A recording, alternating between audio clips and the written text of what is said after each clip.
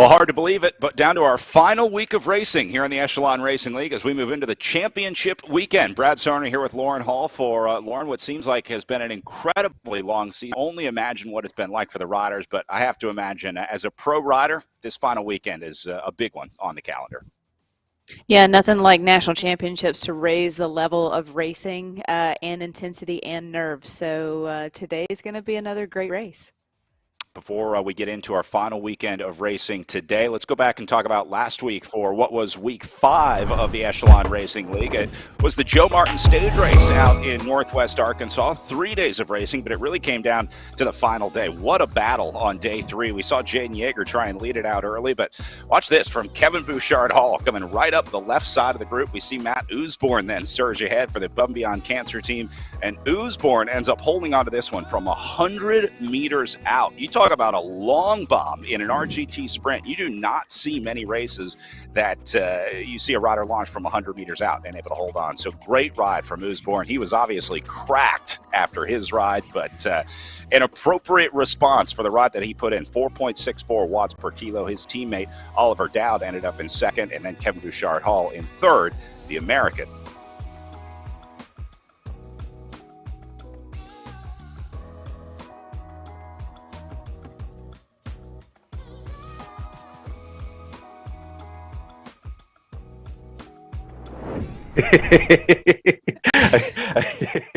I don't have words to describe it in anything like a PG-rated manner. I couldn't have done it without my team. They were setting me up every single lap. We were timing the length of the hill, and we got a pretty good idea. I'm certainly not the fastest guy on our team, so they kind of figured out where they could, what pace I needed to launch from, and I'm so happy it was able to work out. I got a whole team of guys here. We're absolutely all in today, and I think you could see it in the way that we rode. And hey, congratulations to the competition. Ben Thomas, amazing athlete. Kevin Bouchard Hall, what more can you say? Guy's an absolute legend. I've actually looked up to him. He's a couple years younger than me, and when I was racing in Europe, he was coming up in the States, and he was like the hot prospect. And I've loved everything he stood for. I just admire him greatly. Same with Jaden Yeager. I think Zach Nair had a bit of bad luck today too, which is, kind of part of the game. But too bad. Amazing athlete. Well, maybe no team better organized than the Above and Beyond Cancer squad. They have obviously a well-oiled machine going with those green and white jerseys. That showed last week. Jaden Yeager at the top of the current series leaderboard with just under 2,000 total points. Ben Thomas sitting in second place overall for Team Tour 2000, presented by Callis, and then Brad Bickley in third place overall for the Above and Beyond Cancer team. A lot of riders like Zach Nair, Kevin Bouchard Hall, Matt Usborne, they've had good weekly results, but it's been the consistency of Yeager and Thomas that got them to the top of the series leaderboard coming into last week, Lauren. It's not about having 1 week. It's not about having 2 good weeks. It's not about having 3 good weeks in the Echelon Racing League. You got to come prepared to play every single race. Yeah, and even looking down, like you said, is Zach Nair, the potential for him to move up in GC today. Again, someone that shows up every week, may not be on the podium. He's been so close so many times sitting in fourth. So I think today is kind of his day to have that opportunity to move up and make the podium for Project Echelon. A lot of pressure on Jaden Yeager, obviously looking to defend his overall lead in the series here. He'll have Ben Thomas coming for him, but he should have a pretty comfortable lead for Yeager. Again, he did a lot of his work early on in the series here, so he has a nice lead coming into this one with about a 100-point lead over Ben Thomas. That did change a little bit after last week, but Jaden Yeager looking better and better every week for the overall. I can't think of a more deserving guy to win the overall, if nothing else, for the consistency of Season 2 in the ERL. And talk about, teamwork and having good teammates that can help you out and to take points away from Ben Thomas potentially in some of these other races. So, like you said, yeah, Yeager showing up every week, but also his entire team just being there for him and that support. And everybody has talked about the importance of team and teamwork throughout this entire season. Well, they're going to have a chance to show it again today as we race on the Leuven Real Road Course. Now, this is a departure here in the Echelon Racing League because normally we've been racing on courses that mirror American road racing courses. Today, we're racing over in Belgium. Lauren, this is a twisty, turny course. There's plenty of climbing. I think this is a great way to end this series. You talk about a worthy winner. This is absolutely an all-rounders course. No doubt. You look at all these left and right turns and playing the game, the RGT game, and knowing how to sprint out of those corners. Yeah, there's a whole lot going on this course today. It's going to be interesting to watch the riders navigate it. We will have riders from all over the country participating with us throughout the day today. Obviously, our international riders as well. It's been a real pleasure having everyone joining us from all over the country and all over the world. It's been really cool seeing. I learned about more time zones this year than I knew even existed. It's been fun looking up the time zones that our local riders are racing in. Speaking of riders, we do have some riders from the Project Echelon racing team riding together up in Wisconsin. They're riding at a Lifetime Fitness together. Jaden Yeager is going to be there. Eric Hill is there. So we're going to have some of our big hitters together in the room. This is going to be a really, really cool thing where we're sort of seeing, I think, the future of esports. We're going to start seeing more of these in real life competitions that sort of bleed over into the virtual world. So they're going to have some fans. They're going to have some guests. They're going to have sponsors, friends and family. They're cheering them on in real life. So I'm really excited to see this sort of meta concept where we're bringing the in real life riding into the virtual world. Yeah, and if you remember back to Eric's effort that he had last week and in those last in that last climb and how hard he went, like that could be so much motivation for Zach to know that he has spent every bit of his energy for his teammate, and being right there beside him helps so much. It's going to be really interesting to see what it's like, how the racing changes when you can see the competitors as well, right? I know they could see each other on Zoom earlier, but now you got to worry about those tells. Make sure you're not giving too much away out there. So it'll be interesting to see if they put their poker faces on when they're next to their competitors out there right now.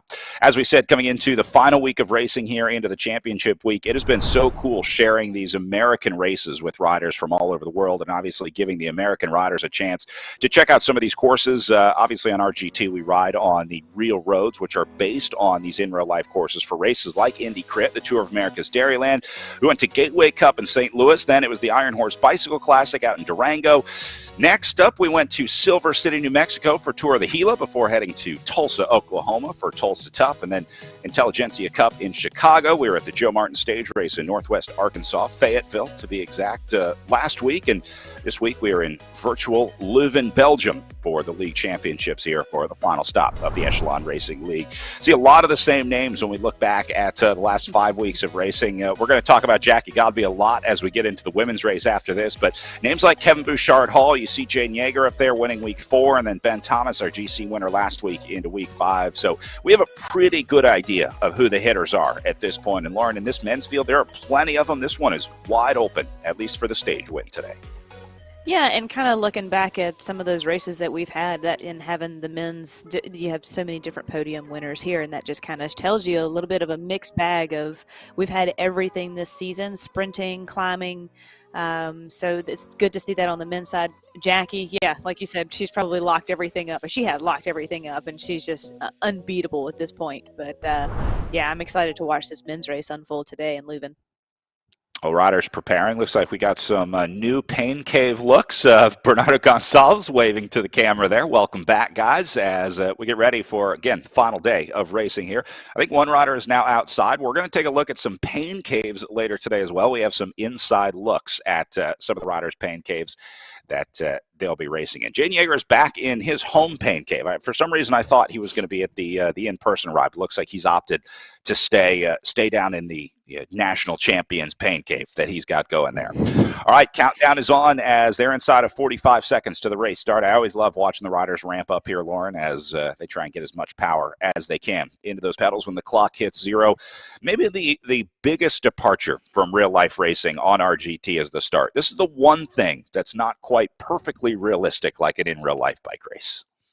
Yeah, you're right. I mean, you do have a really solid warm-up pre-race before any big event, but right, normally you're on the line just like our avatars are, foot down, just kind of waiting for the gun to go. But yeah, on the trainers right now, and I was just going to go to Yeager and just be like, you know what, it's national championships also. You don't want to make too many changes for this race because it's already such a pressure-filled race. All right, and underway and rolling.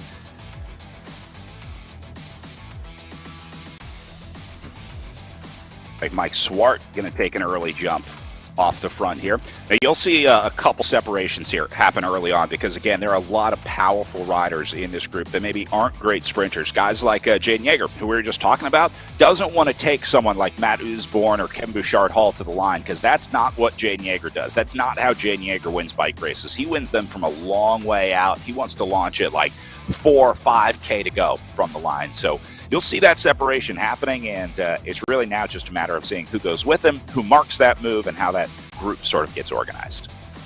Again, a new course for a lot of these athletes, maybe not have had the chance to see this course prior to this weekend. So I would think the first lap, they're probably just going to get a feel for the undulation and the efforts, towards the end of this course. So I would imagine it's going to stick together for a bit, but just like we've seen in most of our racing, it just starts to whittle down off the back, and then the attacks go off the front. This is going to be I don't know what to expect for today versus some of the other races that we've called in the last couple of weeks. You talked about reconning the course. Obviously, these riders have the ability to go pre-ride these courses anytime they want, but it's a totally different dynamic when you get out there in the race scenario, right? The drafting, the speed, the dynamics like you were talking about. So even though you can pre-ride the course and you know when the turns are coming, you know what the hills are like, I have to imagine that changes a lot when you get out there into competition, just like pre-riding a course in real life. I mean, you can pre-ride the climb all you want, but it's going to be a whole different climb when you're following a wheel onto the bottom of that climb. Exactly, and throw a national championship on top of that. So, in series standings, the dynamics definitely change.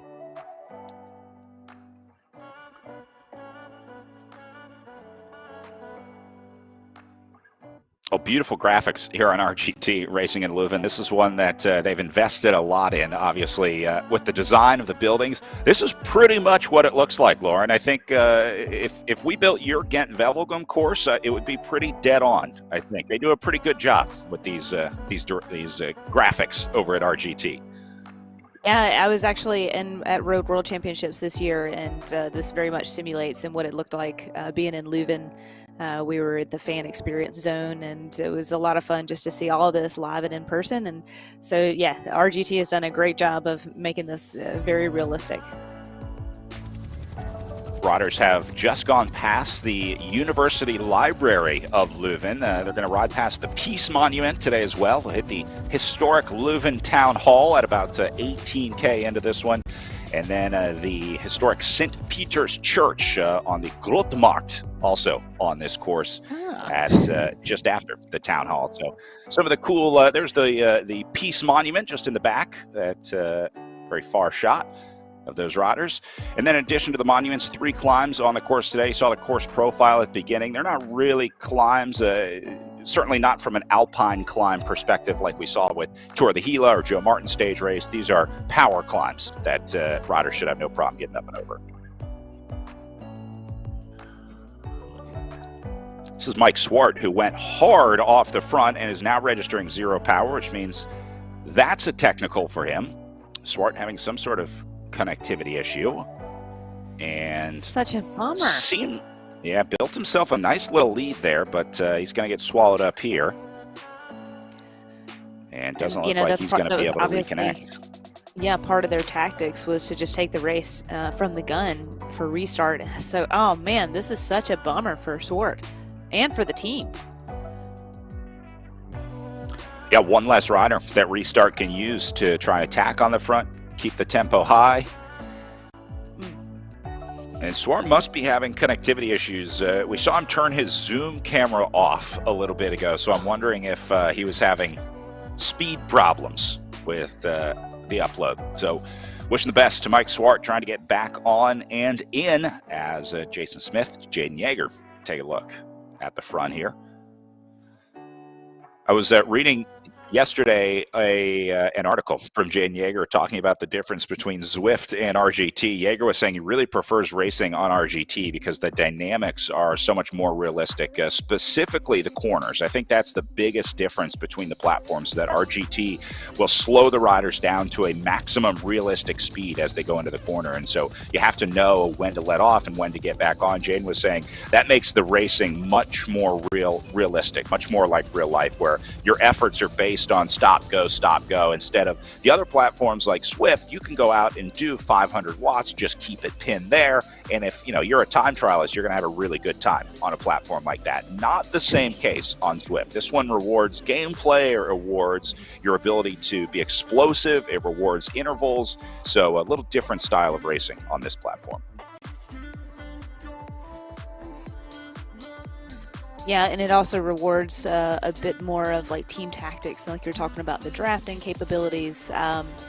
So yeah, this is for me a more game.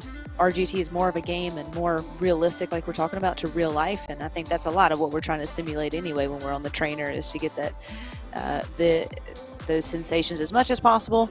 But very grateful for these guys for doing all the work behind the scenes to make that those capabilities happen. To come out of a corner and to know that you can't sprint right away, or you can't just, your avatar can't just go through a corner. That's a nice realistic expectation.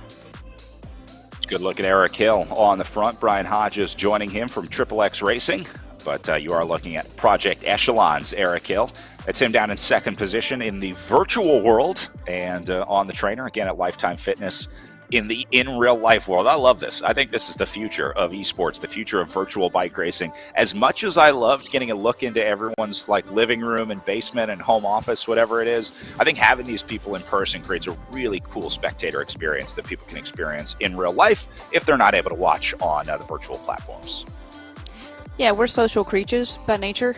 So, yeah, we like a little bit of our alone time sometimes, and to be by ourselves in pain is good every once in a while. But when you're on a professional team and these guys are going to be racing in real life really soon, it's nice to have that person right beside you and have that communication, have that that awareness and that body language to just start to really know your teammate coming into the real season. And these guys have been racing together all winter, so it's probably really nice to have Zach right there beside him. Good look at Hill's mobile setup here. He's using the tablet for the screen.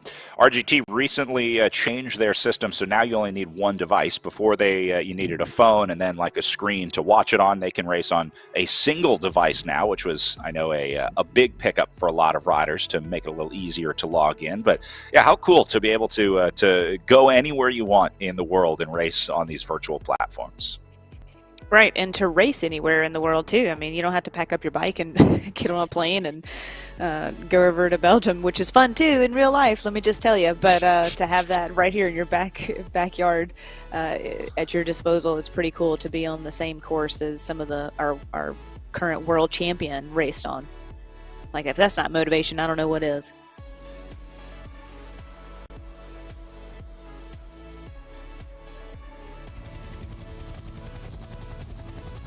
Looks like Mike Swart back connected and rolling. Unfortunately, lost a pretty significant amount of time as he tried to get reconnected, sitting about 600 meters back, let's say. Those are some of our camera motos in front of Swart on the leaderboard. Our official series photographer, Tammy Brimner, in there as well in 31st position. They float around the course to bring you shots like this. Want to give a big shout out to Damon Bates at ZMS Livestream, or ZMS, as they say in the British language. They speak a different language over there in the UK.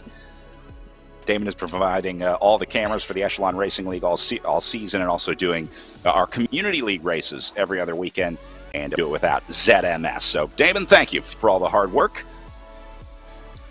And, of course, our director, Mark, our intern, Emma, and the world's greatest color commentator to ever grace the airwaves of virtual racing, Lauren Hall.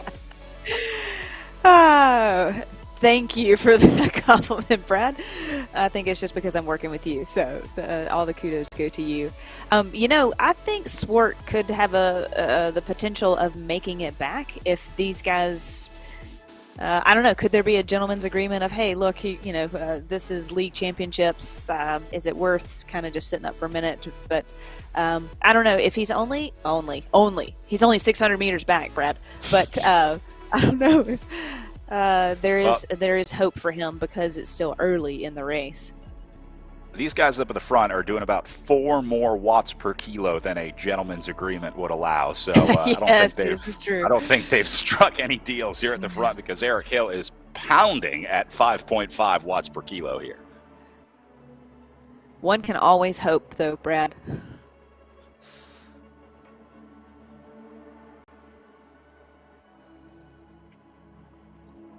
Or maybe that just answers my question right there with Jaden just coming to the front and setting tempo at 6 watts per kilo. So, sorry, teammate. Well, that's a good effort. Yeah, that's the world of racing. You can't always wait behind. Sometimes bad luck strikes riders in the virtual world as well. And that's part of it. We talked about it a lot this season. The riders that put the preparation into their pain caves, the rider that made sure they had a good connection, the riders that put the fans in and made sure that, that they knew where everything was before. A lot of prep goes into racing, and a lot of that has to do with the environment that you're racing in. We were lucky enough to have some of the riders from Above and Beyond Cancer give us a tour of some of their pain caves and talk a little bit about some of the prep that they have before they go racing. What's up, guys? I wanted to bring you into my indoor cycling cave, so come check it out. This is in my garage. As you can see, I've got my bike set up here with my trusty smart trainer. I've also got a mat. That way my trainer is solid and doesn't move around. Also in front of my bike, I've got my SARS trainer desk, which is awesome. Holds my computer, gets it up off the ground and gets it to where I can reach it, which is key. Nutrition and headphones. Headphones are key. And then we've got a 41-inch TV. I normally tilt the screen down a little bit. That way my line of sight is straight at the television while I'm racing. Having things bigger and easier to read while racing is key. Also, we've got cooling. I've got a personal air conditioning unit right here that hits me from the front. And then I've also got a side fan that's blowing straight through the window, which is awesome because core temperature, once you get it up, it's so hard to produce power. So keeping core temperature is key. Or down is key. And another way I do that is this great jersey that my team sponsor Bora made. This is called the Helium jersey. As you can see, super breathable, and it keeps your core temperature down, which is absolutely important with indoor cycling or indoor racing. Last thing in my cave here is my children's art. Hang up different art through there just to look over and keep things positive because e-racing can get a little brutal and mentally challenging at times. So it's always good to have something to bring your spirits up. That's also why I've got the lights going, just because it makes me happy. So I hope you guys enjoyed this, and hope you enjoy e-racing, and hope these tips help. I love it. Got to be comfortable to race well. The little reminders of the kids, I think, is a nice little touch for Timmy's little pain cave down there. 2 riders getting a small gap off the front. Roca and Hardin trying to work together here. They got a little bit of space back to David Blodgett in 3rd, and then a little more back to a group sitting in 4th place. Not a lot of time right now. It's only 30 meters. We'll keep an eye on this gap, keep monitoring it, but it does look like Roca and Hardin are possibly working together here on the front for the Project Echelon and Gotham Greens team. Here you go. Now they got some company. Hodges is there. Blodgett is there. Bouchard Hall going to come up. So this is it, Lauren. They're using this little climb, this little kick up to try to use this to their advantage. And look, everybody's in the red. This this looks like such a hard climb. And like I said, we're just on the first lap. And so, again, like we're talking, they may have previewed this course in the last couple of days or whatever. But race simulation and tactics bring a whole different ball of wax to this course. I do like that Will's outside. Is that like a green screen? I can't really tell. I can't tell, but that would be a weird green screen to put behind you. So I think it's actually outside. I think the camera's just having trouble exposing the lighter background, maybe. Yeah. Yeah, he's definitely outside.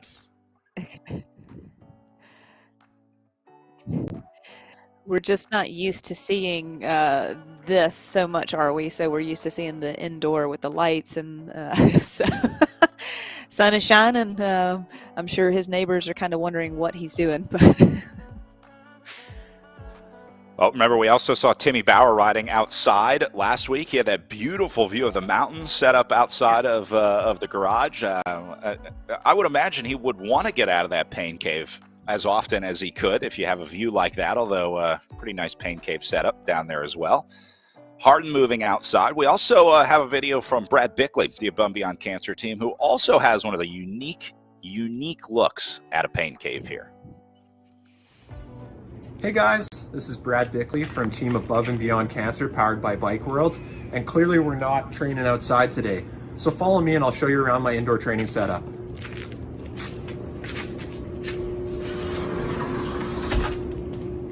So guests of ours have dubbed this room the 70s Boom Boom Room, but it's also where I do all of my training and racing during the winter months. So I'll take you through my setup here. I've got the Wahoo Kicker Core direct drive trainer. So I just take my wheel off and toss my bike on there. Super convenient. It's been really reliable this season. I've got my $10 fan from Lowe's. If you're just getting into this, I definitely recommend, maybe spend a little bit more on your fan, because one of the most important things is ventilation and keeping cool. And that kind of segues into my next point, which is, we are fortunate enough this year to be sponsored again by Bora Teamwear, and they make these ultra thin and ultra light Helium Plus jerseys, which are actually fantastic for indoor racing and training, and also obviously for midsummer when it's really hot out on the road. So it keeps us nice and cool and wicks the sweat away from your body, which is great. I think that's pretty much my indoor setup. Thanks so much for watching. We've been watching that guy race for 12 weeks, 6 weekends of racing, and I am just now finding out that the 70s Boom Boom Room had a hot tub in it. Can you believe that? Well, actually, we can believe this, can't we? I mean, by the looks of this room. And the fact that it's called the Boom Boom Room, this is my new favorite. It's not the pain cave anymore for him. We were Golden. joking that it looked like he was riding in a sauna. We thought it was a sauna of some sort, which I guess it is with the hot tub. It's obviously a recreational room, let's call it. That I think were very popular in previous decades. So I think the Boom Boom Room is a good fit for the pain cave there. Look at Brian Hodges and Jen Yeager here. Two riders taking a look off the front. That's Hodges on the top of your screen, Yeager on the bottom. Hodges out of the saddle here. Both guys going to be representing the United States coming up at the Esports National Championships, and then they'll be looking at the World Championships after that. This is a dangerous duo here, Lauren. These are two guys that are big diesel engines, and if you link Hodges and Yeager up, it's gone. This is over if this field doesn't start to ring those panic bells. Truth. And a signature look of Yeager, also unzipped. It's game on, and he's got the Waterloo or LaCroix or something. I don't know. I wonder if that's a telltale sign for him of, when you've got the can of water, usually with the koozie, something, he's game on. He's serious today. He was really relaxed at the start. We saw him sitting up. I mean, he was pedaling without even putting his hands down on the bars. But once things heated up, he was ready to go. And he knows, he's hurting. This is going deep. I think it's polar. I think that's polar. And I think we all know our bubbly waters, don't we? Yeah. The most millennial thing ever is trying to pick out the brand of sparkling water over Zoom. I can't think of a more 2022 thing to be doing for a 30-year-old right now. Yeager has dropped Hodges. All right. He is saying, I'll do this on my own. Gritting his teeth, clearly going deep right now, but he's still got 63K of racing to go. So Yeager obviously feeling good coming into this one today. Wow, yeah, that's impressive that he's just kind of taken off so early. I don't know. I'm a little baffled right now by this. Like you said, it's just so much time to be out there by yourself. But again, this is his MO. I mean, he is a time trialist specialist, so he's ready to move up the road, and that's great. I figured he would have had Hodges with him a little bit longer. Maybe Hodges is still just trying to ride into this day. Remember, national championships next weekend, world championships after that. So Jaeger may just be looking for good form coming into those 2 big target weekends. This is about as good as these guys are going to get all season. I mean, this is peak form for a virtual racer right now, mid-February. This is where all your biggest targets fall in the virtual racing calendar. So Jaeger is at peak fitness coming into this one right now, and I think he's testing himself ahead of nationals and worlds coming up here in the next few weeks. Hodge is fading, went a little too deep, I think, trying to respond to that Jaeger move. Yeah, and he's just hoping to be able to get back into this group and get some recovery. And I don't know. Like I said, I just wonder if he's just hurting a bit and just hasn't essentially just gotten into this race quite yet. I mean, you see his line is all over the place, his power line. So, yeah, the poor guy. I hope he gets in some recovery and gets his legs under him. Another split happening with a lot of big names in it here.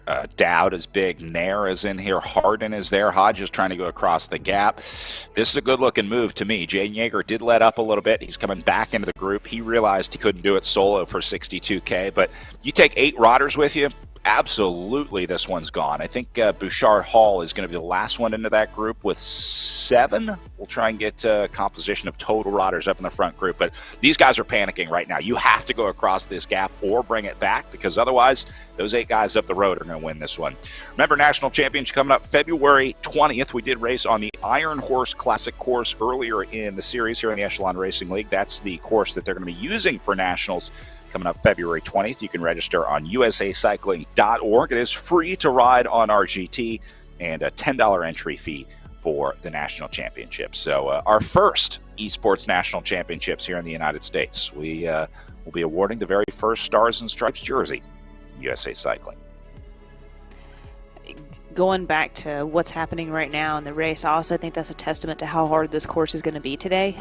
Because of all the twists and turns, it's not going to be a flat, straight-out run-in where you can kind of just get comfortable and sit in this zone and settle into TT mode. I think with all these left and right turns and the power dropping out just like in real life, this is going to be a really hard day, just going to be on and off the gas all day. And like you said, it's just going to like split and whittle and just tear apart. And it's going to be quite a different race than what we've seen in the past couple of weeks. Already some riders dropping out of this group. We're down to just 19 riders remaining in this selection. So they spit a lot of riders out on those early corners, the early turns. But I think Mike Lister going to be the last guy to tack in here. He did make it back in after overcoming that mechanical. And here's Hodges still trying to stay in. Now this is not a good sign, because the worst possible thing you can do in RGT is let that gap open up and have to chase back on, just like in real life. The absolute worst way to waste your energy is that back and forth yo-yoing, chasing on, falling off, chasing on, falling off. Hodges knows how to play the game. He knows how to stay in the draft. He knows what he needs to do. So this tells me that this is not a strategic move from Brian Hodges sitting on the back here. Yeah, again, I think he's probably more used to some of our American races where you can kind of get into a groove and get your rhythm at the beginning of the race, and that has not been the case today and this morning. And like we've seen all these guys basically on the trainers early and setting up and warming up and then off the line so hard. So unfortunately, I just think it's a different sensation to him, and he's just having a really hard time riding into this race.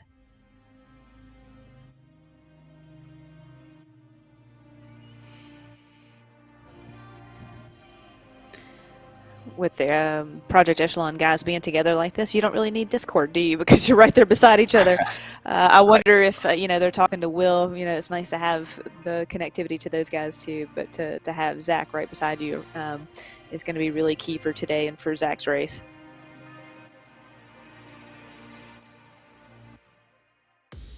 Have to imagine a lot of this becomes second nature at one point.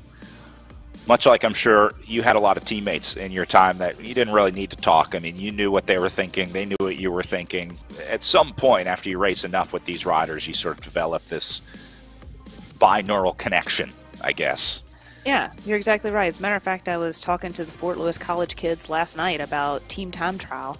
And I said, every chance you get, ride together. Every chance you get, eat dinner together, train together. You get those little nuances in body language that you start to pick up on off the bike that do translate over to the bike. So yeah, having Zach and Eric there together side by side will translate into some good work come in the season. And I'm sure it's nice also for being on the trainer and to, like I said, just be right there and you can kind of see a head tilt or the shoulders drop or rocking side to side as Eric's MO, what we've seen in the past when he's going really hard. So yeah, picking up on all those cues is extremely important as a teammate. Another good-looking group of three up here. Bouchard, Hall, Beams, and Hill have opened 100 meters. This is the biggest gap that we've seen of the day set by these three here, and they're staying on it. This is exactly what they need to do. You see how Bouchard Hall still has that low cadence, still pushing. They're trying to keep this gap going. It's really easy to let up here, to say, I got 100 meters, I got 150 meters, and then try and ease off a little bit. But you really need to do like a 10-minute effort if you want to get a gap away like this. Yeah, and have a concerted effort from everyone. We saw Jaeger give it a try off the front and maybe realize, like, it's a little too early, not yet. So I have a feeling we're going to see him again, and maybe Kevin is kind of just helping set up Jaeger for later in the race. But this is good for these guys to get up the road and potentially stay away. Hill trying to respond to Bouchard. Hall here, who's stepping on the gas. And he's got to go into the red to cover that. Good old box fan. Yep. I've learned more about fans this season than I think I ever wanted to know in my life, but I've learned about all the different types of fans. I've learned where to get the different kinds of fans. I've learned which types of fans the riders prefer. And we've seen some pretty impressive setups. You know it's serious when they travel with a fan, right? They brought one with them to the game here. Are these grapes, or is that chocolate? Like frozen grapes. Wouldn't be a bad way to cool down, right? Yeah, maybe potentially. They talk about sports scientists talk about the importance of like a slushy water bottle when your core temperature rises to keep it down and to keep it steady in these summer races. And I would think that indoor racing is essentially replicating those summer days. So I don't know if those are frozen grapes, but that would be I imagine that would help in that scenario as well, is to keep that core temperature down, just like a slushy drink would. Zach Nair would know, a coach and athlete. He was also the director sportif for our last Esports World Championship. So an expert in esports racing, but also has a very strong understanding of the physiology that goes into esports racing. And he really carved out a niche in sort of esports coaching. I mean, there's coaching, but then there's almost a very specific type of fitness that you need for virtual racing. And I think he's been able to help a lot of riders hone that in to perfect their fitness for these hour-long races. And what we've also seen, like you're talking about fans, hey, maybe there's a potential for a fan sponsorship. But also, in all seriousness, like talking about Bora jersey with those guys and the importance of having a really thin jersey for indoor racing. I think, like you're saying, I think this is a new platform, a new space for cycling that will only grow from here. And yeah, Zach is definitely taking advantage of that and honing the craft of coaching these athletes as well. I think it's really important. Yeah, seeing tons of new hardware developed for virtual racing. Almost weekly, monthly, brands are coming out with indoor-specific items, which we all knew was on the horizon, but obviously the pandemic accelerated that timeline for, I think, a lot of these products. Meanwhile, group of three, only up to 120 meters as they hit another climb on the way up here, only about 5.2%, so it's not super steep. That'll inflate the gap a little bit. We like to take distance gaps once the riders are on a flat section to give us a more accurate reading of what that gap is like. But looks to me like these three guys are working really well together right now, Lauren. Yeah, for sure. And, we were talking about, okay, so that climb wasn't that long or maybe that hard, but just like we saw in Joe Martin, it just added up over the day. And by the end of the day, those those climbs towards the end of the race, it just takes everything you've got to get over it, and that's where the selection happens. So you're feeling good now. You still got quite a ways to go for the day, so just be aware that it's going to add up over time.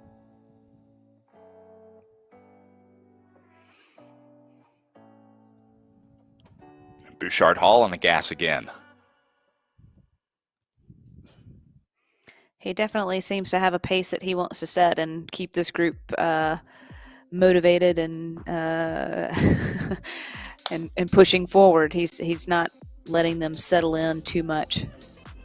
Yeah, and again, if that gap goes back under 100 meters, Ken Bouchard Hall has done this enough to know that that's pretty much the end for the breakaway. Like once that the tipping point shifts from the break going out to the break coming back, a lot of times on RGT that means that the break is over. So they need to keep adding to this number. He wants to keep it at least above 100 meters, the gap. They're up to about 100 meters right now. So that's why Bouchard Hall was stepping on the gas. He was sensing that these guys are letting up. And again, the drafting element of RGT allows that group to move a lot faster with a big group behind him than this small group up front. It's not quite as bad as other platforms. I know Zwift is panned a lot for not having the ability for riders to get away. Riders have a really hard time escaping on Zwift. Not the case on RGT. You can get away on this platform. Jaeger was talking about that in his interview. So it's obviously possible, but just like real life, you have to stay on it, right? It has to be a concerted effort. Yeah, no doubt. And like you said, like for a significant amount of time too, you can't just put in an attack and then kind of sit up and look back, what we see a lot of times in criteriums. Yeah, you have to stay on the gas, and it's a hard effort, and that's where you're like you said, that tipping point of, am I committing to this for the rest of the day, or am I really going to spend this much energy out here for my team? You know, it's quite the mental checkbox that you're going to do to see if this is something that you want to do for 10-15 minutes, and to know that your cohorts up there with you are in that same mind frame. So yeah, it seems like they got a couple of more joining the party up here. Yeah, that includes Jaden Yeager and Mason Roca. Some dangerous names to add to this group. Dowd also gets in here, but this will be a nice refresher for Kevin Bouchard Hall to add his teammate Jaden Yeager up here at the front.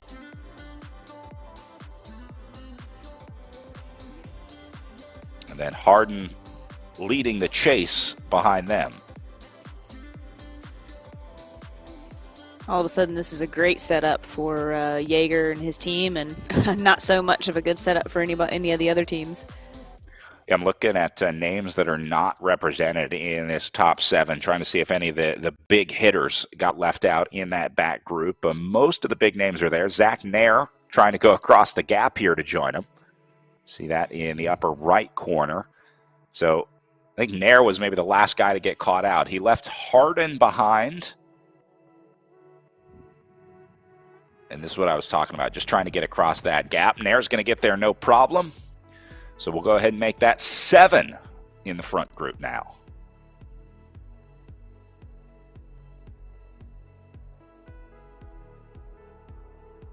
Yeah, Zach definitely has to be aware of anything going off the front, because he does have the potential to move up in standings today. So he's got to stay vigilant and very much aware of what's going on in front of him.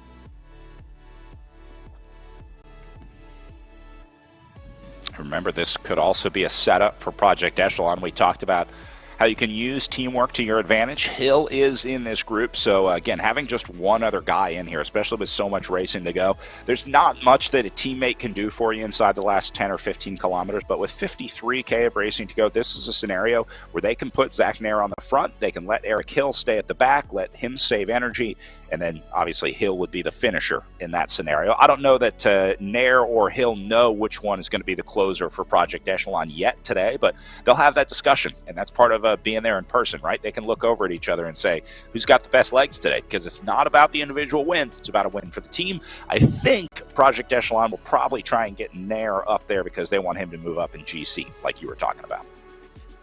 Yeah, and the other important fact is Nair made that effort to jump across. Now, these guys need to make sure, Eric needs to make sure that these guys are motivated to push forward, because if the group comes back again and they have a reshuffle, that just puts Zach again on the back foot and potentially, to miss another break. That's extremely important for Zach to just be up here, keep pushing forward. Eric needs to be up here and pushing forward too, and making sure that Restart wants to push forward, and Roca obviously is comfortable because his numbers are better up here when is 1 in 6, 1 in 7 versus 1 in 15, 20. Yep. Roca lets up on the downhill in here, and just like in real life, will maximize the speed that you can pick up on the descent. So there's really no reason for the riders to pedal on the downhill. Nair going to chase him down. Roca opened up just a little time. It seems to be a chaotic racing style for Mason Roca. I can never really figure out what his plan is, but he's certainly aggressive, if nothing else. Just go hard, Brad. Just go hard.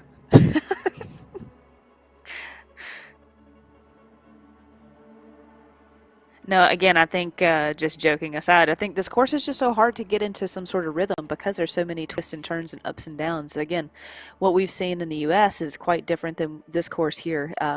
This is such a dynamic course. So I think everybody's a little on the back foot. Again, if you haven't previewed the course or you haven't raced it under a certain race load, you're not quite sure how it's going to play out. You can, like you said, you can ride a course all day, but until you get someone racing it up against you or going at speed, it's just different.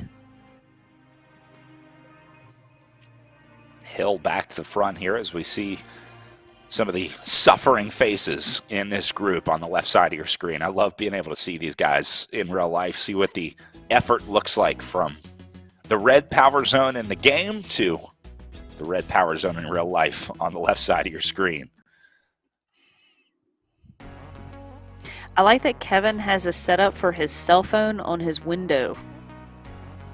Yeah, I think that's his comm setup. I think that's the phone he uses to communicate with the team. You saw a lot of riders will have that Discord open, whether it's just a voice chat or a text chat to keep in touch. But I think that's what the phone next to him does. It's the team radio, if you will. Yeah, it's a pretty handy spot for it.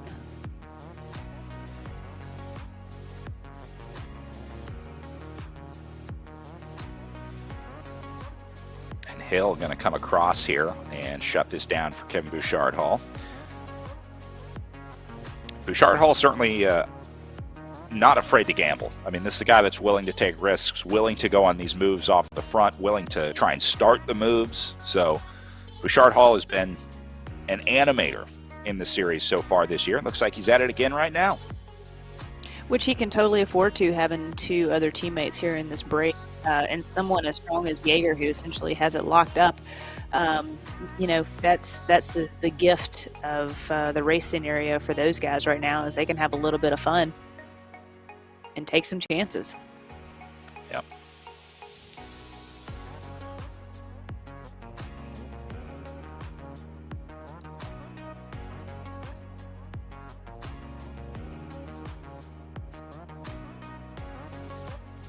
Another small gap opening up here for these three, Roca, Bouchard, Hall, Hill. Jaeger dropping back just a little bit. And now Zach Nair gets to the front, try and go across. I'm wondering if Project Echelon maybe wants to get rid of Jaden Jaeger in this scenario, saying, Zach, why don't you go sit with Jaden, keep an eye on him, and let Eric work over Kevin Bouchard-Hall up here at the front. Divide and conquer. Again, yeah, exactly. When you kind of start to whittle it down at the front and your numbers match up pretty evenly to another team like Restart, you can essentially just pick a guy and cover him. So maybe they've put Eric up against Kevin Bouchard-Hall, and put Zach on Jaeger, and it's like, just follow his wheel.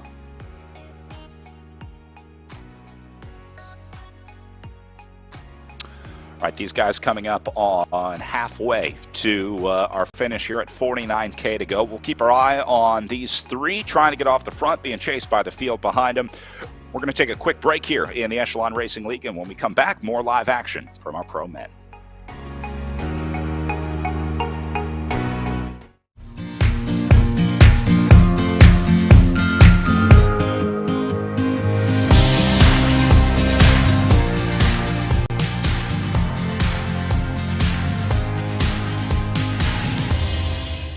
As an athlete, getting marginally better is one thing. Getting exponentially better puts you in a whole new ballgame. Biomoto uses a proprietary digital process to capture movement at 200 frames per second and 70 sensors per foot to measure ground-based forces, resulting in advanced motion analysis that's up to 10 times more accurate than orthotics. It's the data generated by this process that allows Biomoto to construct custom insoles that make athletes faster, stronger, and more stable, and result in an unprecedented 95% success rate.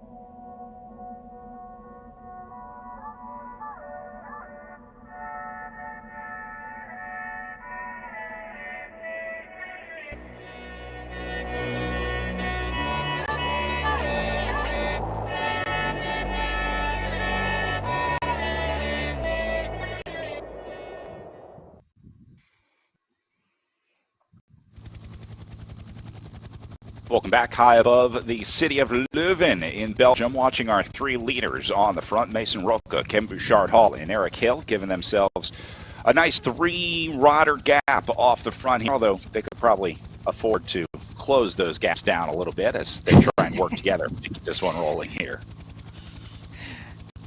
Yeah, pretty much like we're talking about. I mean, it's just it's hard to get into a rhythm up here. If it's left and right turns and someone's putting out different power leading into the turns, it's hard to follow those wheels. So it's going to be a constant battle to follow wheels and to find any type of rhythm, especially in the break.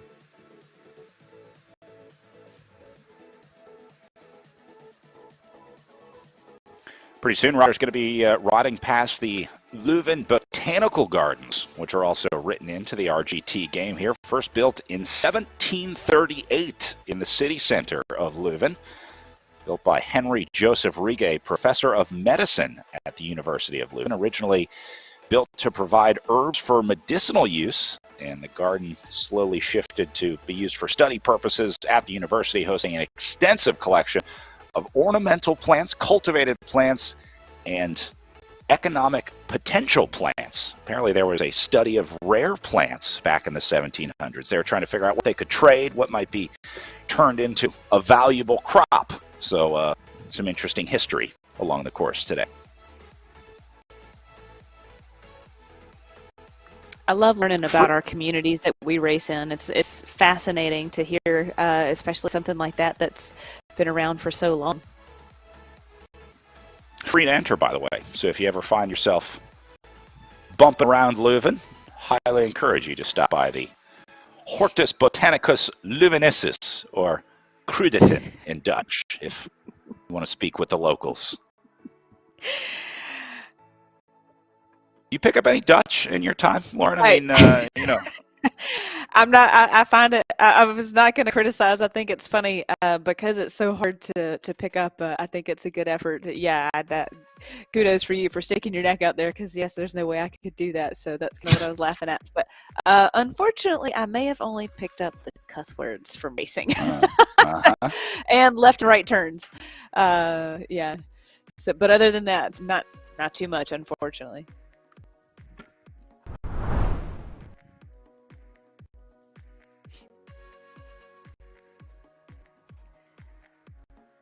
Oh.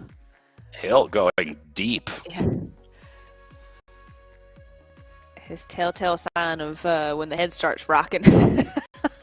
It's getting hard. yeah, I'm concerned with him being up here with Roca and with Kevin Bouchard Hall. Those are two really strong guys, and there's no doubt that I know that Eric can stick up here with him. But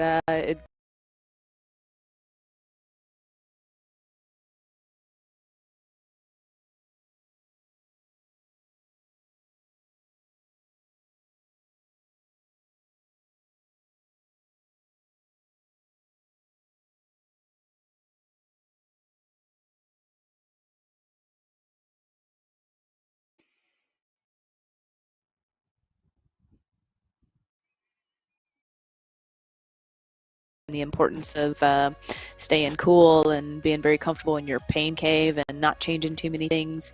But leading into national championships, into world championships, since he is going to represent the U.S., you get the kit. So what better place to start training in it than the league championships today, and getting used to something maybe a little bit different. And that's where, when these guys move to a different pain cave, it's a little concerning. But again, maybe this is something they're leading into for the next couple of weeks. Because, when it's such an important day, you don't really want to make too many different changes. That's what they always say is like never change your bike right before a race or a hard training ride. So I do find it interesting that they did it, but at the same time, I think it's really great for sponsors and to be there with your teammate live and in person. So I understand both sides of the coin.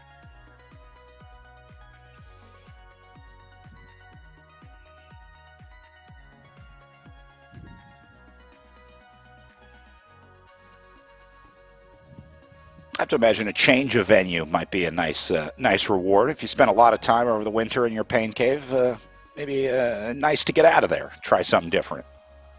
Yeah, and that's another great point, Brad. Like we've seen, Will Harden's outside, and maybe they add something to their pain cave. But yeah, you're right. Like changing it up can also just give a fresh perspective. Back with Zach Nair in a group of what is down to 18 total now. I think 18 guys with a shot, and Eric Hill has since been dropped out of this group. So Hill going back to the second group on the road. He's stuck in the middle right now, but it looks like Bouchard Hall and Roca going to be on their own here. And I wonder, Eric dropping back, if that was by choice or design. Sometimes to be back there with Zach to help maybe cover Jaeger if he tries to go across. A nice little wave from Kevin there. Or maybe he's trying to say pull through, I'm not quite sure. I think that might be it. Yeah. Come on, man. We're up here. Let's go.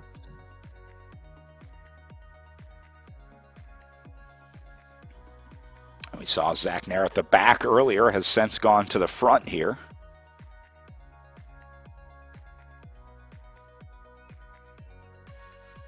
And it doesn't look like anybody is really trying to jump out of this group to go across yet. And I don't know if that would be advisable anyway, to try to join Jaeger and Roca.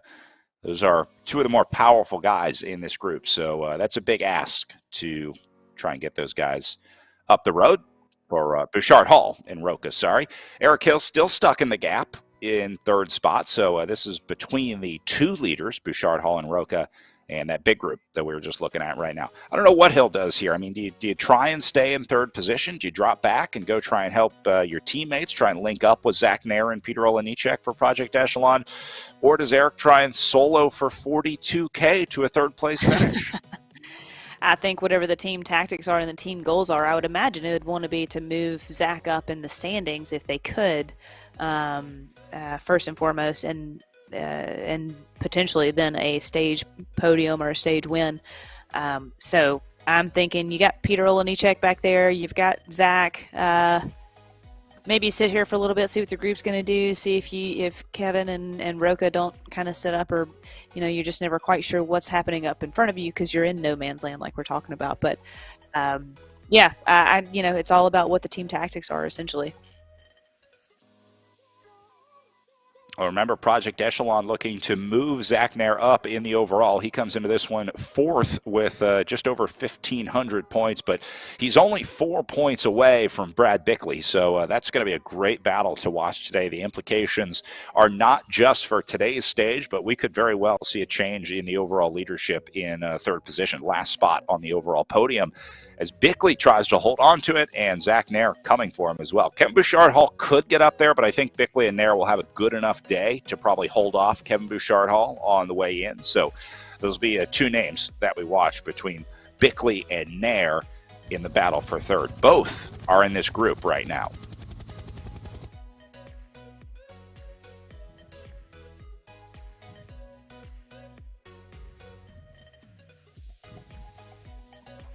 These guys are so good at this game. Doing what Kevin Bouchard-Hall is doing right now, holding this gap, is so hard. You'll see riders that get into breakaways and they just can't do it. They're constantly passing each other. The position is changing. They're riding next to each other. To be able to modulate the power the way that Bouchard-Hall is really speaks to just how good he is at this game. Yeah, and there has to be a little give and take, doesn't it? You may not know your compatriot up here very well, but you have to figure that out on the road and on the fly of, how much power you can put out and not gap them, and then vice versa. And there needs to be some sort of unwritten communication of, look, we got to work together to keep moving forward and keeping this gap established. So either you need to let off or I need to pick it up a bit. And so finding that happy medium. I think that's what the character wave was for, as we saw Bouchard-Hall's avatar give a little wave there. We couldn't see the coffee mug on the computer stand until you just took a hit. So the coffee is back. No carafe. But. A few weeks ago, we saw Kevin Bouchard-Hall pour a fresh, hot cup of coffee in the middle of the race. He topped his cup off. He just saw him take a sip out of that mug that he has just above his left hand there. But it's one thing to race with a coffee. It's another thing to pour yourself a second coffee in the middle of the race, right? I understand if you're like finishing off your coffee, it's early in the morning, you're easing into the ride or race, whatever. I've started with a half cup of, Starbucks coffee or whatever. But to pour a new one after like 30K of racing, bravo, Kevin. Yeah, I think that's pretty strong flex.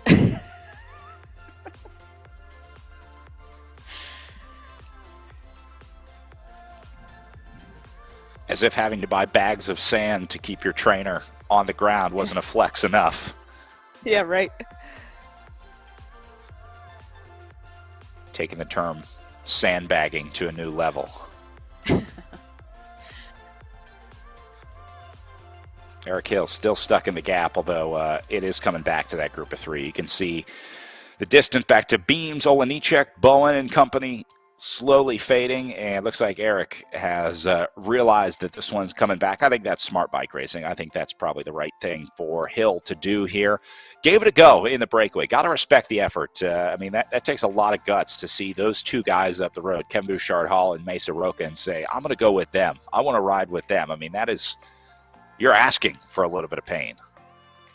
Yeah, and you have to represent. You have to be there for your team, and if you're on their wheels, you have to commit and go with them and hope for the best, essentially. Now realizing he's been dropped, and he's, we were talking about being in no man's land. Does he kind of push forward or not? As we can see on the platform, and he can also see the gap continuing to open up, and those catching him from back. Okay, sit up, just pedal, go back, and go back and be there for Zach Nair, and just do the best you can now riding into the finish for Zach, I would say.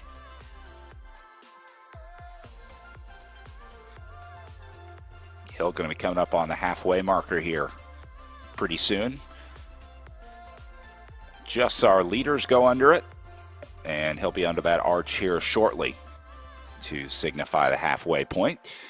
See, it does come on a little bit of a climb here. The upper right-hand corner showing the current gradient on course, and then sort of a course profile of the next 5 or so kilometers to come.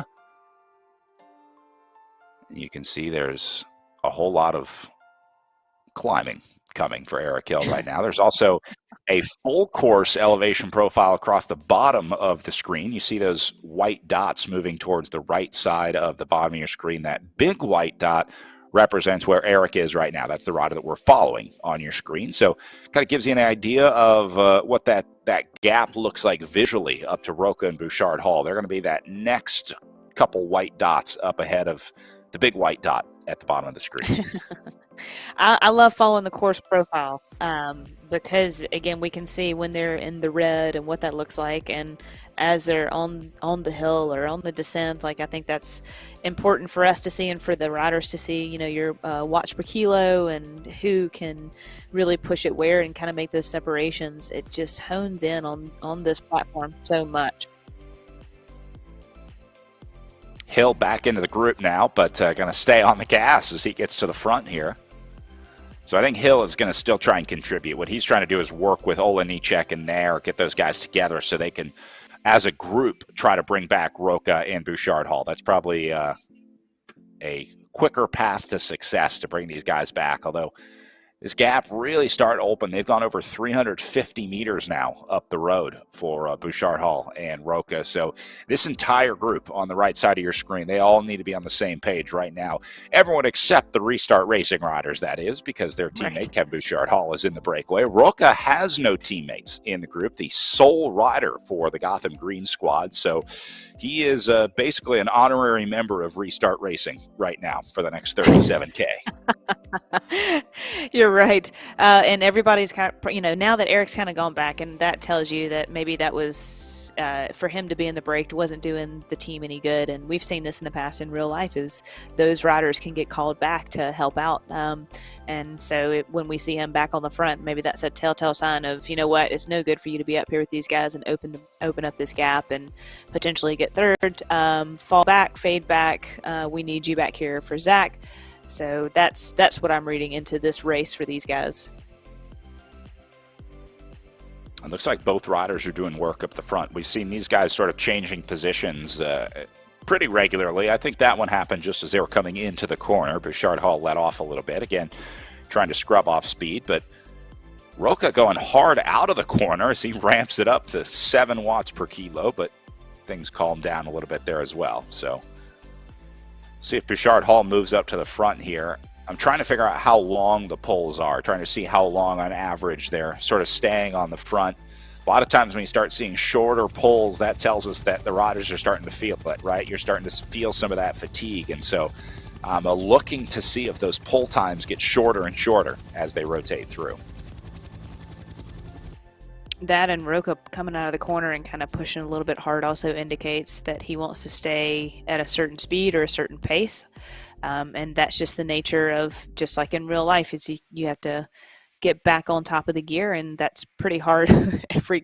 This course is just going to be relentless, you know, after corner, and trying to get back up to speed and maintaining that speed. So, you know, Roca's not attacking Kevin. He's just trying to say, hey, let's get back up to this pace that we both have set to establish this gap, because we want to keep this gap out, because these two guys are now committed to the finish. Lauren, in real life racing, how much of setting that tempo or that power is verbally, and how much of it is just kind of feeling the other rider out? Because I imagine you've been in plenty of breakaways that worked where you guys didn't even speak the same language. So even though you're there in person, I mean, there's really just a few things that you need to say, and it's pretty easy to understand the other person just based on their actions. Yeah, right. Even language barriers, you can be pretty clear with someone. But yeah, in the beginning of the break, or when you're trying to get it established, there is some communication back and forth of, I can't sustain this effort, or you're going too hard when you're pulling through. But then once they've been out like these two guys have, you get into a rhythm, and yeah, there's no need to talk for the rest of the day, honestly, which makes for a kind of quiet, long day. So unless something changes, or the team car was to come up, right, or yeah, any of those nuances. But yeah, for these guys, nothing more needs to be said, or even the wave or the pull through that Kevin had done earlier. Just a couple of guys going to work here on the front right now. The pleasantries are out of the way. They had the Monday morning water cooler talk, and now it's time to get back to work.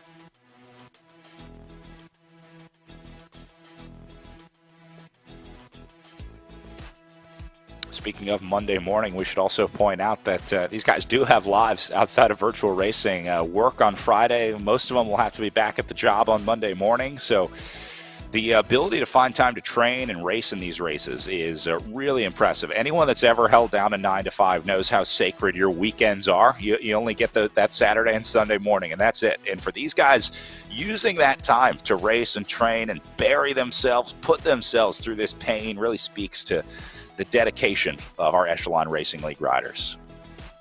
Exactly. Like you're talking about, the beauty of this platform is getting up early before the sun's up and, getting your workout in before work, or you come home and you put the kids to bed, and you're back on the trainer at 7 or 8 o'clock at night, and you're in a safe environment, and, you can really focus in on your training. That's the beauty of RGT. But yeah, like you said, it is quite the commitment to be inside on a weekend, and like maybe the family wants to get out and about and do something, and you're like, hang on, just got to do this one quick race. I hear a lot of people say, I don't have time to virtual race, I don't have time to commit to virtual racing, and I always want to say, well, Jackie Godby just gets up at 3:30 in the morning to race, but then I realized that Jackie Godby is not a normal person like the rest of us. She has the ability to do things that I think certainly I would have trouble forcing myself to do. So we can't all be Jackie Godby in these scenarios. This is exactly right. Hey, man, I'd much rather be sitting in this chair commentating with you than I would actually be on the trainer. So, yeah, these are dedicated athletes, indoors or out.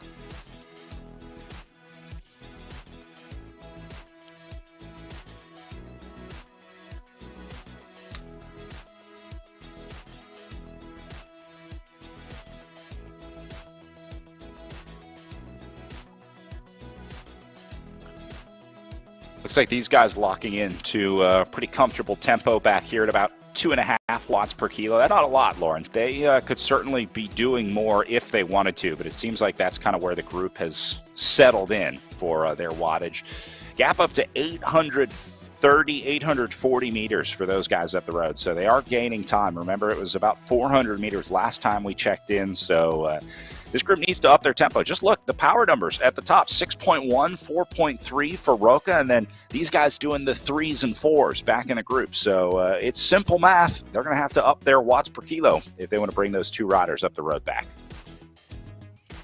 Yeah, you got to wonder, Project Echelon and the next team, anybody that's not represented up there, they should probably be having a concerted effort to bring that back. And it is quite a significant gap now. Yeah, the race may be potentially up the road. So maybe they're trying, I don't know. I'm trying to think that can Kevin leapfrog Zach in the standings to go to fourth place? I don't know. Well, it's going to depend on where Nair ends up on the day. Getting a look at Bernardo Gonçalves on our screen, one of the ex-Speed United riders, racing out of Portugal. Let's get a look inside of his pain cave. Here's a guy that knows how to suffer, John Beams, the draft racing rider, feeling it out of the UK, and what they call the garage. It's very similar to the American garage, but it's built on the metric system. So they call it the garage. And then John Cooper, the husband of Jackie Godby for the Triple X Racing Athletico squad. In his pain cave. Racing out of Riverside, California, I think. Oliver Dowd up next. Got a little natural light coming in. I like that. He's got some good airflow going. And away from Oliver. Hello, Oliver. Keeping it simple. I feel like he may be in the kitchen.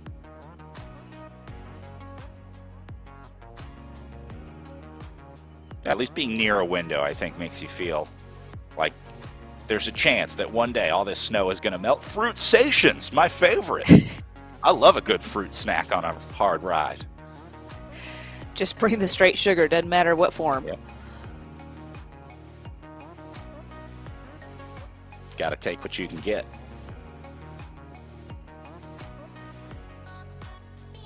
Meanwhile, Clace moving up to the front. Here's Wouter. Keeping his cards close to his chest. He's not giving us much on the pain cave front here. Minus his face. That's a telltale sign that it's going hard. I love the kit, too. He's got the Belgian Lotto and, yeah, I can't remember the name of the company on his left. I recognize it from all the cyclocross races because, yeah, you see that logo. Telenet, I think it is. Maybe Fidea. Will Harden from Project Echelon got the stunner shades on outside. This guy looks like he could body slam me, doesn't it?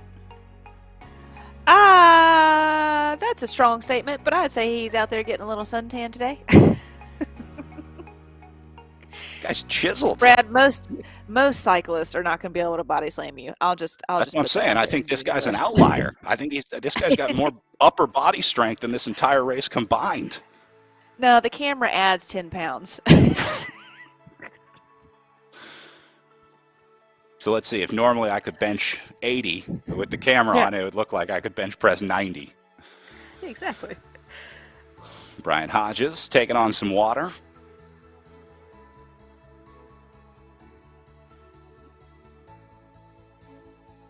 You can see a lot of riders taking advantage of the naturally cooler temperatures outside.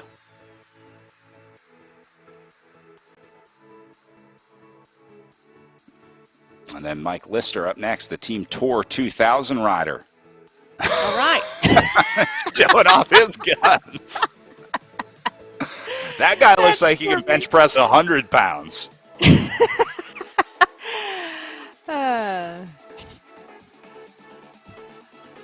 The beauty of being a cyclist is all the muscles are in the legs. How about that? I love it.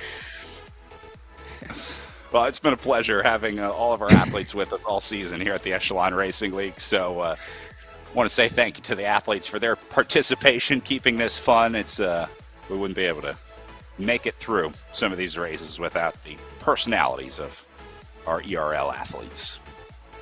That's exactly right. It's good that they can have a little fun as well while we're watching them suffer.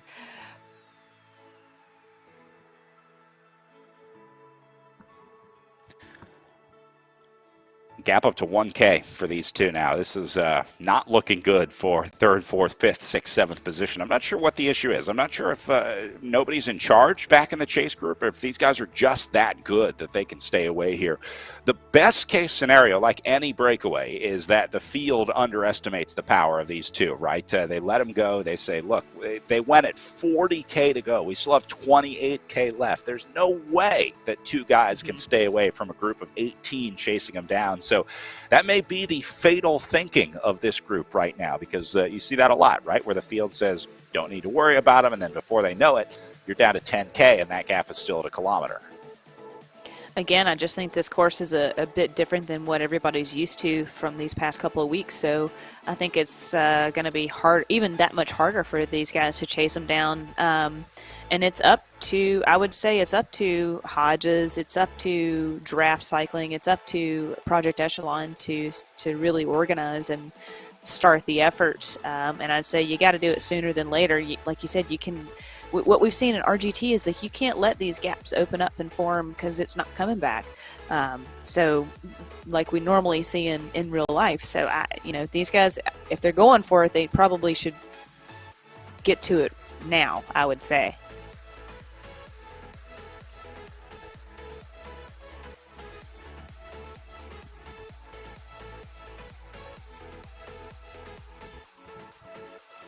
Looks like things calming down for Hill and Nair here.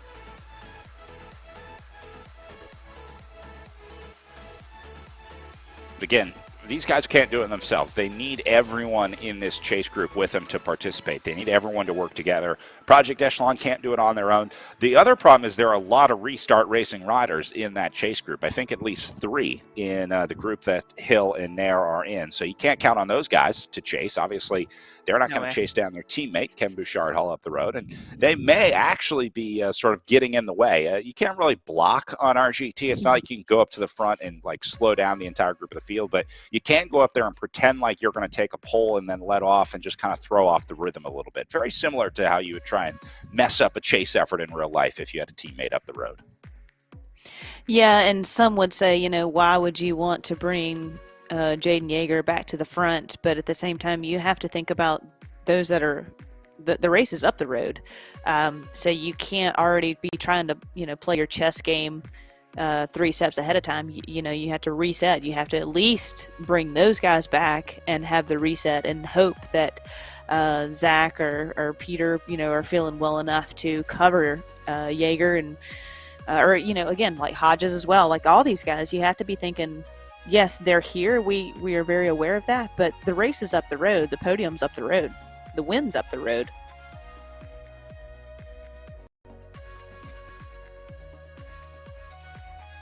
Yeah, I don't think many people in this group would be happy with third place out riding. It's like Project Echelon starting to build a little bit of an audience in their venue there. A little bit of a stadium setup at Lifetime Fitness. I love it.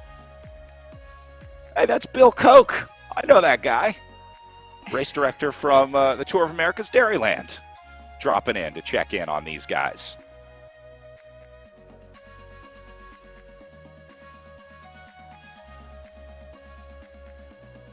Dairyland, always one of the favorites of the year up in Milwaukee, Wisconsin. 10 days of great crit racing. Hello, Mr. Bill, with a thumbs up from the Tour of America's Dairyland. I'm always thankful of the friends and family that show up for bike racing. It can be a very selfish sport at times, and so to be aware of those that take time out of your day to support, and here they are staring at these guys and cheering them on and being supportive. It's extremely important.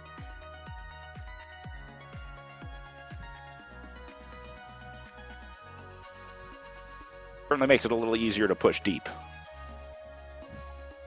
when get someone there with you. Roca now going hard on the front into the red zone, forcing Bouchard Hall to answer. Yeah, putting Kevin under a bit of a pressure, got a small gap from him.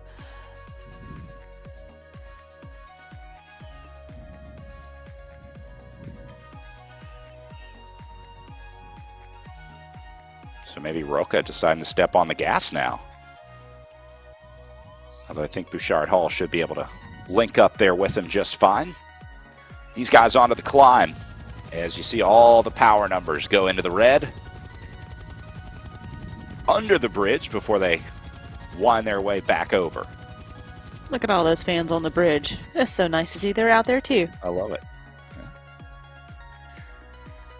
I like the over-under. There's a course in the United States, Winston-Salem has that where there's sort of a flyover section where they race over top of the criterium course. I always thought that was cool. It's a good spot for our directors to stand also to kind of know what's going on different places of the course. So see when you're doing well or maybe when you're off the back.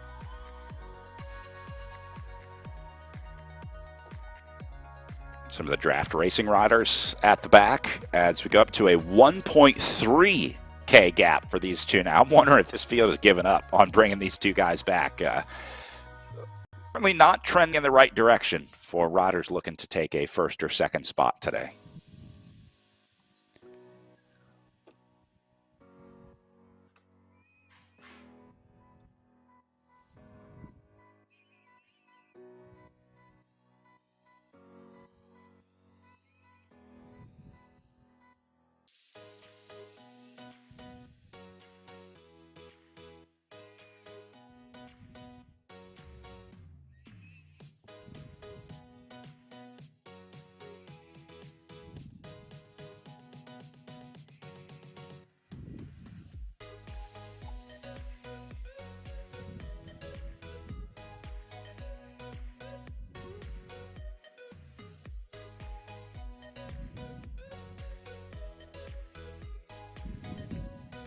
And now Bouchard Hall opens up a little bit of time. Again, we've been talking about the GC implications of Bouchard Hall being off the front here because he's battling with Zach Nair for the third place spot. Remember, the winners of our overall series will be receiving the very first virtual racing NFTs minted by RGT and Project Echelon Racing League. So today, the final day of the Echelon Racing League, which means we'll be transferring the NFT into our winner's NFT wallet at the end of the day today. So be interesting to see who takes what I'm going to guess is probably their first NFT for the guys in this group. I don't know that we have any NFT collectors in the field yet, although you never know. There might be some That would be NFT interesting owners. to know. Yeah, because these guys are pretty tech savvy, obviously. I mean, they're on Discord, they're on Zoom, they're on RGT. I wonder, I bet, because we do have some behind the scenes guys that also race. So I wouldn't be surprised if we've got a couple of NFT wallets already set up. Obviously, a lot of confusion around the NFT trophy, but I think this is the future. You know, the real goal of the NFT is to be able to take that property with you wherever you go. I think the real future of this is probably in like being able to take that NFT jersey to multiple platforms. You could win like a world championship jersey, get the NFT for that jersey, and then you would need that NFT to wear it when you go to race on Zwift, go to race on RGT, go to race on those platforms. So I think NFTs have gotten a little out of hand with the like speculative market where people are making $1 million trading a picture of an ape or these characters that they're developing or whatever that is. I think that's a subset of the ultimate potential of NFTs. Not to sound like I'm hawking NFTs here on the broadcast. I don't have any to sell, so don't worry. I'm not asking you to buy any. But I do think there's some potential on the blockchain for how we can sort of roll it into virtual racing and make sure that these riders, you could take a bike with you, you could take pieces with you, just like we buy components in real life, right? You get the new SRAM red shifters, you can take those over and put those on your virtual bike, but you have to own it first in real life. So I think that's where the potential of NFT lies, or NFTs lie, I should say, in virtual racing and gaming into the future. Hey, in real life, components are kind of hard to come by, so you never Exactly. I wonder if we'll get to the point where maybe like the NFTs for a 10-speed chain will start trading for like a couple $100, you know? Right. Supply and demand. Roca opens up a little time here. Again, it's just, I just think this course is just so dynamic, and it's going to be like this all day up until the finish. So it's going to be tricky to know how to play the game up into the finish. And these guys are very crafty racers. Gosh, Kevin's one of the best finishers we've seen. So if anybody's going to have the nail down on this finish, it's going to be Kevin.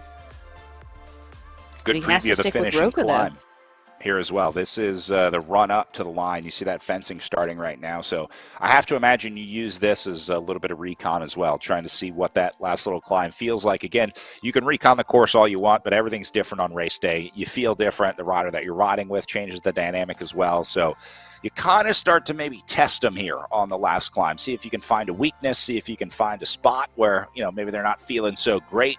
They say the best time to attack is not when you're feeling good, it's when everyone else is feeling bad. And I have to imagine that's right about now. Yeah.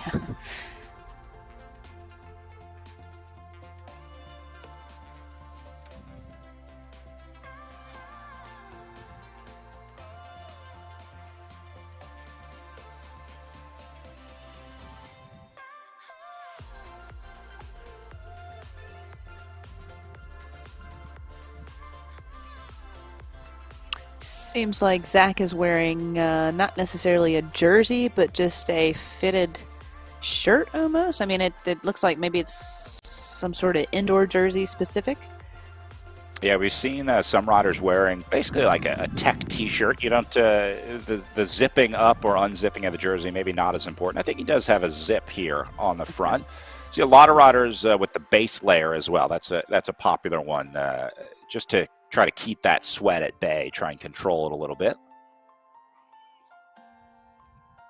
These guys have some of the cooler jerseys in the peloton. They worked with a designer by the name of Steisel Designs. I don't know if you've seen any of these designs. This was the guy who went viral on Twitter and Instagram for making jerseys, imagining what it would look like if very high-profile brands worked with pro cycling teams. Do you remember seeing this? It was like if Yes. Gucci and EF Education did a jersey, and if Louis Vuitton and Lotto Soudal did a jersey, that kind of thing. So it was really cool designs, and Eric was able to reach out to that designer based in Belgium, I think he is, and got their kit designed for Project Echelon in 2021 into 2022 here.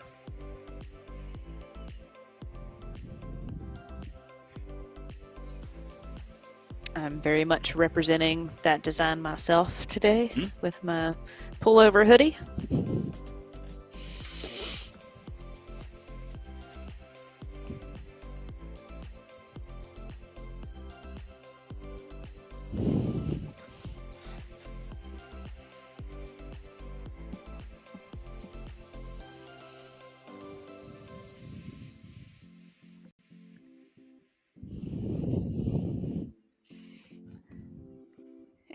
There we go. There's Lauren's Project Echelon kit.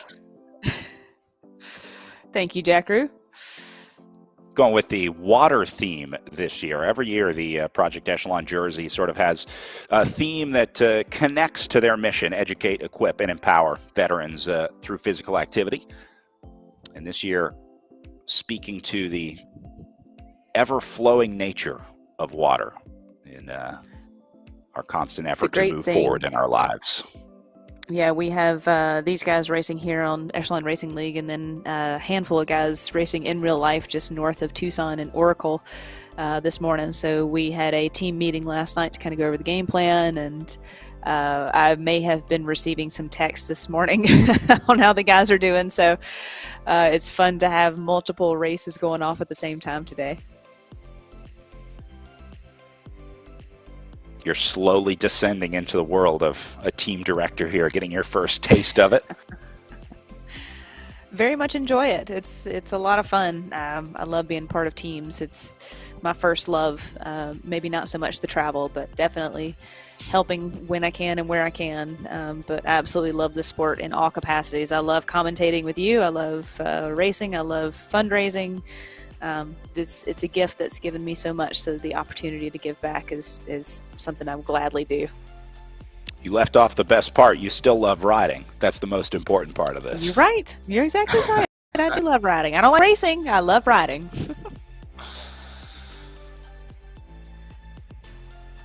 I have to imagine that's hard as a professional athlete. When it becomes your job, it's hard to keep that love for something like riding. You can very easily burn out. And there are a lot of riders that retire from pro cycling and never touch a bike again. It's once it becomes your job and your income and the way you make your living, you have a very different relationship with the bike after that. Yeah, and that's too bad for those that do walk away for good. And you have seen a lot of people walk away and then come back a year, 2 years, 5 years later. Once it kind of gets in your blood, it's really hard to give up, and it's such a gift. I mean, it could be a way to commute. Obviously a form of exercise, a great way to connect with the community if you're new to a new city or new town. So, it's not something I'll ever give up, and you and I are going to ride tandem at Iron Horse. Can't wait. So. Yep. I've been training by not riding since we're doing the e-bike tandem, and I'm letting you do all the work. Okay. These guys need an e-bike tandem. Hill and Nair here. I'm sure wishing they could combine their power right about now. Yeah, now we're in the last 20K. Talking to some fans, I can imagine. Let's try and get Zach on the podium and finish up this series on a high note. Yep.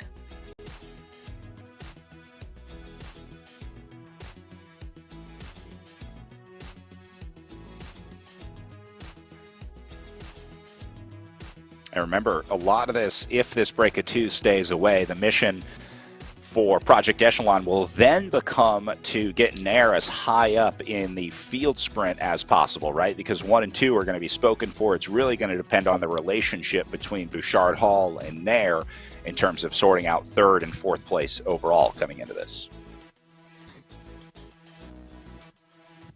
Exactly. Every spot he may potentially lose in this field sprint his points kind of being taken away from him.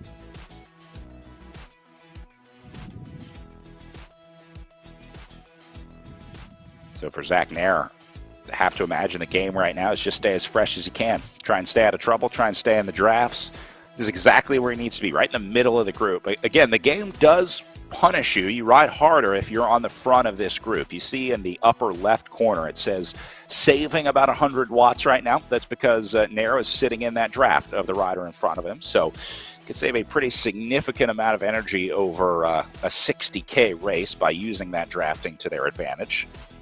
Project Echelon also has Harden and Grief in the group we talked about. You see Peter Olenichek hanging out just behind there.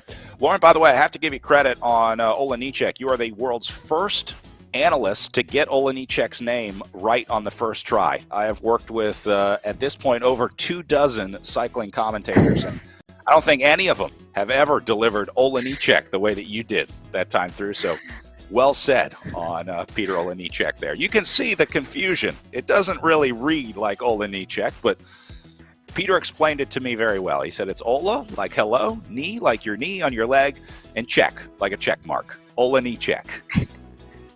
Well, you must have a short-term memory because you are the one that taught me how to say his name back at Road Nationals last summer, and it's just stuck because I was just like, I don't know this guy's name, and there's no way I would just butcher his name.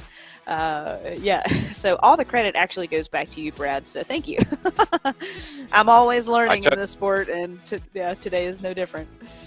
I took the hit for both of us a few years ago when I called Oljan Zik through the line at a race that he won, and I quickly learned it was Olenichek. We're just doing the best we can, guys. This is the best we can. It's a learning process. Yes. Gap coming down a little bit for these guys. Remember, they went over 1 kilometer up the road. It's now under 900 meters now, and Eric Hill is back on the front with Walter Claes in the chase group. See a lot of red power numbers back there, so maybe they are lifting the tempo here at 16K to go. Starting to run out of real estate here, though. They might have waited a little too long to try to close this one down. I definitely don't doubt, within the last 20K or 15K, you can kind of start to smell the finish line, and you know that you can put forth a pretty hard effort versus, a 30K effort and maybe potentially run out. So, yeah, these guys are probably now knowing the last 15K, like it's all or nothing if you're going to catch them now, and the intensity factor of everyone now knowing that, right, you're getting closer and closer to the finish, so it's just going to ramp up all the way to the finish just based on the shortness of what's left in the race. Back to the second group now. This is the Nair group on the road. And then a little further back, we see Bowen caught out in 17th position. He's about 300 meters off the pace here. So I think Bowen has just been dropped out of this group. Looks like he was riding with them for a while. Not sure if just lost contact in the legs or maybe had a mechanical, had a dropout like we saw earlier. And then a little further back, you see X Speed United with 2, and that'll be Kosella and Siebel, back with Mike Lister as well. Here's Kosella.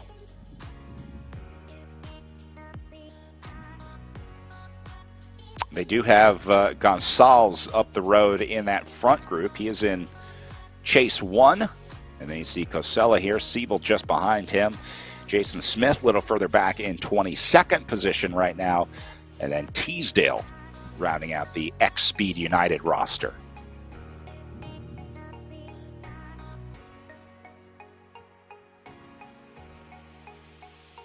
One of my favorite things about virtual racing, you don't see a lot of teams that have the obligation to their team in the jersey, and so you can have cool team names like X Speed United or Draft Racing or whatever it is. It's not like the, Pepperidge Farm X Speed United cycling team. I was wondering what example you were going to use. Yeah, and also Restart Racing, Above and Beyond Cancer, some of those guys and Project Echelon just being like, you know what, we're just going to say the same because we do want to represent our sponsors in all capacities. So you get quite a mixed bag, don't you?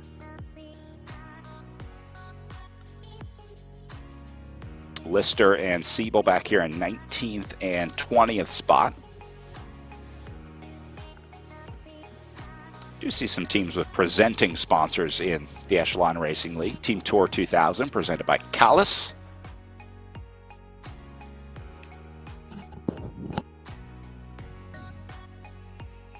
These guys doing a nice job riding together through the city limits of Leuven.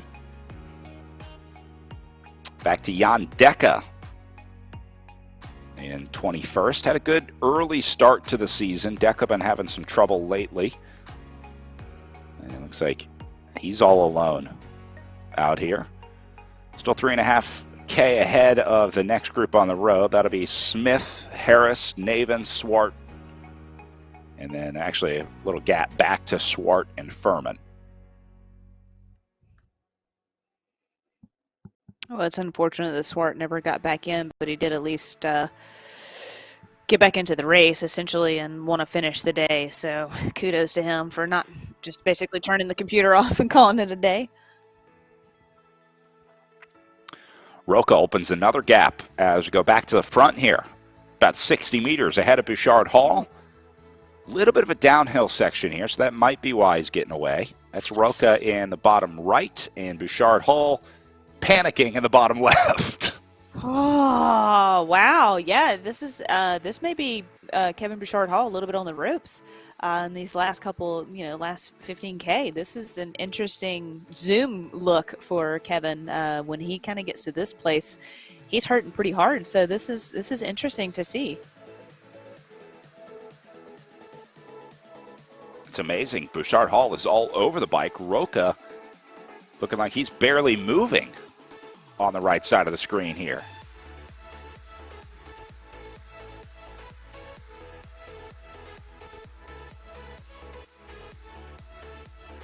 And meanwhile, looks like Olenichek lifting the pace back in the field on the upper right-hand corner of your screen. 12.5K to go. But the question is, did they wait too long to try to bring this back? It's 1.2K that they have to make up to Roca and Bouchard Hall. With only 12K of racing to go, that's a tough math problem to balance. Yeah, but having Peter up there kind of pushing the pace and seeing the pressure that Kevin's under now, if you see that on the platform, it gives you a little bit of encouragement to push that much harder and potentially, is Kevin cracking? Not quite sure. So those guys are going to have a little bit more incentive to push harder towards the finish. I have to imagine this is just like when you get the race radio update that the brake is falling apart or the brake isn't working together anymore. All of a sudden, the riders in the field start to perk up a little bit because they're like, oh, we might have a shot at this one. Exactly. Bouchard Hall back on and over the top of Roca on the way up the hill as this group continues to try to figure out what to do about that gap, although more and more it looks like they may be racing for third place.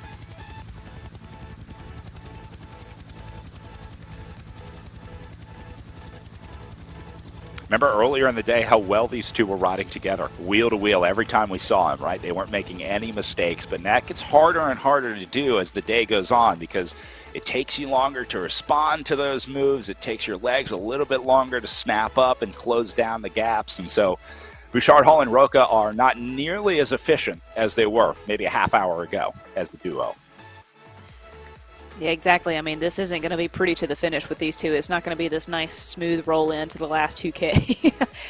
Again, due to the course constraints and the effort that's been put out today and over these last couple of weeks, everything is kind of adding up now, and the frustration sets in, the intensity factor kind of sets in now, and so this is not going to be a pretty finish for these two.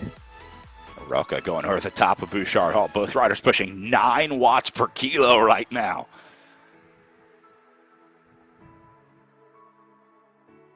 And you can see they immediately have to let off that. A little bit of a downhill section here as well. Yeah, Roca is definitely the fresher of the two. Definitely pushing the pace more so than Kevin. It seems like when Kevin gets back, he's just trying to stay consistent and may, just gap Roca off just based on the game. But Roca is definitely the stronger of the two today right now, I'd say.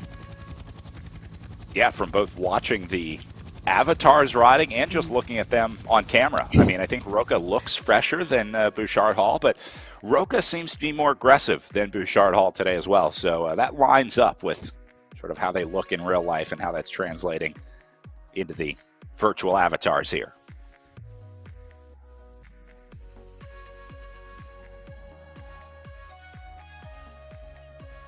There they are again. Roca on the right, Bouchard Hall on the left. Not looking quite as fresh as he was 5 minutes ago for Roca. I think he's he's certainly feeling it. I'm not saying he's at 100% right now, but he's also not flooding his basement like Kevin Bouchard Hall is right now with the sweat coming off of him.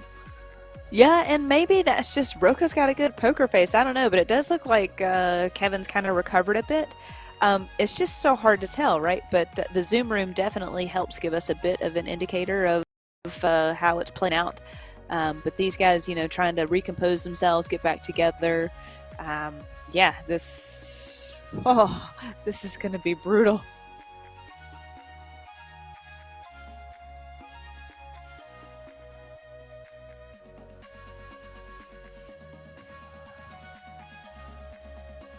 You can see some of the sweat pooling below Bouchard Hall. He's got that mat down, but indoor training really takes its toll on the individual riders. I'm going to have to start asking as I'm looking at houses if the house was owned by a virtual racing rider, because there might be some corrosion in the floor of wherever the paint cave is. Exactly.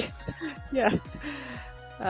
And Kevin's MO is, when the hat's off, it's like the gloves are off. Like, look, this is it. This is the go time. Roca out of the saddle as well, so they are starting to get into it.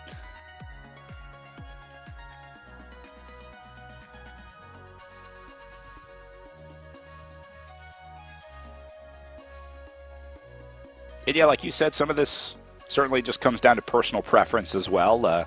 Some riders just like to stand up more. Some riders are just more animated on the bike. That doesn't necessarily mean that they're suffering or struggling or anything like that. We're assuming that Bouchard Hall is feeling it because he is moving around quite a bit on the bike. Roca's starting to do the same thing, though. Yeah, and like you said, like watching Kevin race over the past couple of weeks, he is known to stand more so than others. I think that's just that power to weight ratio. It's more comfortable and can put more power out standing up. But it also is kind of a telltale sign for him of either he's going hard or, it's kind of getting towards the end of the race. He's not like Jaden Yeager, who is just sitting the entire day until the sprint. This group falling apart as well in the chase. Looks like Dowd, Blodgett, and Hardin trying to take a look up the road. Yeager, Clace, and Nair chasing here on your screen right now. So those three you see just slipping up the road at top of your screen right now. Not a lot of panic from these guys yet. Zach Nair still in the green zone and his power meter.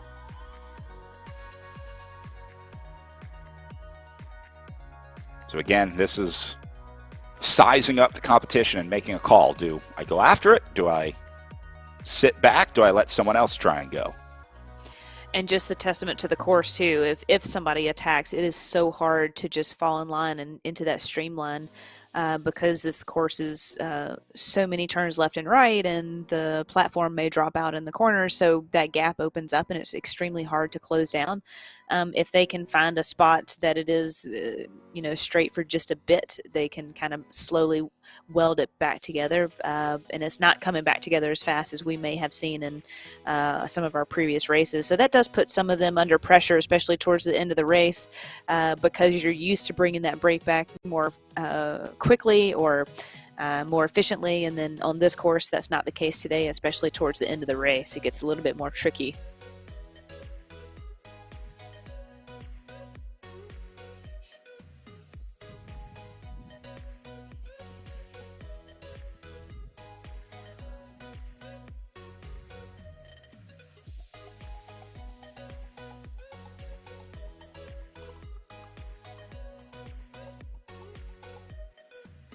Again, we always talk about the concentration required for these guys on RGT. You saw both of them just staring into the camera back at us. They're not looking at us. They're looking at the game, and what they're really looking at is that drafting meter in the upper left corner. They're trying to keep that at exactly where it needs to be. It's like, just trying to keep that right there in the optimum zone, if you will. So that's why they're staring at the screen, because they want to get this just right and be as efficient as possible. See how Roca lets off here? See how he didn't go past Bouchard Hall?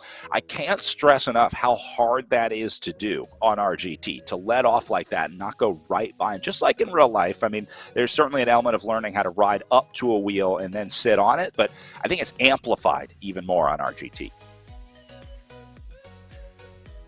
Yeah, see, that trade-off right there is what I was talking about. When you have a bad swap, it shows on RGT, and it really, really comes out in the gap that forms afterwards. So the good swaps, they've been doing them all day, and so we haven't seen a lot of gaps like this. Yeah, it's interesting to know those little nuances, and all of those start to add up again, like we're talking about. And it can add to frustration, and it can add to lactic acid in the legs, and like you're saying, to know how to play the game really, really well makes you that much more efficient and more successful. I have greatly underestimated the chasers behind these guys and maybe overestimated these two, because that gap is now down to 600 meters back, about 670 right now back to Hardin. Remember, this was 1.2 kilometers not that long ago, so they did bring back a significant chunk over the last 4 or 5 minutes of racing. They've still got 5K to go. I'm back to thinking that this breakaway has a chance to be caught today. I guess so, but I mean, again, we were looking back at Roca and Kevin Bouchard Hall a couple of K ago, and they were in the hurt locker, both of them, and now they've kind of settled back down. And I don't know if that's just like where they are on the course, or if one of them may have had attacked when we weren't looking, or now are they settling back in? I mean, now, yeah, you're getting down to the 5-6K left to go. But you're right. Like, can Will be up here and bring this back? Can Dowd keep the pressure on? And when we were looking at Dowd in the Zoom room, he didn't look that comfortable either. So it's managing those efforts in that time that's left. Can they pull that back? I don't know, Brad. The issue that I see in that chase group is that they're not cooperating as well as these two guys up the front. I say that as Roca opens a gap over Kevin Bouchard Hall, making him chase back on. These guys always have a way of making the commentators look bad. That's half the fun of the game is, hey, you know what? We called it wrong. Welcome to our side of things. We have no idea. You're wrong a whole lot more than you're right. Just like in bike racing, you lose a lot more than you win. I think the same goes for commentary here as well. Third, fourth, and fifth place on your screen. Dowd, Hardin, and Blodgett. Again, if they can link up and work together, they still have a shot to bring those two back up the road. I would say Blodgett probably needs to get into this mix and get into that draft sooner rather than later. As they go under 5K. It's a pretty big ask for those guys. Again, when we were looking at them in the Zoom room, Hardin had a pretty good poker face. Also, I wonder if camera angle plays into a factor into not showing too much. You can't. Well, I mean, Will just has a good good poker face, good race face, and to me, it doesn't look like Dowd is smiling. I don't think there are many riders still smiling remaining in this race. Dowd, Hardin, and Blodgett are now gone from the other chasers. So what was a group of 12 that could have cooperated to bring this back is now looking like 2.5 guys working together to bring this back. Here comes Blodgett. Now he'll get in the conversation. Sometimes having fewer in this situation to roll through and work together and to bring something back is better, because when you have so many, like you said, it's unorganized. Not everybody's on the same page. Not everybody's on the same effort, and especially in the virtual world. So this is, like you said, this is more likely to catch that front group than maybe all 8 or 10 of them that were in that bigger group in the back. Yeah, there's a ton of horsepower back there, but this is a more concerted effort, more efficient effort.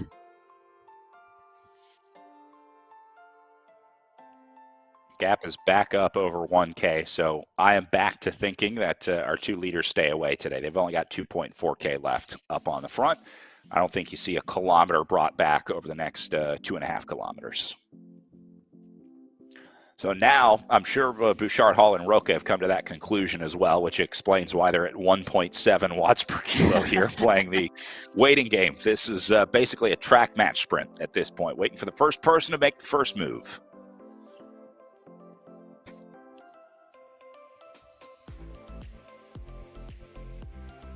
I love racing like this. Tactical. It's basically a standoff situation between these two, and then the added factor of the chasing group behind them. They can let off a little bit, but not too much that Blodgett, Dowd, and Hardin are able to come up and join them.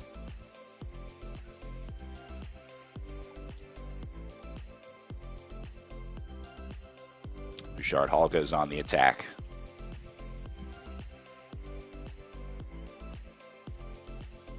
Again, 5.9% gradient right now. They've still got one more climb up to the finish. It is a little bit of a kick up to the line. They're almost done with this one.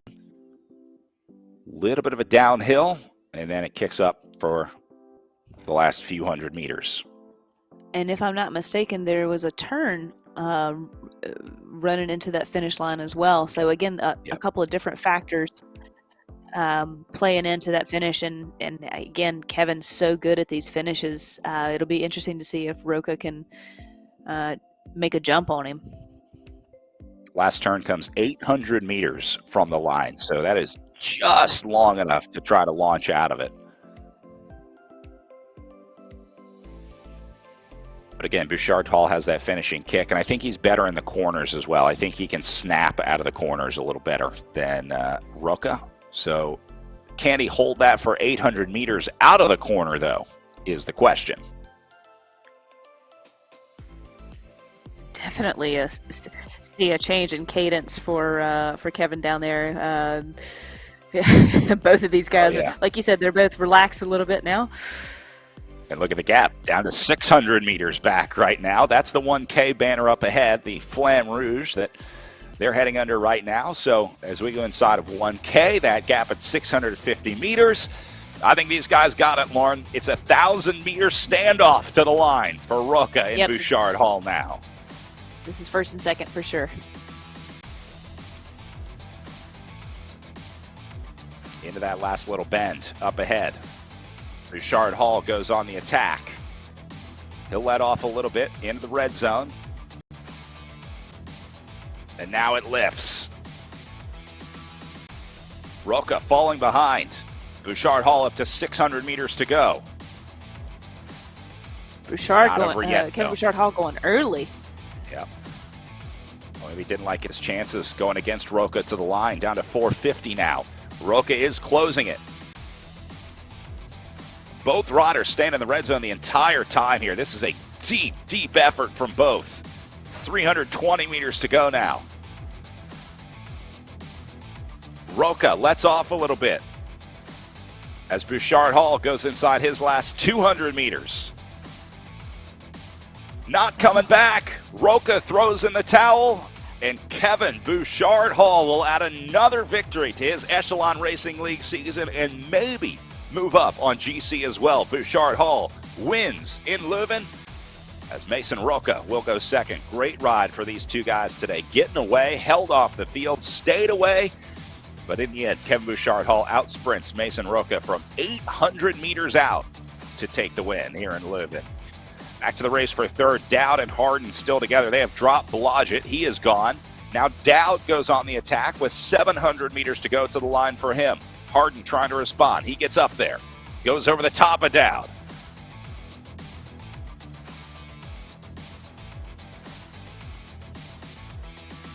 And now Dowd just trying to hold on to this wheel.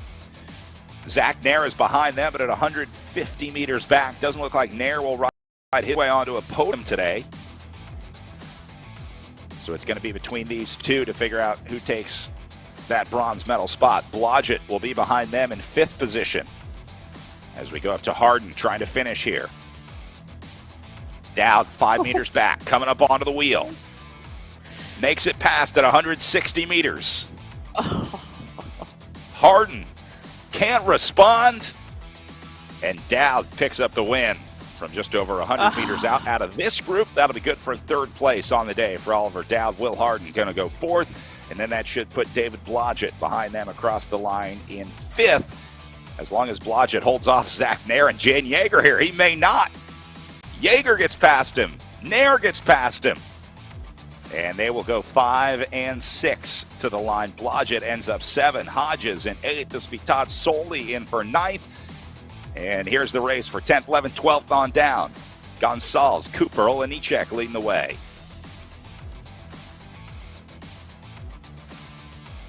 Cooper to the front.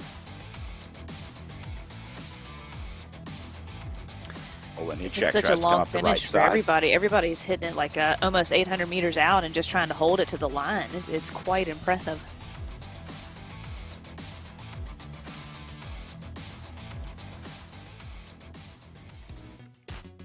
And there you go. Olenichek gets the line for 11th.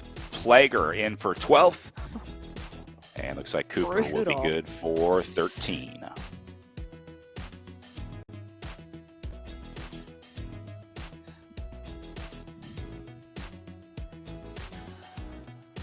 Well, the two stayed away today, Lauren. It's a story as old as bike racing. The breakaway trying to hold off a hard-charging field behind him. Two riders working together, but in the end, Bouchard Hall gets Mason Roca by just over 8 seconds to the line.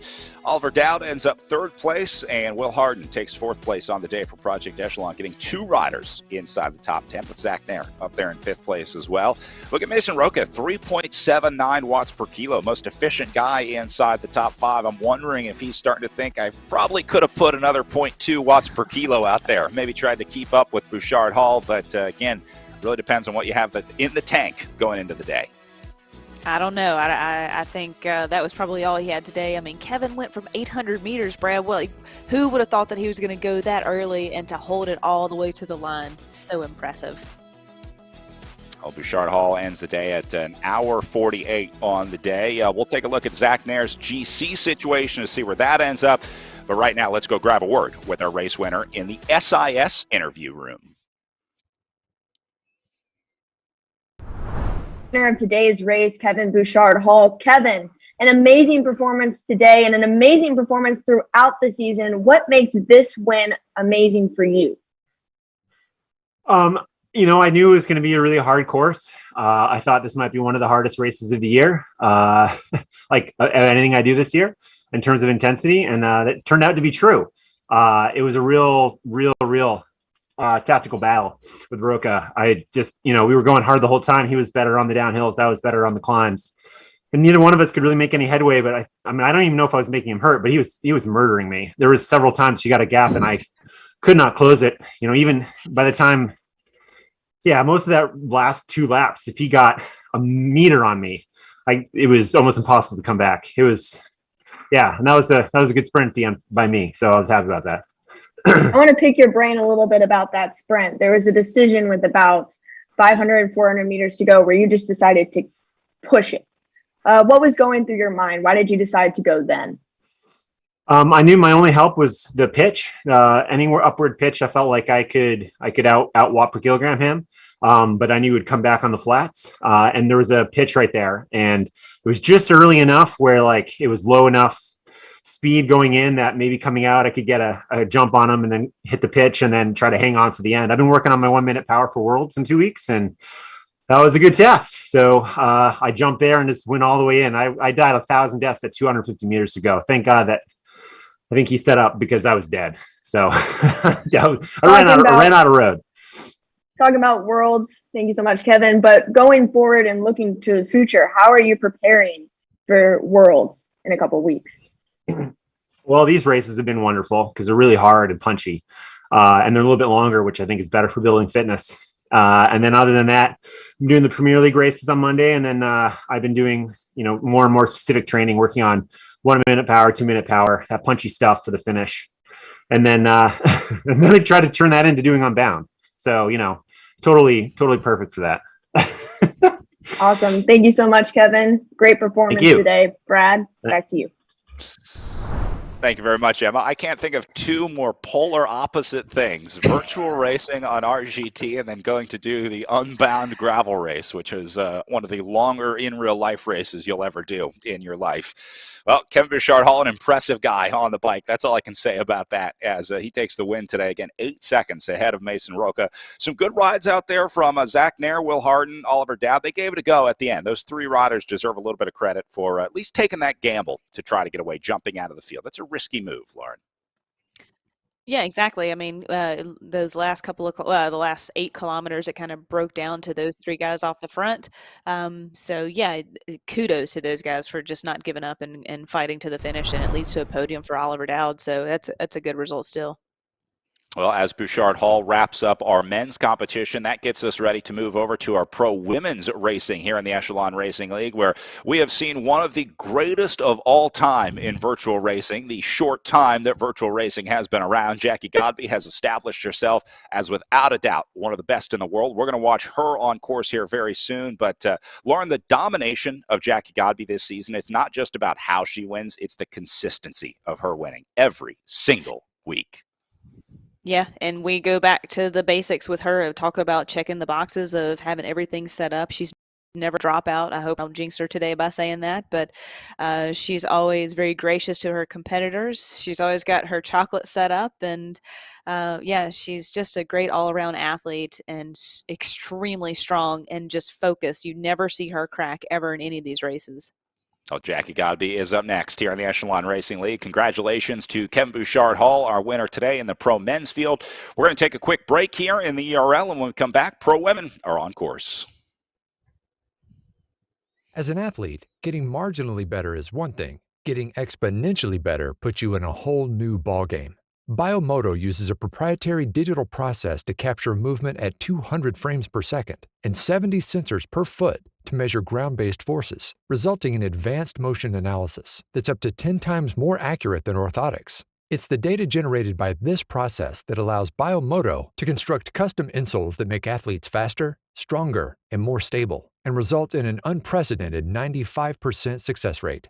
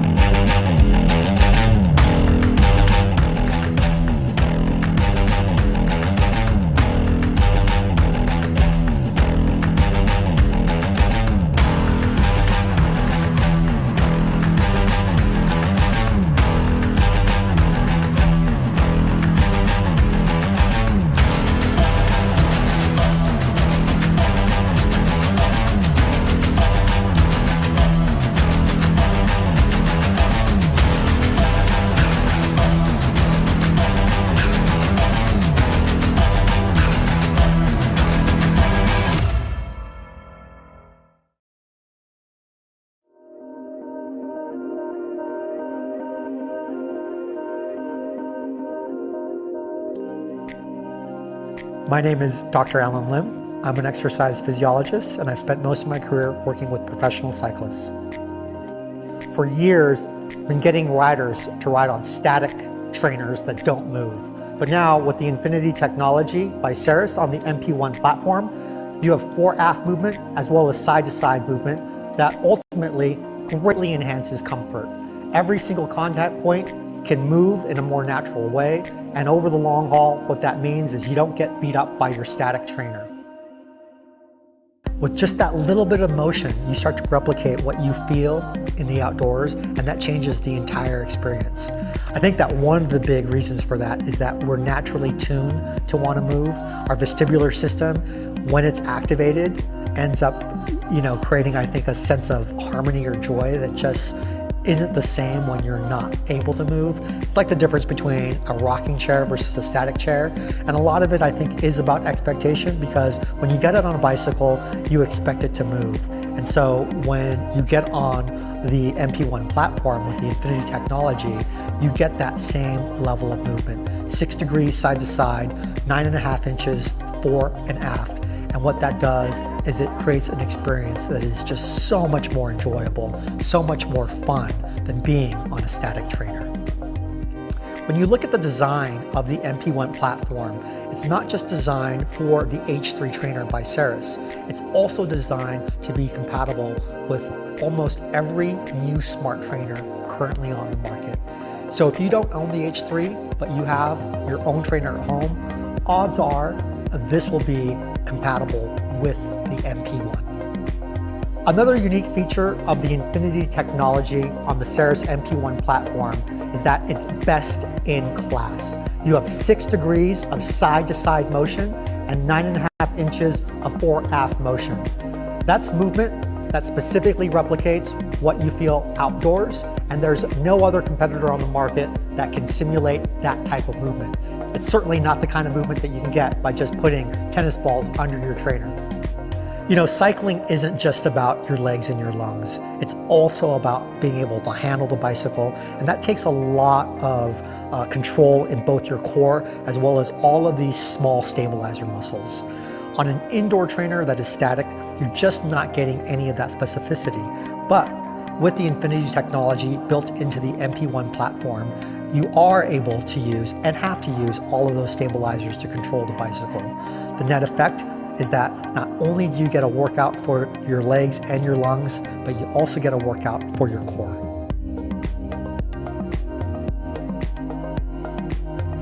The Infinity technology built into the MP1 platform creates the best-in-class movement for any trainer system. You've got 6 degrees of side-to-side movement, 9.5 inches of fore-aft movement, and the net result is way more comfort, way more fun, the ability to use your core or stabilize your muscles, and you've got a platform that is compatible with most trainers.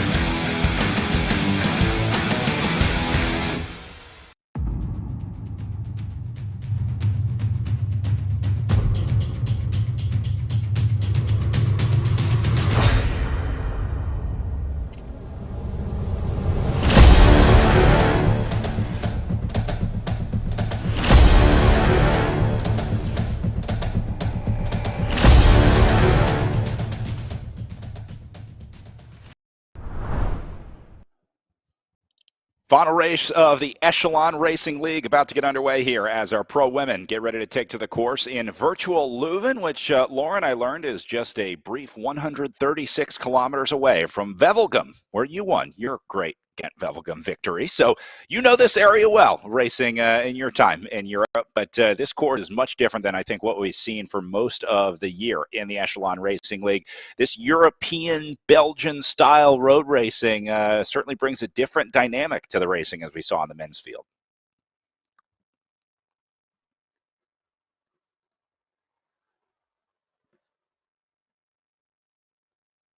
Sorry, just to go back to Kevin's interview, and he was just speaking on that point, exactly what you're saying is this course is so dynamic and so much harder than anything else that we've raced against this year. So, yes, this is quite a different course, and it showed in the men's race. Well, there's one rider that everybody is looking at in this race, that, of course, being Jackie Godby, the dominant rider in this series. But last week we saw a rare upset for Jackie Godby where Rhea Mobbs was able to open up a little bit of time at the Joe Martin stage race. She held on to that into the last 100 meters of racing, and we saw one of the few upsets of Jackie Godby of the season. Mobbs had a great weekend, came back from a technical, fought back up to the front, and then was able to hold on to beat Jackie Godby. So that's certainly got to give Rhea Mobbs some confidence. Yeah, and again, talking on this course, Godby can't really get so into today, a rhythm here. well, yesterday after the huge technical issue, I made sure that I just saved my legs for today and just thought I'd take a risk. And obviously, I took it at the right time. I could see a gap forming, so I knew it was my time just to go and not wait. And this course was different from yesterday's course. Yesterday's course was more of a long form. This is more of a crit. How did this course fit in your riding style specifically? Yeah, so as a, more power rider, I prefer the really punchy races rather than those really long hills and drags like yesterday, and focusing on the hour power rather than the 2 hours that was yesterday, which is much more comfortable than yesterday. Well, if Mobbs likes punchy power, she should love the course out there today. Last week, she comes up 5 seconds ahead of Jackie Godby. Erin Ayala ended up third place, and Mallory McCrosty in fourth. Kimberly Miller will be another one that we're looking for out there today in fifth place for the Beast Mode presented by Rose Team. But it shows that Jackie Godby can be beat. You just have to play the game the right way. You have to beat her tactically out there on the course. Yeah, and again, going back to this course specifically, that's exactly what this will play into Mobbs' advantage today, I would think. You know, Godby coming from a time trial or a triathlete background, this is, not going to feel good for her today. Nice lead in the overall series standings as Godby pushes past 1,600 points at 1632. Erin Ayala did move into second place overall for the Velocity Vixen team at 1590. And then got to give some credit to Dylan Baker, junior rider racing on the Project Echelon team, who has moved her way into third place overall. A very impressive ride for a young Dylan Baker. That'll be a name to keep an eye on. And third spot, again, with just under 1,600 points, 15-7 for Baker. But further down, Kim Miller in fourth, Mara Nelson in fifth. Seen some good results from them. Emma O'Toole, the other Project Echelon rider, in here into sixth. And then it goes Rokkanen, Nelson, Carolus. And then you see Rhea Mobbs down in 10th place overall. She's not going to beat Jackie Godby on the overall. This is only a stage win that Mobbs would be looking for today. That was all she was after last week. Just didn't have the consistency that Godby did for the rest of the season. But it'll be interesting to see if anybody can beat Godby again. But again, we're looking at the top of pretty much the peak of fitness this season coming into the Nationals and World Championship run. So I think Jackie Godby is going to be at the top of her game coming into this one. Godby has been undefeated in the overall GC battles every weekend. We saw Rhea Mobbs beating her on the final day of the Joe Martin stage race. But when you look at the GC winners of season 2, there is only one winner in the women's field. The queen of RGT, Jackie Godby. And I can't imagine anything's going to change today. So, this is good for her going into Worlds, International Championships. It's a good spot for her to be in, and she has dominated this entire series. Again, got to be looking at the bigger things, I think, on her radar. She's already got this one wrapped up, which means she has the official Echelon Racing League NFT trophy coming her way. I'm sure she's been setting up, preparing her NFT wallet just as she's been perfectly prepared for everything else here in the Echelon Racing League. I'm sure Jackie has been working on her NFT wallet to make sure that she can collect this for our NFT winners. Our Community League winners will also be receiving NFTs minted by RGT and the Echelon Racing League. So these will be transferred at the end of the day today, going into the NFTs wallets after we've been promising them all season. All right, Lauren, this course, the most unique course that we're going to see all season. A lot of corners on this one. Lots of left and rights. It was super dynamic for the guys race. Some intense hills going into the finish. Again, we saw Kevin Bouchard go at 800 meters out. Such an early sprint effort and just attrition to the finish line. You can see about 15K on a lap. There are basically 3 major climbs out there, including that last kick up to the finish. And like you said, in the men's race, we saw that had a pretty major effect on the racing. It's that corner at 800 meters and then a slow drag up to the line. So it is an uphill finish. Maybe good for somebody if they can get Jackie Godby into a 2-up sprint on the line, because Godby is, again, more of a power rodder, not the best sprinter, not the best finisher. So if you can at least get Godby to the line, that's the shot that you need. That's what Rhea Mobbs was able to do, and that's what these riders are hoping to do again today. Final warm-ups underway, final prep getting sorted as we are inside of 3 minutes to race start. We're going to take a very short break here before our race start for our pro women. The riders getting ready in the Zoom room, and when we come back, we're underway with the final race of the Echelon Racing League.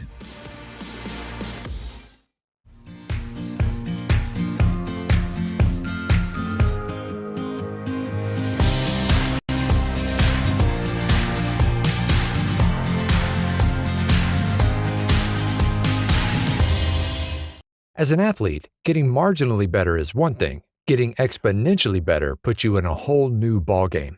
Biomoto uses a proprietary digital process to capture movement at 200 frames per second and 70 sensors per foot to measure ground-based forces, resulting in advanced motion analysis that's up to 10 times more accurate than orthotics. It's the data generated by this process that allows Biomoto to construct custom insoles that make athletes faster, stronger, and more stable, and result in an unprecedented 95% success rate.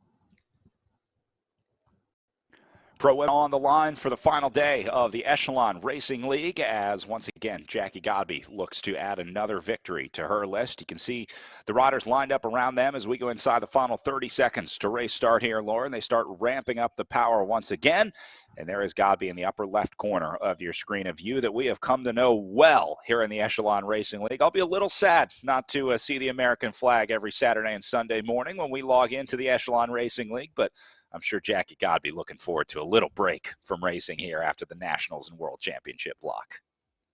Yeah, it's time for her to move on to greater things, isn't it?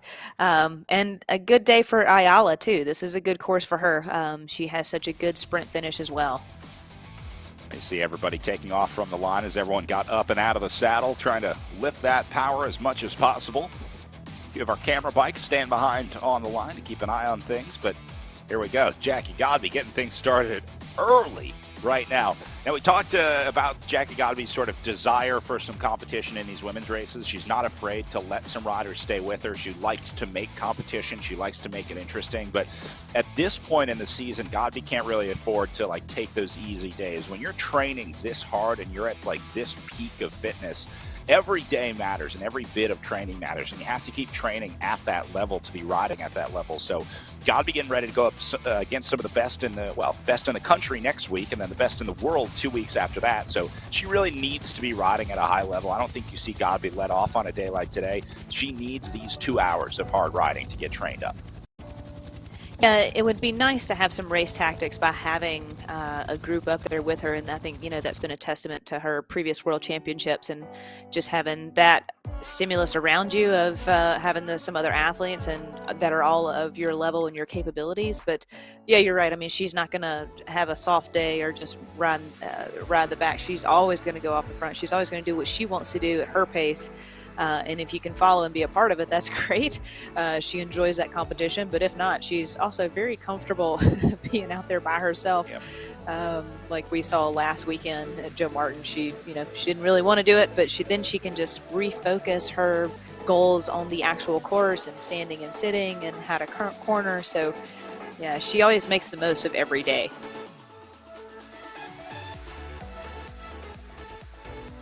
Real battle today is going to be in that race for second, third, fourth spot, because looking more and more like Godby going to be a solo rider today.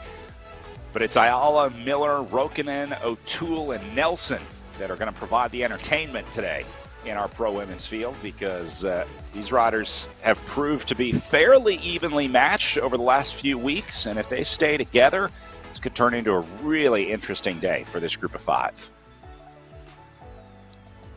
One of the familiar names from last weekend that we won't see today is Mallory McCrosty. I know that she is currently also racing in real life in Oracle today this morning, so we'll miss her as well. But yeah, this group, we are very familiar with all together and putting forth a good battle for the day.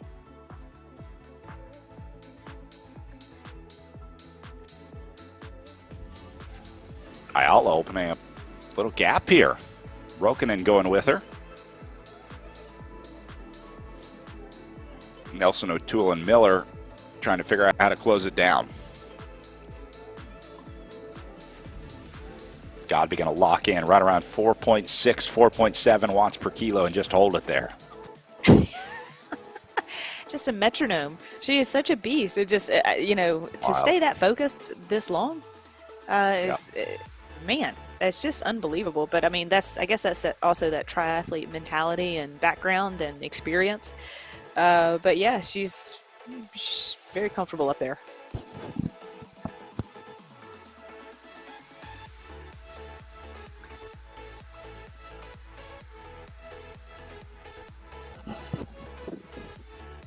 Ayala, clearly the leader of this group, but looks like she'll settle down a little bit. That's Ayala down in the bottom right corner of our SIS Zoom room. Erin is rocking a new desk in her pain cave today. She was rewarded with a new setup for a Valentine's Day gift from her partner at home. She said she came home from a day out and came home to a brand new training desk. Oh, that's very nice. Yeah, I think it puts a little higher, a little easier to access things.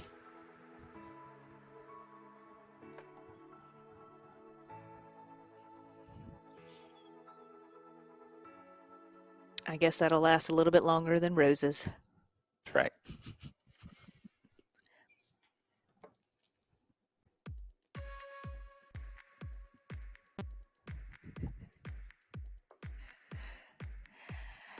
The good thing about this group, this is where, we've seen Erin do really well this season, and she's learning back here. That's, the flip side of the coin with Godby getting in good training today.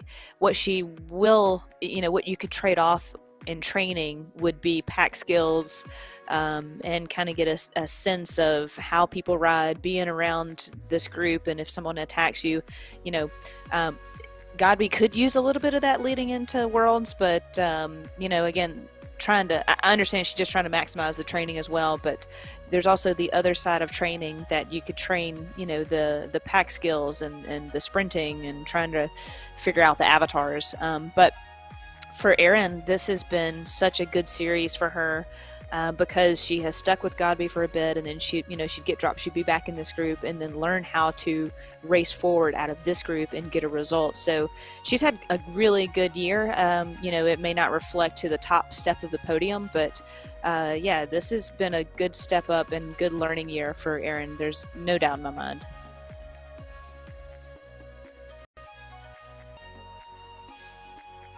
See her scratch bottle set up.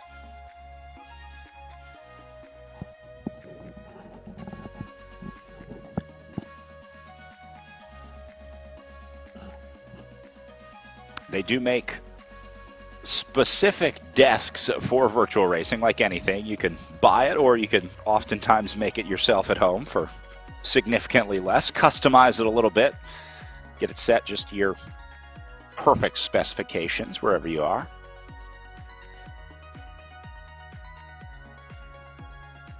Trying to figure out who the heroes on the wall are here for Erin Isle. Has some posters hanging up behind her.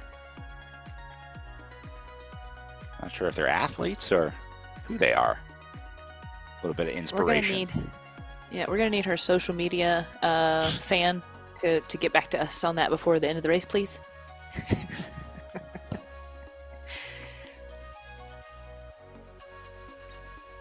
Pre-race, we did see her empty out some of her gels to the left of the computer. So again, preparing for a long day on the trainer and having the setup just right, like we've talked about week in, week out.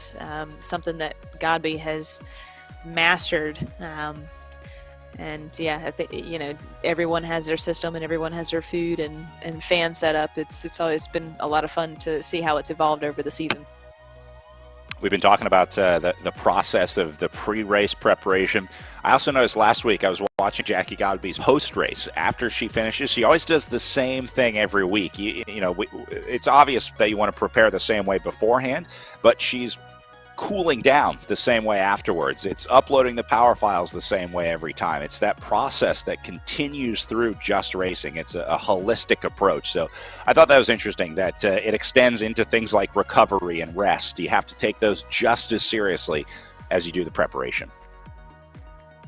Again, talking about just this real race that's happening this weekend here in Tucson, and being here at the Homestretch Foundation with all the gals that went up to race. This is their first race of the season, and the questions on the Slack account of basic necessities of your sunscreen, your chamois cream, your computer, your heart rate strap, your shoes, your helmet. And the same thing goes for the virtual racing. All of that, and they've honed the craft over the season. So now at this point, the league championships, it becomes second nature. And like you're saying, her cool down, it's dialed in, and that is leading into national championships, into worlds. And so she is fully prepared to set herself up for a really great day. Super important in the multi-day races as well. And we've had a lot of those here in the Echelon Racing League. You got to recover and race the next day. So luckily, the Nationals and Worlds run are standalone races. Nationals February 20th weekend, and then the Worlds, I think, the week after that. But I would imagine she probably doesn't want to race the day before. There's no advantage, I don't think, to doing any prep that close to your target competition. So she's probably happy. Do a little ride on Friday. You just kind of keep the legs loose, like any pre-ride or pre-race sort of shakedown. And then get ready to go Saturday morning. And a lot of times those rides are more for your nerves than your body. You get to a race and all you have to do is sit around and think about the race. I mean, yes, she has a full-time job, so Friday she's got other things, more serious things to worry about than bike racing, but at the same time, it's still in the back of your mind because she's done so well and she wants to do well. She's a type A individual that is very competitive and wants to win every race she enters. So, it's in the back of your mind. So yeah, an easy pedal sometimes just helps alleviate the nerves or those feelings of insecurity or questioning yourself. It's just nice to get on what you know and what's comfortable, and that's your bike.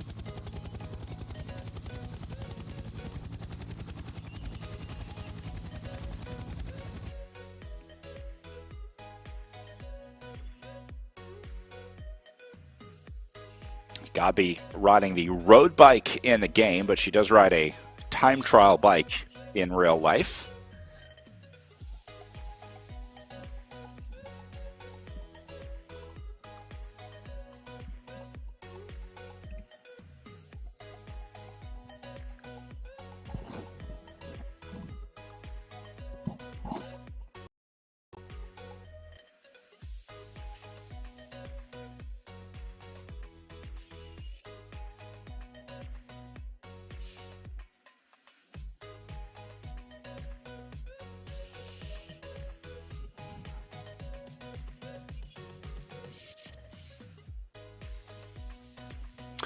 Godby getting her first look at this roughly 5% gradient on the way up. We talked about the difference of a course on race day versus pre-riding a course or trying to take a look at it. I would imagine those are pretty similar for Jackie Godby, the pre-ride and race day scenario here, because she's all alone on both of them. Yeah, I guess so. Again, things that I've never experienced in my life. So she's such a gifted athlete. It's been a pleasure to watch her race all season. This group has put on a great show as well. Nelson, O'Toole, Ayala, Rokinen, Miller, always there every week.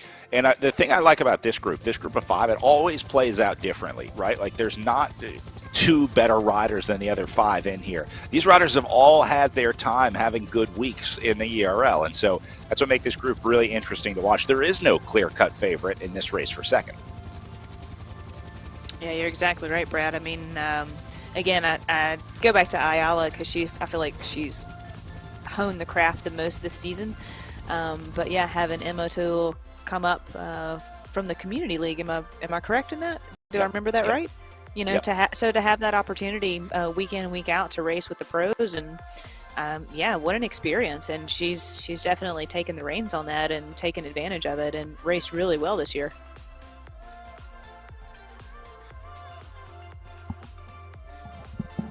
Runkinen dropping out of the group a little bit.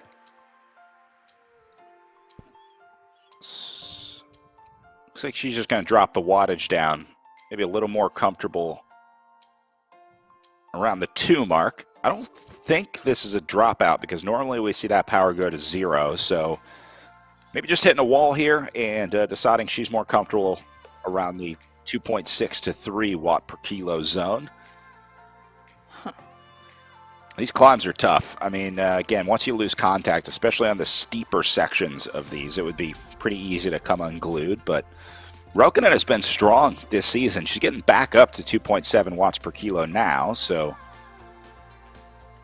Yeah, you kind of wonder, like you said, maybe it wasn't a dropout, but maybe, I don't know. I would think there would have to be something else because I can't imagine she would just go from, you know, almost less than a watt per kilo to back up to 2. So this is, I don't know, maybe something else is going on.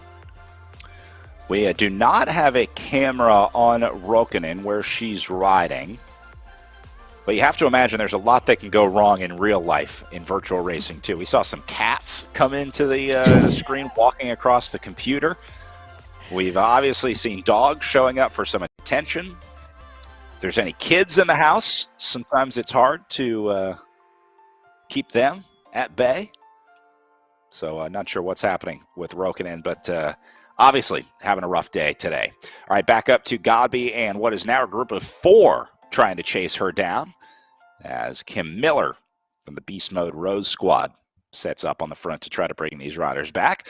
We're talking about the name of the teams. I learned a little bit more about that Beast Mode Rose Squad. Rose is a bike company, bike shop based out of Germany. So they do have one of the few teams with a title sponsor here in the virtual racing world. I mean, why shouldn't companies and bike shops be a part of this? You know, it's another way to get their brand out to a whole different market that may not be in real life cyclists or racers. You know, virtual world is almost likened to gaming. So, yeah, why wouldn't companies want to jump on that opportunity? I just bought 4 Pactimo jerseys in the time we were watching Jackie Godby here, so it works. I hate to tell you, Brad, but that doesn't mean you're going to go faster. Oh. But I got the race fit. That doesn't mean perfect. I'm going to be fit to race. I thought I was buying fitness. Yeah, good try though. No, I think I've resigned myself to a club fit for life, and I'm just fine with that.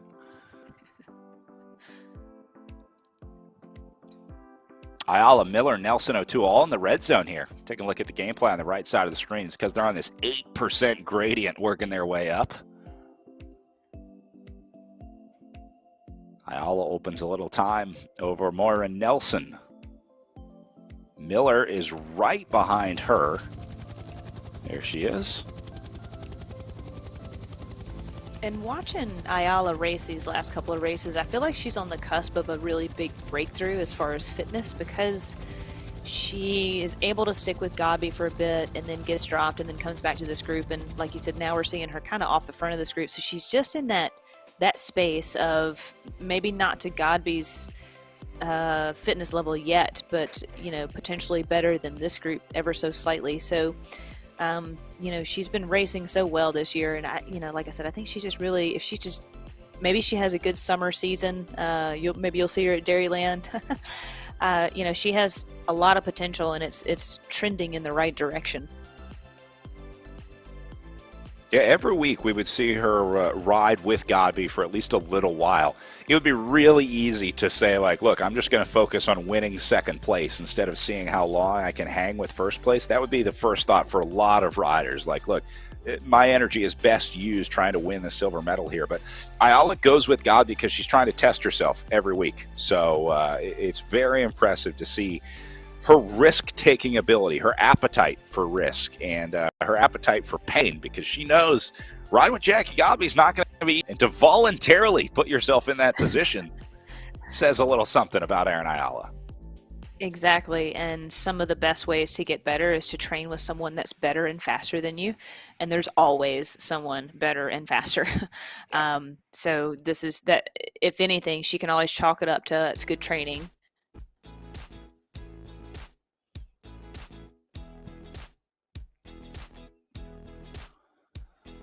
Ayala trying to hold off Nelson and Miller behind her. Again, even in this scenario, a lot of riders would look at this and say, well, why do I need to be 10 meters ahead of these two behind us? And it's because Ayala is constantly trying to push herself, constantly trying to push her opponents, and trying to keep the pace of the race in general high. I got to get some of whatever Erin eats during her races. Again, Brad, I hate to break it to you, but that's, the jersey and the food may not be the best way to quote-unquote train. You gotta pedal. I see what you're saying. I see what you're saying. But I like that your mindset's there. Competitive mindset, that's all that matters.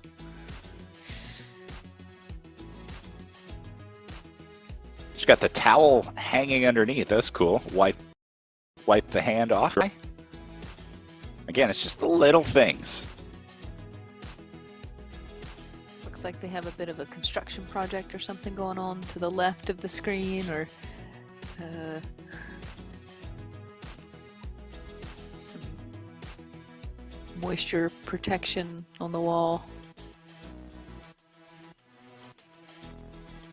Nice cubby system with the weights.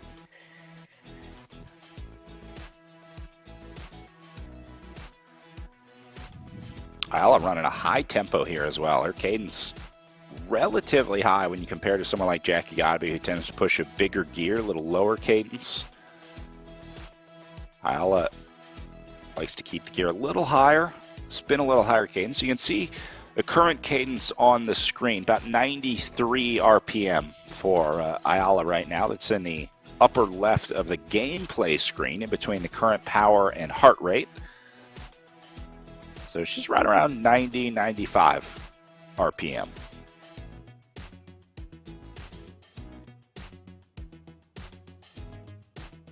Lauren, is that something that you measure as a professional? I mean, do you look at your cadence, or is it more based on feel or power? I mean, is there an optimal cadence for each individual rider? Is there any science behind the cadence? Did your coaches, trainers ever talk about that?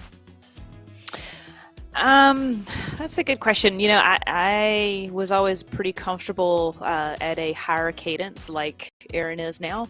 And it's almost like personal preference and what power you can put out under a different cadence, a lower cadence or a higher cadence. Again, I was a sprinter, and I always had a compact chainring, so a 5032.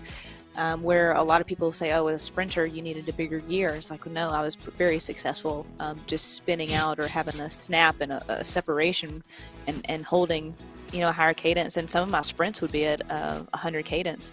So it is personal preference. But for, some of these gals like Godby and Erin coming from a triathlete background, I'm sure they are very keen and clear on what cadence they would want to be running at the entire day, especially since they're just essentially doing a time trial right now for each individual. So I bet they're highly aware of what they're doing, and like I said, it's a personal preference. I'm sure there is some science behind it, but that was almost too much fine tuning for me to really hone in on. That I never really worried about it, never asked my coach about it.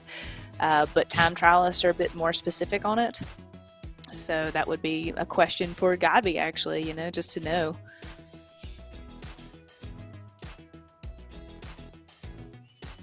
I guess a sprinter was maybe not the best person to ask about the cadence question. There's a little more art in sprinting. It's a mix of art and science of sprinting. But like you said, time trial is a lot more science than it is art. They get more into the weeds on those specifics of physiological performance. Yeah, I mean, hey, look, you're going 70K an hour and you're bumping with somebody to your left and right trying to fight for a wheel. You're definitely not looking down at your cadence to be like, oh, I need to be one gear higher. Right. Just trying to stay on the road.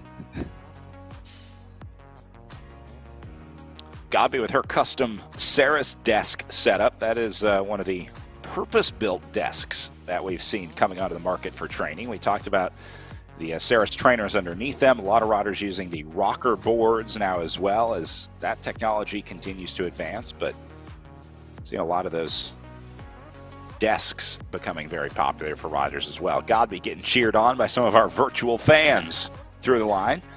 I'm just watching the power on the left-hand side of the screen. You can see the watts per kilo next to the name of the riders. Godby hovering right around 4.5 right now, and everyone else is doing 3.5. I've become desensitized to these numbers with Godby. Apparently last year when I came on with you guys for a hot second, I was gasping at the effort she was doing. The Project Echelon guys remember this, and I guess I really don't, but they're like, yeah, your expression of when you came on and how many watts she was putting out. Yeah, it's impressive. She is an impressive athlete. So these are numbers I've never seen, or I never would have seen for a significant amount of time. She's going to be doing this for the next couple hours. Although we heard Jackie talk about after her win at Joe Martin stage race, she said, yeah, I have the power, but I don't know if I'm quite ready to get out for the competition element of it. There is a whole different part of bike racing that you have to understand with the dynamics, the drafting, how to ride in a group, how to set up, how to move in a group, all those additional things that go into racing. And I thought that was very observant of Godby to be good enough to know that she's probably not good enough for that part of it yet, but she's also able to say, look, if I just train up for it, I'm sure I'll be fine. I just need to practice a little bit, like anything.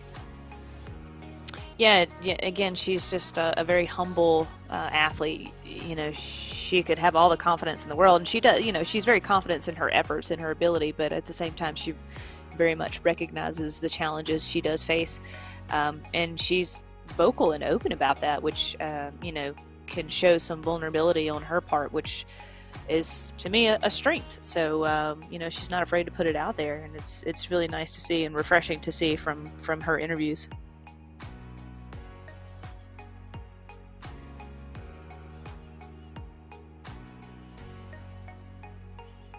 It's a good day in Belgium. The sun's not shining, but it's not raining. Call it a plus. Exactly.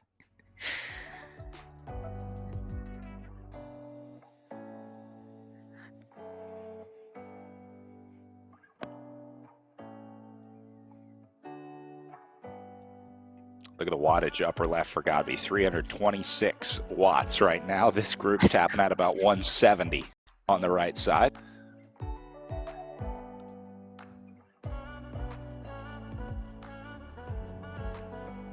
And seeing, Erin getting caught by these two, and that's okay, right? I mean, again, this is teaching her effort and ability, and the sense of it's okay to get caught and you're okay, right? Sometimes you get caught, you've been out on the front or out front by yourself, and you think, oh my gosh, I must be floundering. But I feel like Ayala's been in this space enough to know that this isn't the end of the world. I'm still racing, and I'm gonna sit in this group and recover, and maybe strike out again, depending on how hard they're going and what I want to do.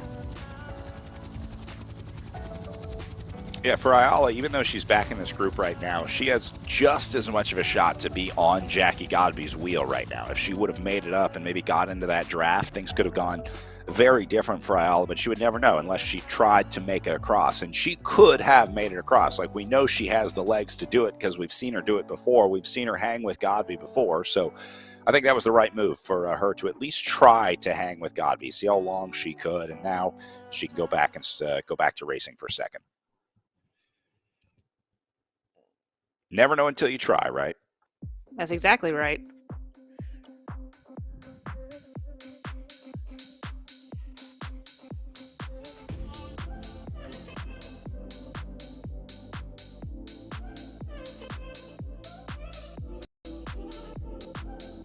Got to be under 60K of racing to go.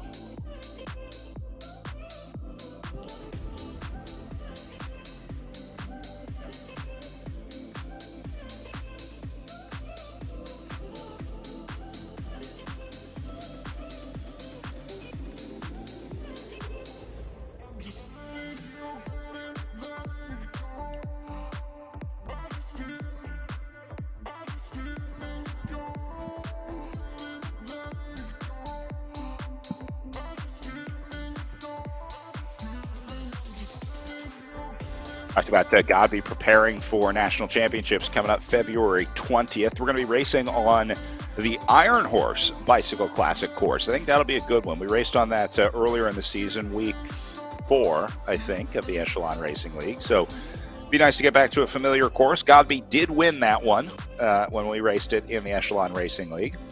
I do think Godby will have a huge advantage when nationals come around to the riders that have not been racing on RGT. If you've only been doing Zwift racing this season or last season coming into this, you're going to get smoked in the national championships because you absolutely need to know how RGT is played, how the game works, how the cornering works, all those physics, all that stuff. And so nationals being run on RGT, and I think Godby's experience on this platform is going to pay off in spades.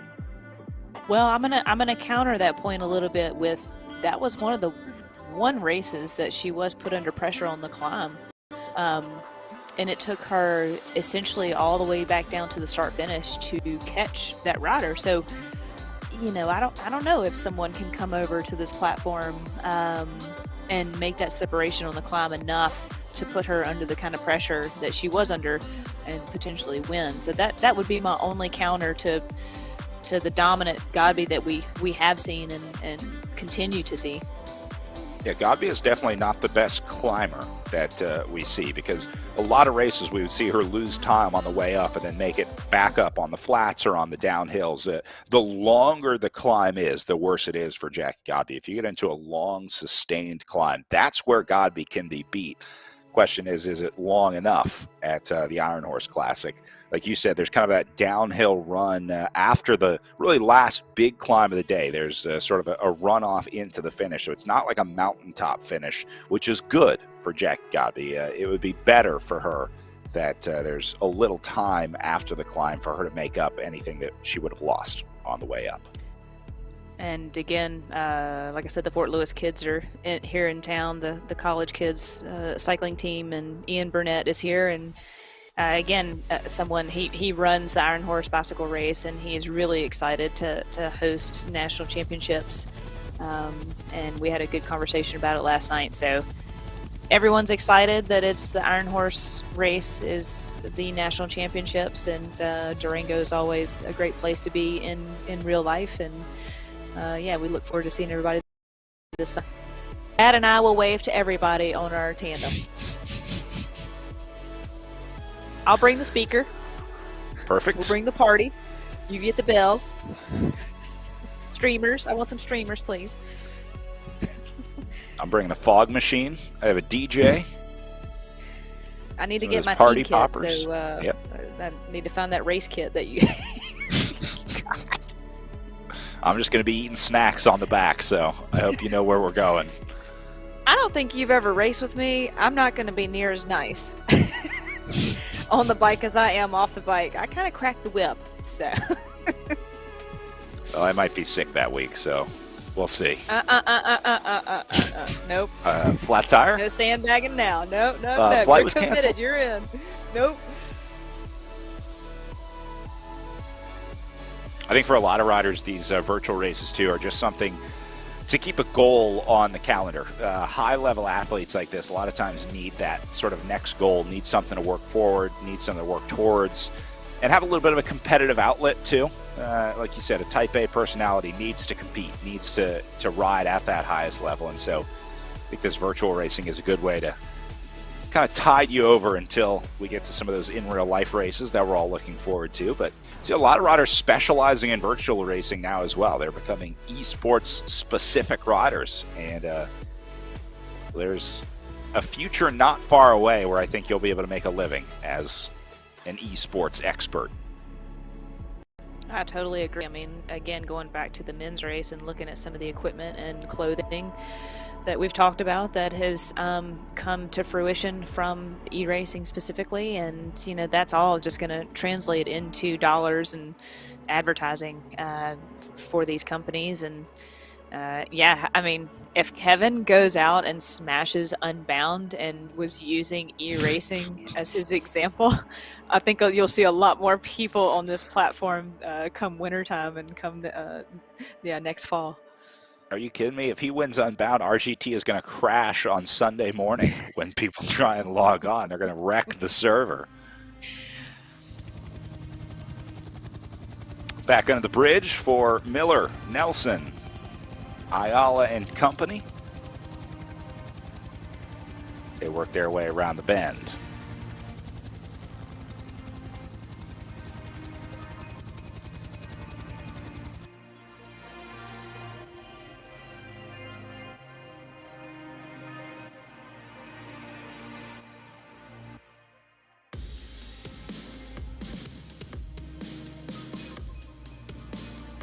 Reading up earlier about some more of the features along our course here in Leuven today. If you've ever been to Belgium, you know a lot of churches, a lot of chapels along these courses. We have 3 along this route: the St. Anthony's Chapel, the St. Michael's Church, and the St. Quentin's Chapel as well.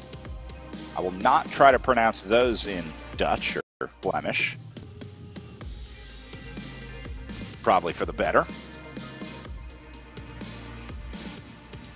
Let's see, Godby should be making her way towards those churches here relatively soon. They come at 28K in, and Godby is at about 23K into the day right now. Another cool element of RGT. get to do a little bit of sightseeing. Now, not all of the courses on RGT are built with the realistic environment like we have here in Leuven. One of the really cool things about the app is that you can just upload any GPX file into the game, and it'll create that course profile for you. But the designers of RGT have a set of sort of pre-made courses where they've built out the city and buildings surrounding them, and so that's what we're riding in Leuven here today. They call these real roads, and you can see why, because it's about as real as it's going to get in terms of virtual racing here.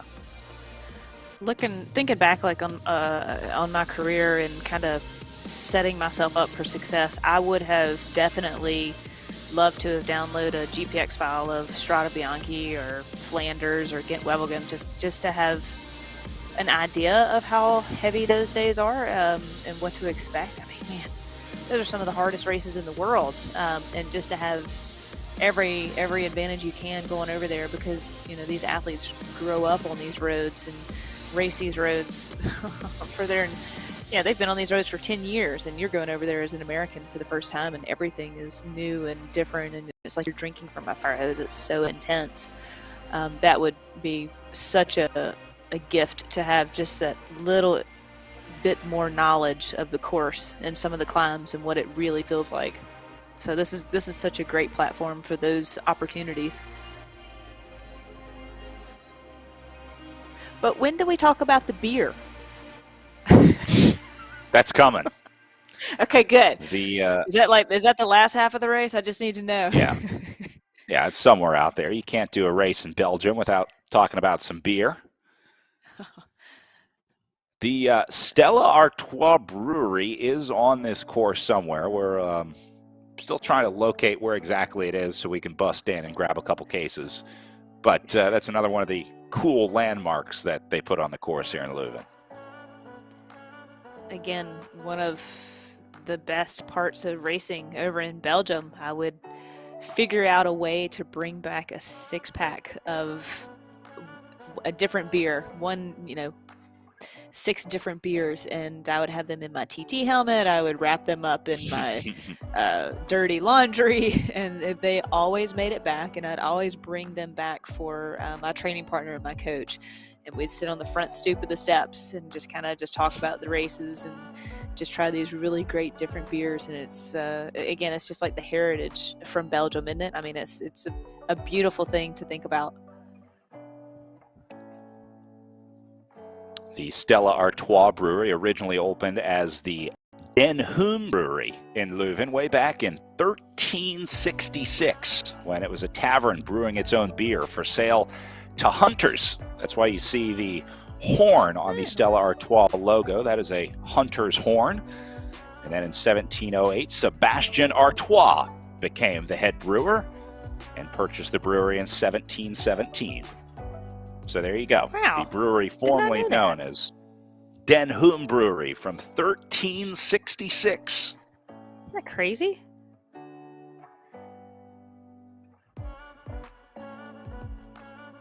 And then they got bought by Budweiser in 2008, but we're not going to talk about that. That's not part of the cool history. We don't, what is InBev even? It's not important. It's just as like far as I'm 100 years concerned. old. Wee baby. Yeah. Yeah, as far as I care, my man Sebastian Artois is still brewing beer in Leuven. And that every time I get one of the green Stella Artois bottles, I'll just imagine Sebastian brewing a beer. Hey, now, look, we have the Super Bowl tomorrow. I'm not opposed to popping a top on a nice Bud Light. Yep. They make great commercials.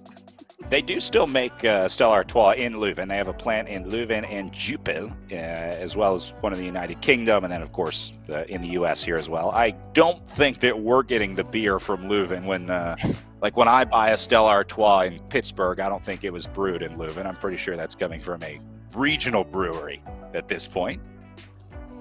Just have recipe, don't they? Exactly. It's made by Labatt in Canada, in case you're wondering.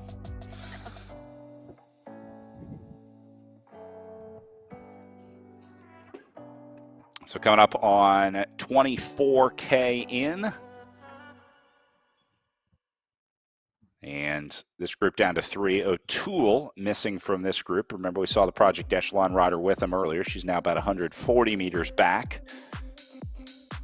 So just falling victim to the pace here. About 40 minutes in.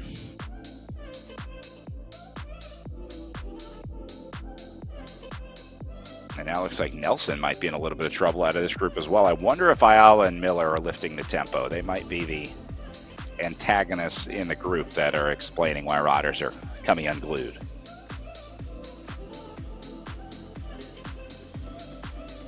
I also think it's just a hard course.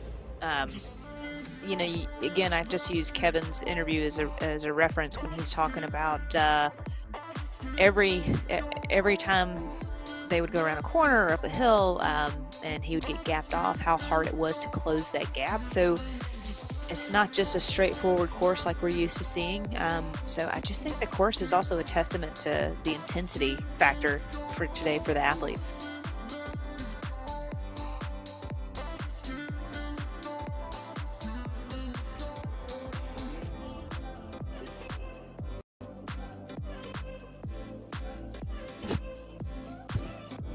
I can't help but notice, and I'm not sure if this matters in any way, but I'm noticing that Miller's avatar is the only rider with a computer on it. Nelson and Ayala's bikes don't have the little STEM computer up there, I noticed. Seems like Miller is the only one that has that on her bike. I'm not sure if that's an option in RGT or how you determine whether your avatar has a computer on the bike or not.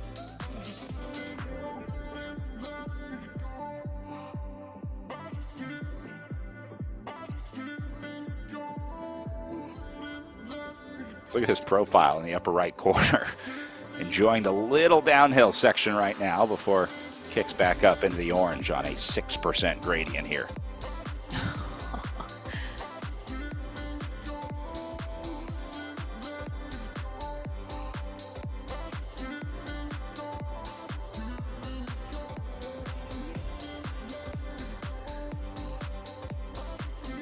Another advancement in bike racing, I would say, in the last couple of years is, when you're talking about cycling computers, is having the maps downloaded to whatever computer you have. You have a Hammerhead or a Wahoo or a Garmin. Actually, one of the EF Tipco riders alluded to putting the race map on your computer when you're racing, just to have an idea of where you're going, which is great. I mean, that was never an option for us. So again, you know, we're talking about downloading GPX file into our GT. It's just so many advancements that have come out in the last 5 or 6 years, and also VeloViewer, which we've used to highlight the course profiles. Team directors are now using that, and again, having like a hotspot in the car with VeloViewer on for the race course or training course, and knowing exactly the pitch, how long the climb is, where it begins, where the turn is. It's pretty fascinating to see the advancements and the knowledge that you now have at your fingertips while you're racing. Yeah, the data available to riders these days is crazy.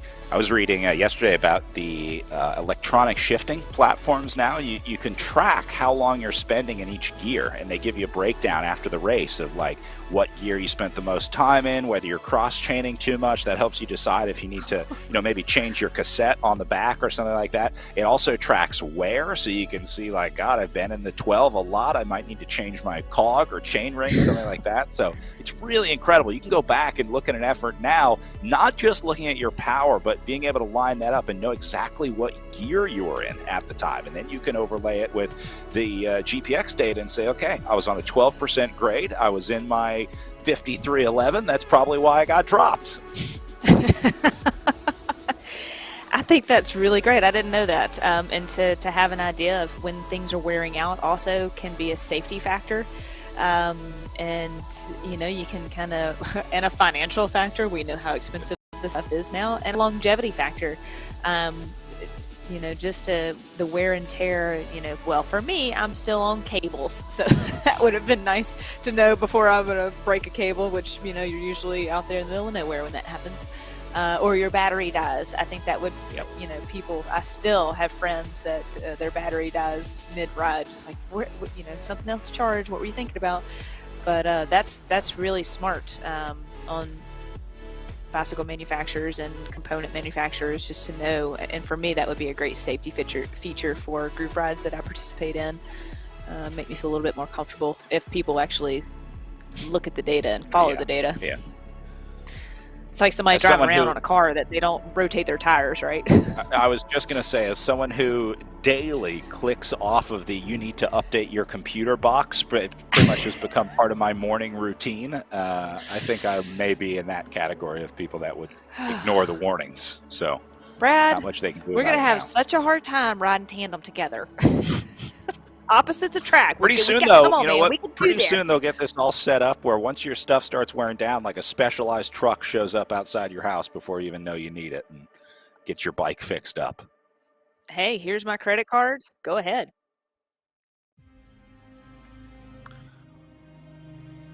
Got to be getting a preview of the last kilometer of the course right now. About to close off another lap in her books. Just did that last little bend at 800 meters. Have to imagine she's thinking about this stuff. I mean, she's looking at this run. She's thinking about what a sprint might look like here, even though it's not going to happen today. But, you're always thinking about that stuff as you ride through, and I have to imagine God be doing that right now.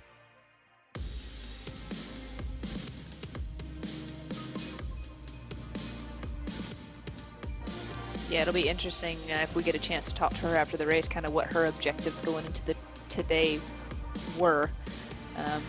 Again, when we talked to her last week, and she talks about standing versus sitting and the amount of power that she's putting out, like she's already ahead of the game, right? She kind of knows she's going to be out here, so meeting some new objectives and setting new objectives instead of just trying to win the race. It's all about personal improvement, getting as strong as she can ahead of the finale of the virtual racing season. Like you said, look at the power history line. It's just beautifully straight across, centered, no big jumps, no big spikes. So Gabi wrapping up lap 1 of 5.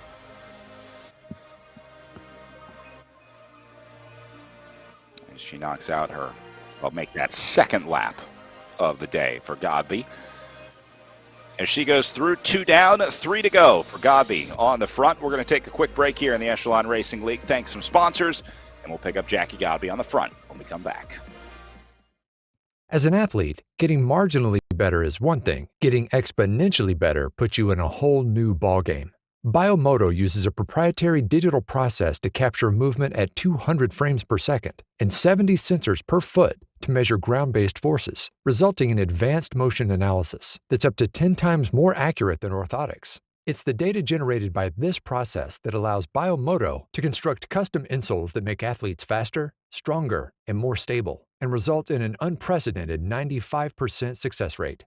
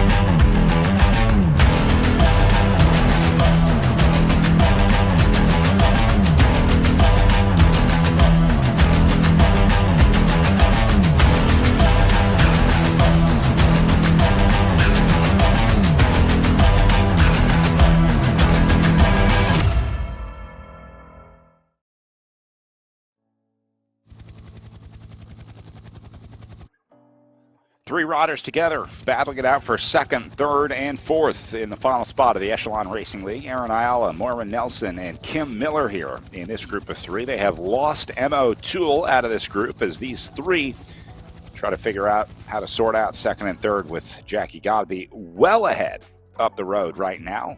Built herself a nice 2.8-kilometer lead, but this is the real battle of the day. Miller, Ayala, and Nelson out on course.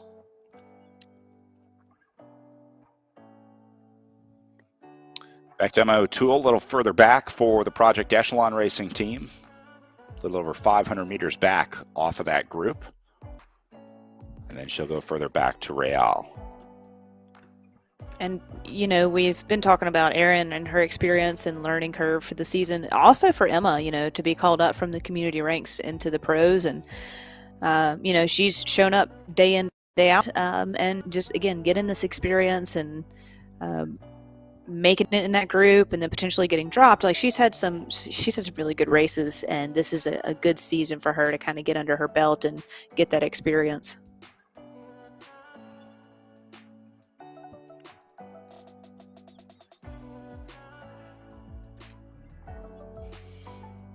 As O'Toole presses forward back here, Godby up at the front, about to make her way past St. Peter's Church. Famous church in Leuven, first built in 986 AD. Burned down in 1176 and has been sort of built and rebuilt ever since. Fire struck in 1458. Burning it to the ground, rebuilt in 1505. It also suffered some damage during World Wars I and II, but perhaps the most famous claim to fame for St. Peter's Church, it is the home of the Last Supper painting. You can go see it in person. It was painted by Dirk Boutz between 1464 and 1468, thought to be in Leuven. And so that painting is on display at the church, along with a few other masterpieces. But you can go see the original Last Supper in the church. Kind of cool. That's amazing. I didn't know that. Yeah, shoot, I hate that I didn't know that when I was there. Huh. There's always a chance to go back. We'll go back and ride this course in real life on our tandem. Stop at the brewery. Promises. Stop at.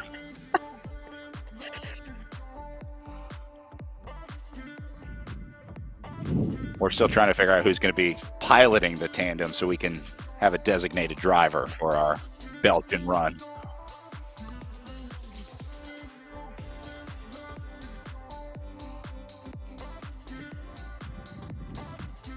I'm sitting in silence thinking about this, actually.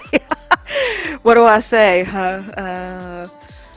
Brad, I trust you for some things. I trust you for everything we are doing today. I'm not quite sure I trust you steering me through the corners. Well, I don't know. We should just go try. Let's just go practice. Yeah, what could possibly go wrong? Not that much. How do you feel about road rash? Little Tegaderm, little Neosporin. It's not that bad. Be fine. And I mean, I know your moneymaker is shoulders up. We won't injure that. I promise.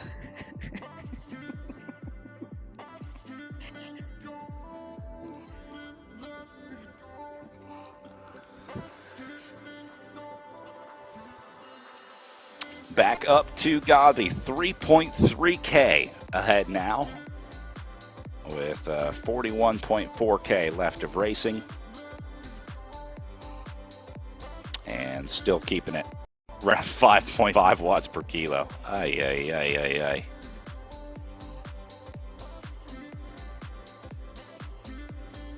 Well, I don't even know where you go mentally for these watts.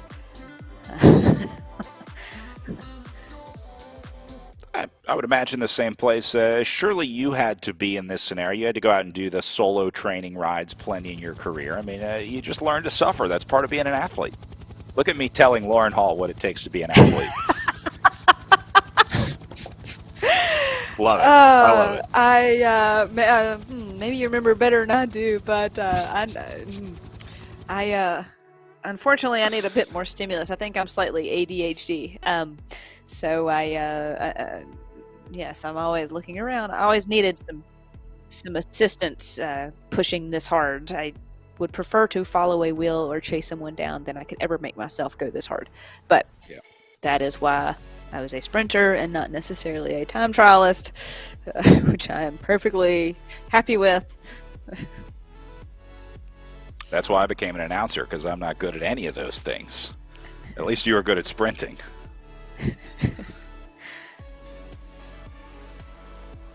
Godby, obviously very good at the time trial with a triathlon background. I have to imagine that anaerobic endurance probably plays a big part of this too. The ability to run and swim too builds up a pretty strong cardiovascular system. So she's obviously using a lot of that for racing here.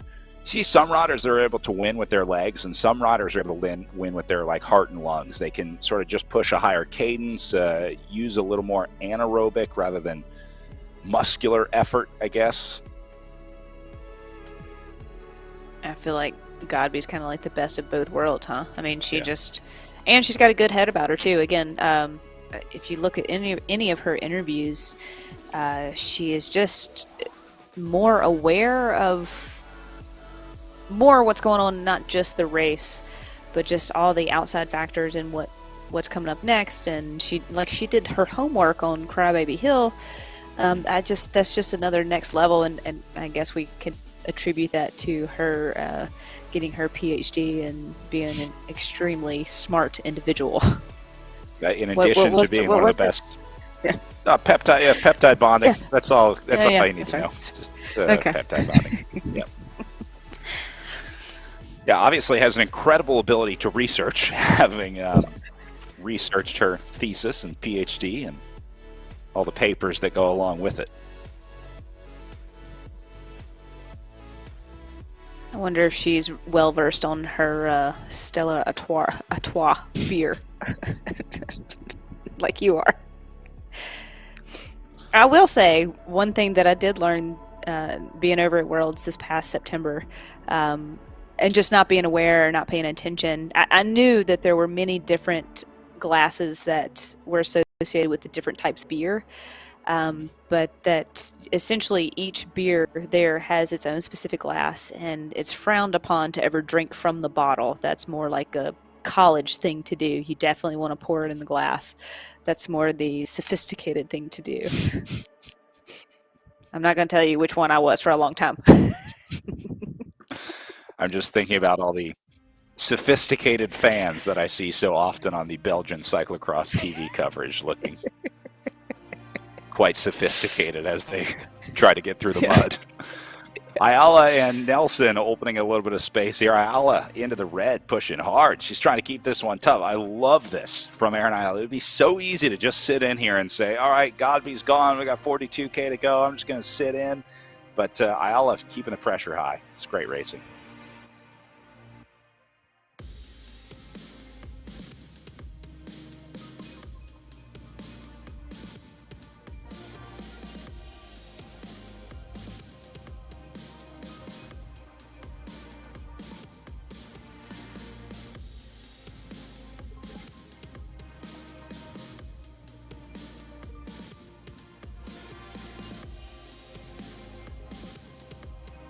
What about music, Lauren? You ever listen to music while you train? I know headphones probably not the best idea out on the open road, but music on the trainer? Again, yes, always some sort of stimulus. If I'm not in a group or on a group ride, I would have my left earbud out and my right earbud in.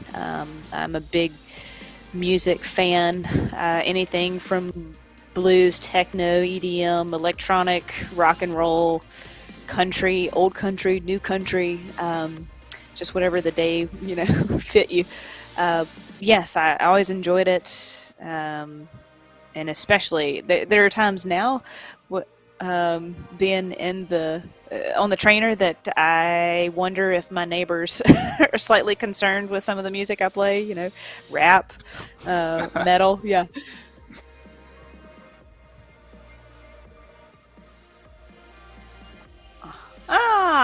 we have a puppy dog. And we're getting a little tour of the pain cave here. Yeah.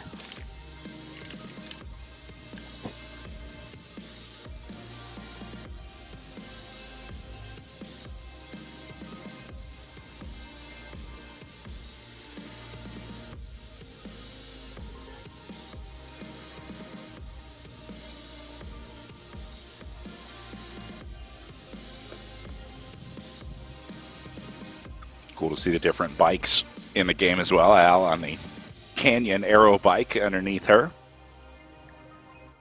This is another place that the NFTs will come into play. You'll be able to, when you buy your bike at the bike shop, you're going to get an NFT with your in real life bike, and you'll be able to use that NFT to unlock it in the virtual games and then bring it with you. You can sell it to your friend. If you have a cooler bike than them and they want your bike, you can transfer that NFT so they can have a cool bike on RGT or Zwift. I wonder if it'll eventually be like collecting bikes. I know I've seen down here, again, just being in Tucson recently and pressed a coffee shop, and he's got 2 or 3 bikes on display, and they're absolutely gorgeous bikes. Is that going to become a thing to hold on to your NFT long enough that it becomes a piece of, like, this is the whole thing, right? Is like a piece of artwork or something that's desirable to somebody else. And would you sell it, or is it something you'd always want to keep just to have?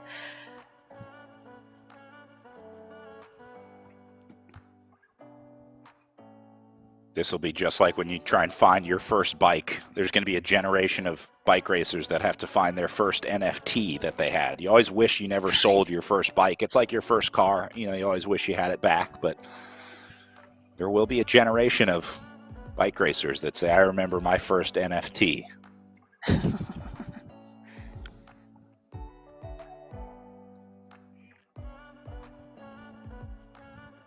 I want to buy some Godby coin. If she minted a crypto, I would invest in that in a second. Agreed. Yeah, she's got a bright future ahead of her. Miller and Nelson locking in back here, 3rd and 4th. Isle opened up a nice gap, 220 meters up the road now. Way to go, Aaron.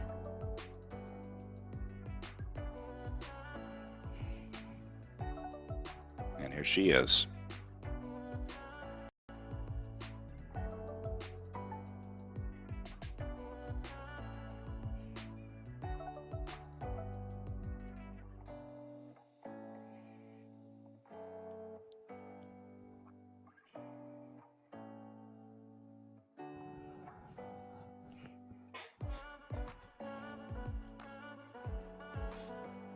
Ayala putting herself in a tough spot here.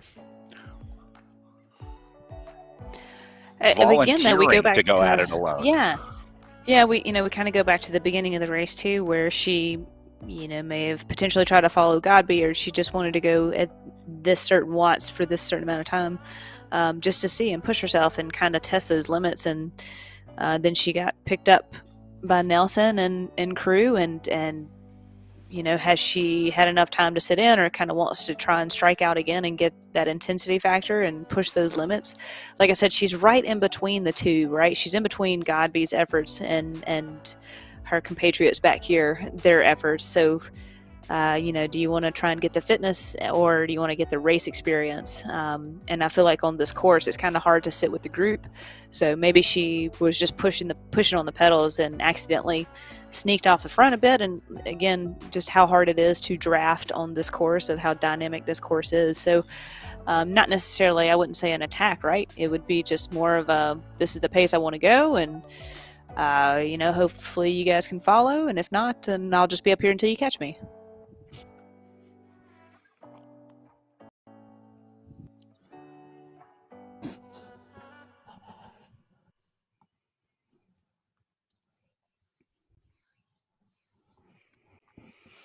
Looking at Miller's setup in the bottom left, dual screen action.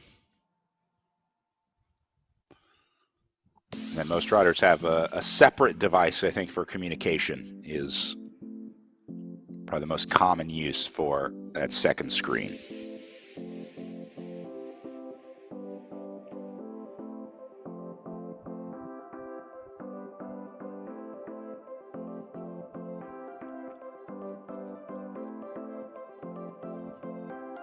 Miller locking into Nelson here.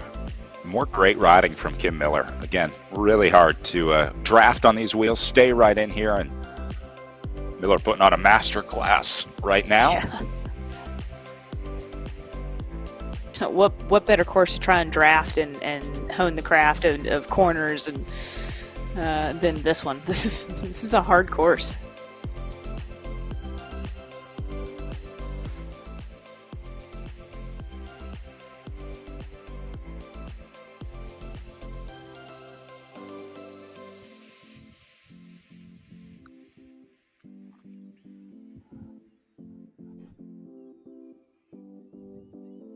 Gap not really growing or shrinking for Ayala, just sort of holding right around 200 meters.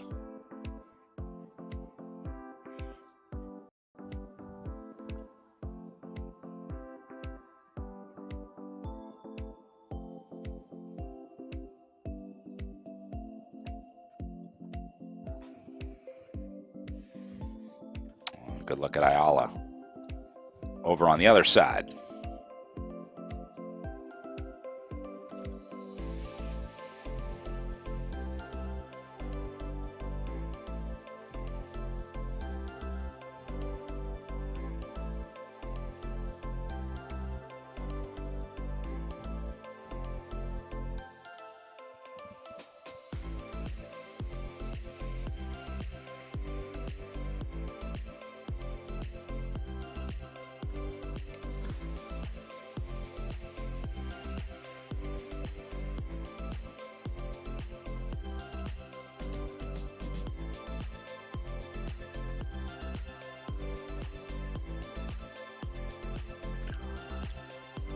Little wave there from Kim Miller saying hello to the SIS Zoom room. Thanks for letting us peek in on the look here.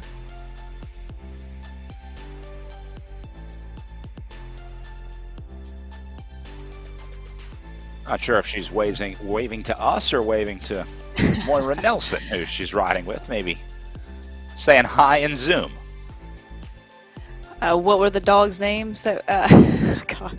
I wonder if they've had dinner tonight.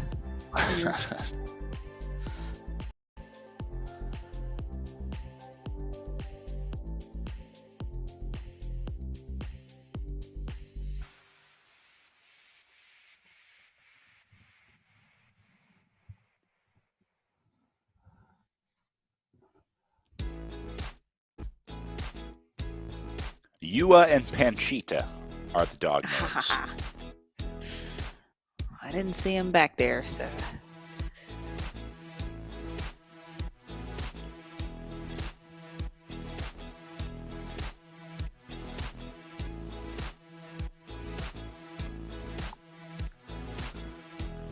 Up to Godby on the front.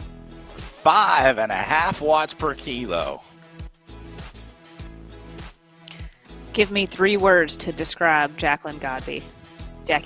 Strong, stronger, and strongest. How's that? Perfect. Yeah, I couldn't have said it any better myself. Good, better, and best.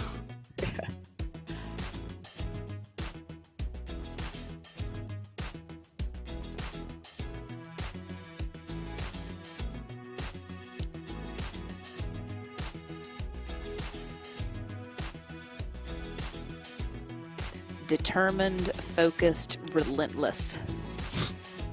I don't know how you stare at the screen for this long. I mean, we're doing it from a commentary side, which, we can get up and leave and we don't have to do 550 watts nonstop.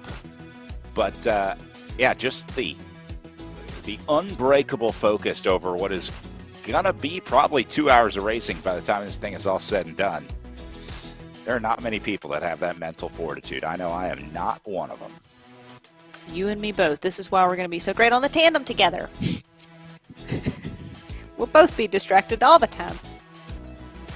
The other thing about racing, a lot of times riders, you'll see them that they have TVs in the pain cave. Maybe you watch old race coverage or you watch some live race footage, something like that to keep you motivated. But there's none of that on race day. Like, that's for a ride. That's for training when you're on, on the trainer. But once you get into these race situations, there is no time to look away. There is no other screen that you're looking at. You can't afford to do anything else. Otherwise, that's going to ruin your day of racing. So, yeah, just the fact that you have to be locked into this incredibly intense and mentally and physically straining effort for 2 hours straight without a single break really speaks to how tough bike racing in general is, but specifically virtual racing. And we've seen to where her partner essentially opens the gel for her and hands it to her. You know, even those intricacies, and also like Erin Ayala pouring out all her food on the table to where all you have to do is just grab it. You don't have to actually get it out of the bag. Like all those little details matter. All of it adds up. All that little extra stressor is one less thing to think about.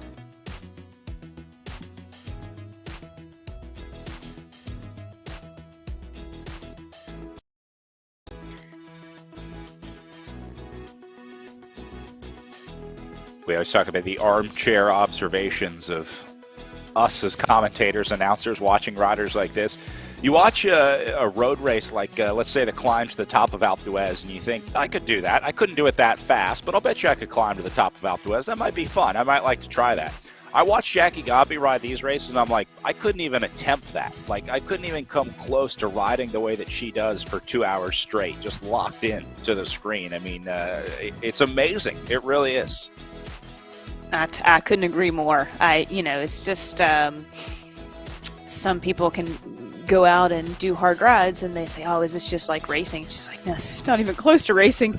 But, everybody can push watts and everybody can go hard, but it's the race simulation. That's where the changes are, the differences are.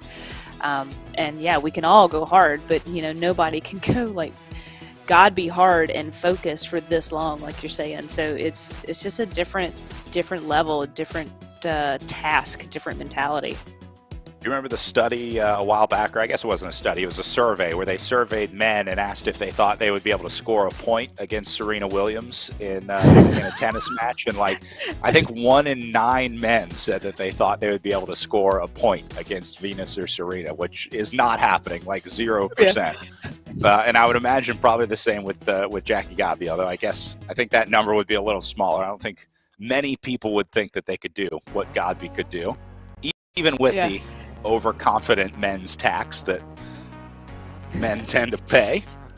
Yeah. Or even, like the Olympics, for example, and everybody's saying, oh, how hard could this sport be? And then you get someone that has never done it to actually try it, and all of a sudden you see how ugly and brutal it is for that poor person, that poor soul giving it a go, and then that just gives you that appreciation for someone that does it so well and makes it look easy, so much so that people are like, oh, I can do that. It's like, no, actually you can't, but I'm glad you have the confidence to think you can.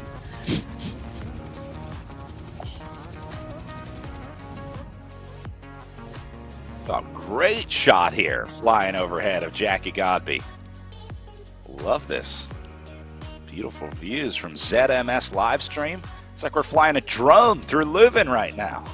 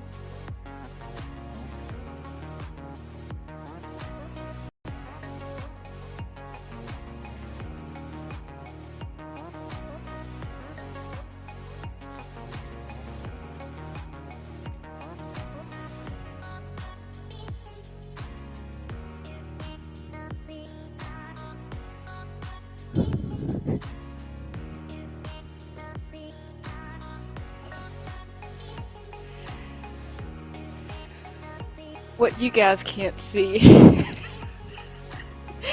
that I can see is Brad.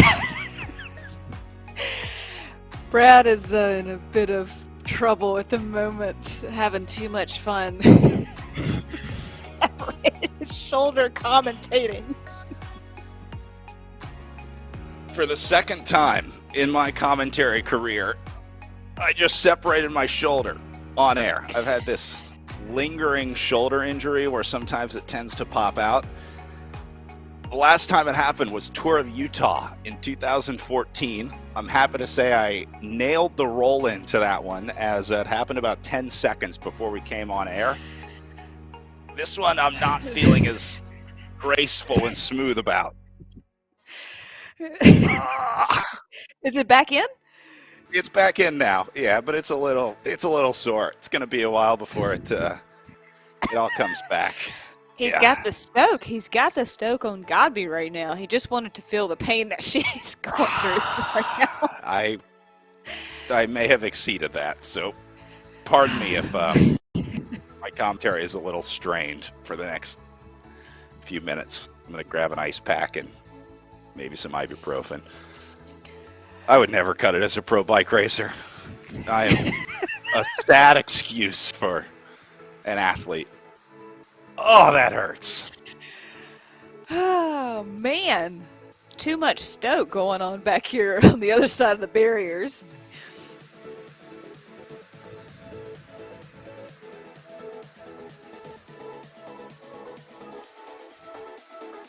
Well, I'll take it back to racing while Brad does some deep breathing. I'm going back to the medical car right now. See if they can work on me. Oh, that Erin's hurts. just tapping away, just doing great up here. You know, she's made that separation, but again, I don't think it was on purpose. And Miller and Nelson back there just holding together pretty steady. I think this may be how these riders come into the finish line. Also, is kind of just these ones and twos, and I'm not sure if they'll get back to Erin or not, or if it's just a part of the course that she got away from. Or sorry, Brad, I'll try not to use the word separated. Yeah, she's just steadily just, having a good ride today. And I don't see any changes in where she's going to end up on the podium.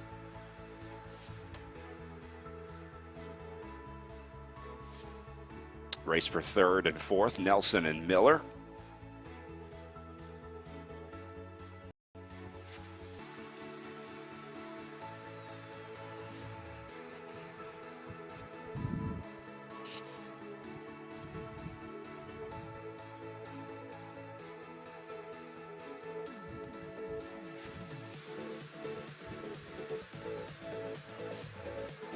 A great ride by Ayala. 500 meters of separation over these two now.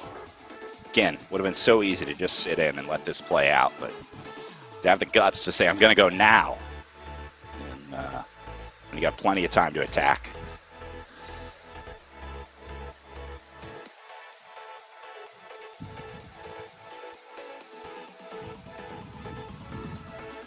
Back to Ayala next.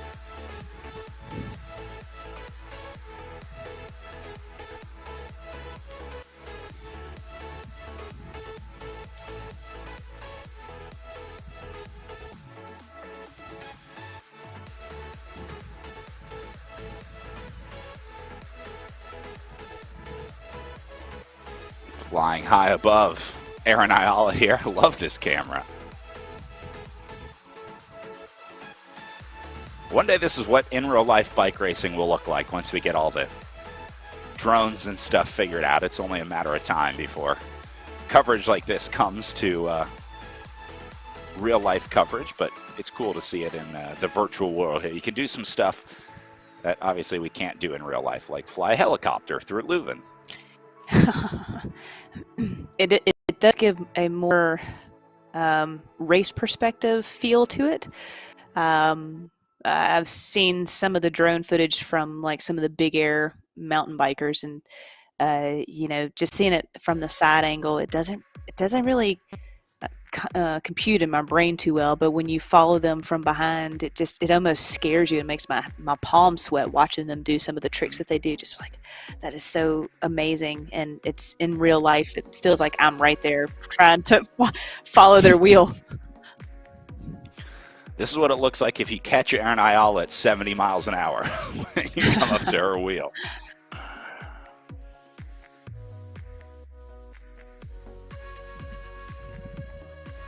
I was scrolling social media this morning and saw some footage of I'm pretty sure that was drone footage following a cyclocross race. And again, just to put it in perspective of like when they are on the gas, what that looks like, that acceleration and separating, and then when they're trying to navigate through the turns and through the ruts and dismounting and running, it's just, again, that perspective is so realistic and just like you're right there in the race with them.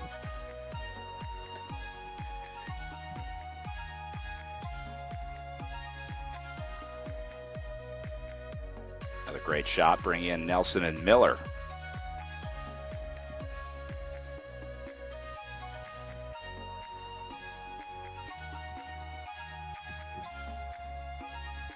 Riders just going past the town square right now. Our helicopter ducked in a little bit there.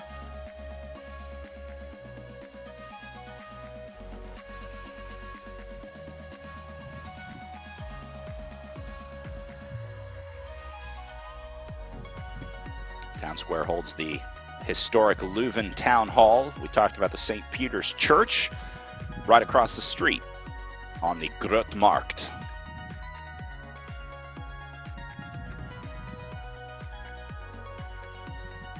Ayala up to 830 meters up the road now.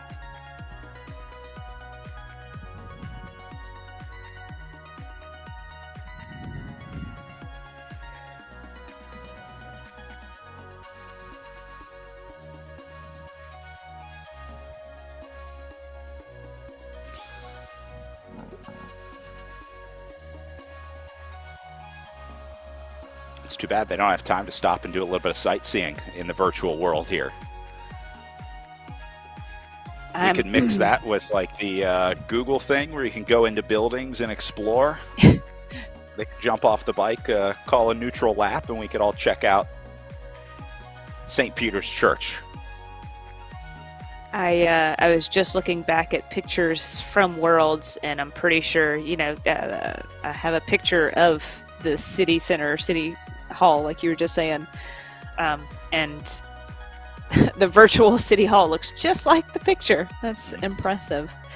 Yeah, they in this Leuven course, they went building to building recreating this. So all the facades are dead on, the door, the windows. This is almost exactly what it would look like if you were riding through Leuven. This is exactly what it would look like if I was riding through Leuven, because I would be 5 kilometers behind Jackie Godby. So at least that part is accurate.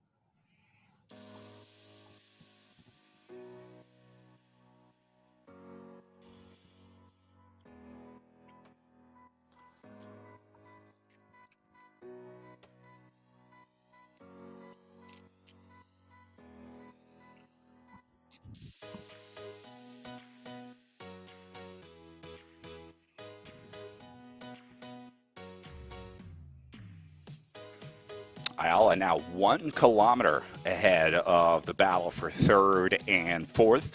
Remember, not only stage implications here, you're also looking at a little bit of the GC battle unfolding. Dylan Baker currently sitting 3rd overall, but does not race the finale here.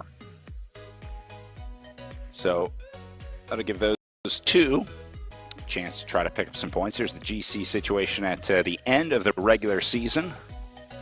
See Baker in 3rd at 1577, but Miller and Nelson on our screens right now with 1511 and 1480 points. So if Baker ends up with a 0, Miller third would be the best that she would be able to do. That would be 70 points, I think, which would be enough to get her past Baker into third. So Miller is going to need to beat Nelson, and I think in that scenario that would move her into third place overall here.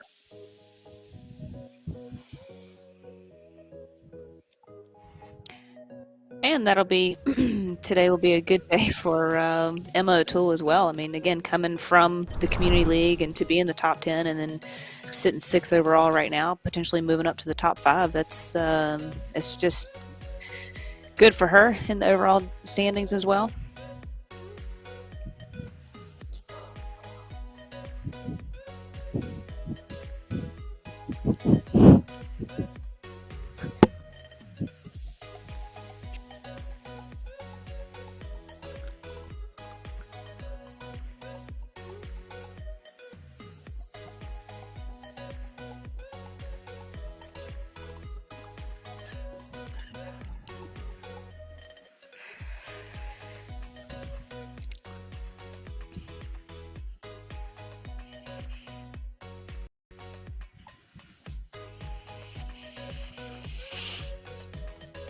Gotta be bombing down the hill here. Even on the descent, it would be so easy to just register a 0 here on the power meter, right? Like, just coast down the hill like everybody else, like every other bike rider that's ever gone down a hill after a hard effort. But Godby stays on it. Especially 5K up the road, essentially 4K up the road with GC standings locked up, stage today locked up. Going into championships and worlds, but she's ever vigilant, ever training, ever learning, ever growing.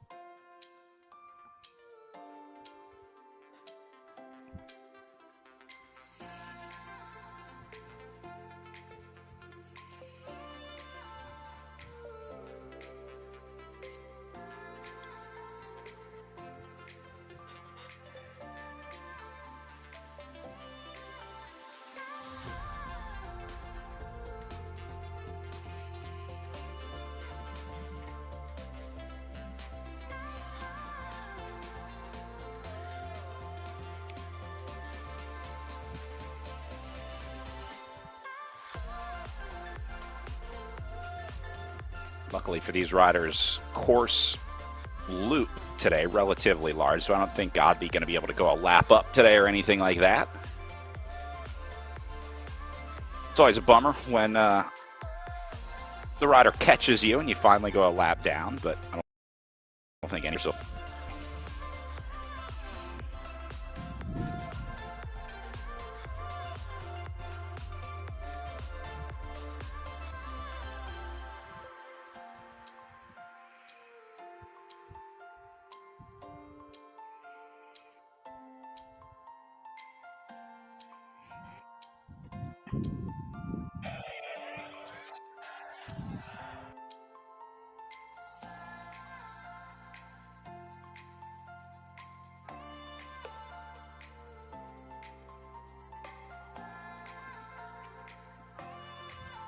Got to be going 4 kilometers up on Ayala now. Ayala's also built a nice 1.2K lead over Miller and Nelson, so she's been consistently adding to that gap.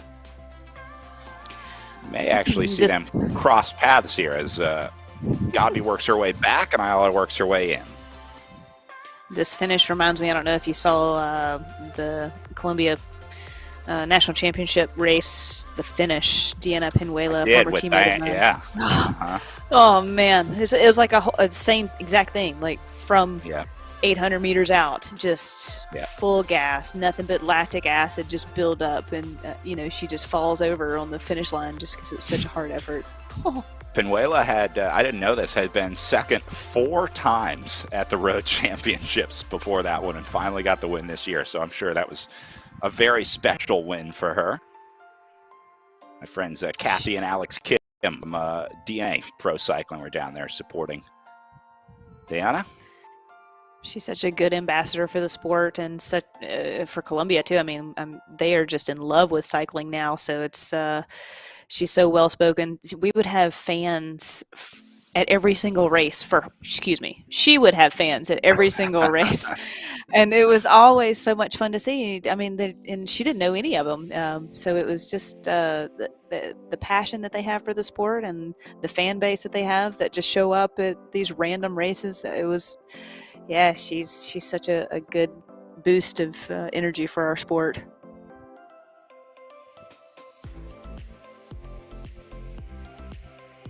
Gotta be grabbing a gel here. You know, it's a long day when Godby doesn't have her soigneur on gel duty. This is probably the most relaxed or that we've seen her. She never even takes her eyes off the screen. Just tosses the gel to the side.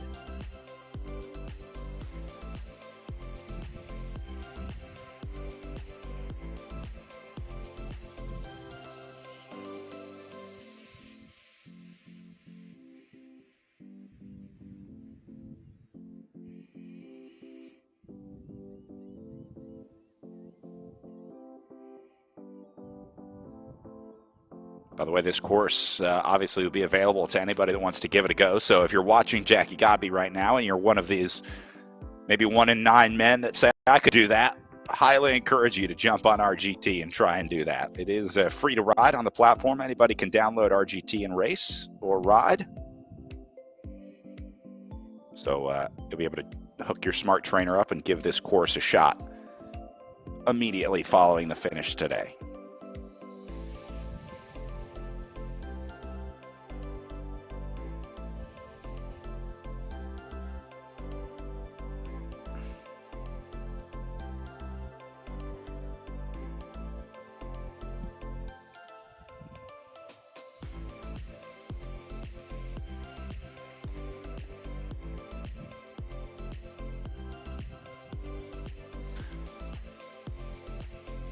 Got to give some credit to our European riders. Late time slot for the European starters. We talked about some of our time trials earlier where we would have 2 starting slots so that the European riders would have a chance to start in the morning.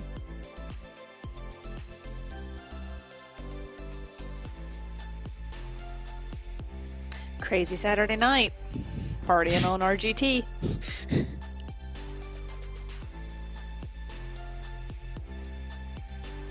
Currently just past 9 o'clock p.m.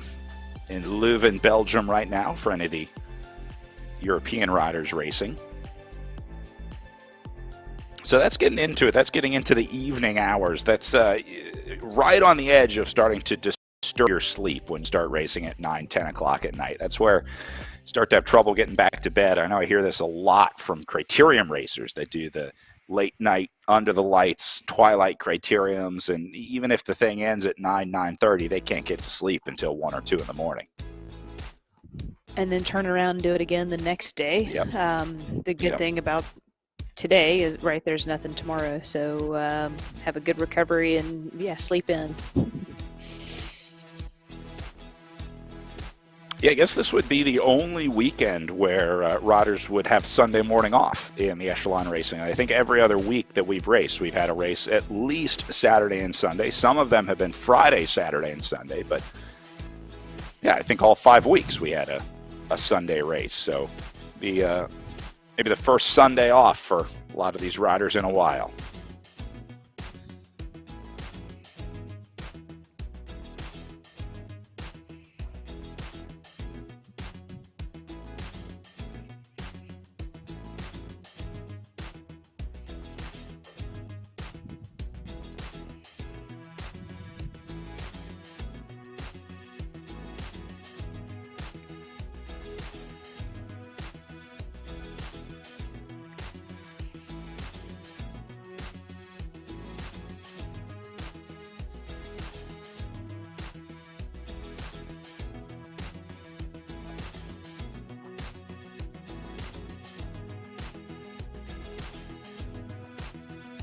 All on the climb again, the elevation profile across the bottom of her gameplay screen. You can see she is the big white dot on the gameplay screen on the right side. So she is just at the end of that red section right now, the last red section, which is sort of the last big climb on the loop.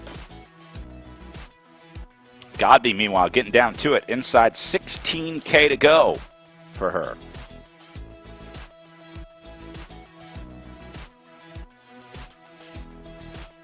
This is another big day besides last weekend and maybe one of the days at Tour of the Gila. These are significant days on the trainer. So, we're talking about tomorrow, no racing. That would be a nice break for them to not have to do back-to-back. And you wonder what they would do tomorrow, probably just an easy spin or a longer just endurance ride for those that can go outside potentially. But this course is a hard course. So, and then the distance of today's effort, this has been a big day for everybody.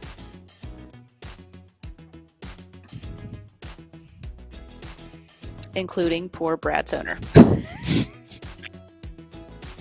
Well, whatever pain I may be in from separating my shoulder, I'm imagining pales in comparison to the pain that Jackie Godby puts herself through every week. So I'm just channeling my inner Jackie right now, thinking, if Godby can do this for 2 hours, I can deal with a separated shoulder for a few minutes.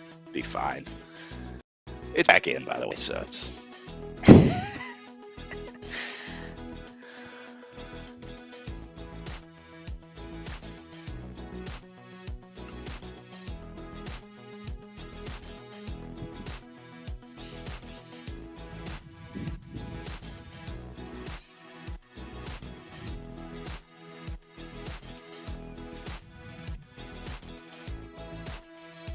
Look at the power profiles of these two.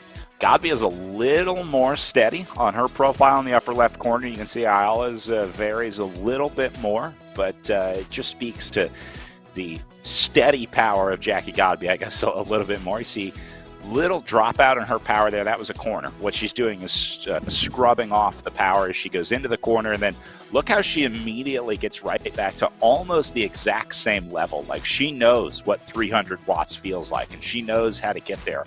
A lot of people, if you said do 300 watts, they would do 500 watts, and then they would dial it back to 300 because they don't really know what 300 watts feels like. Jackie Godby does.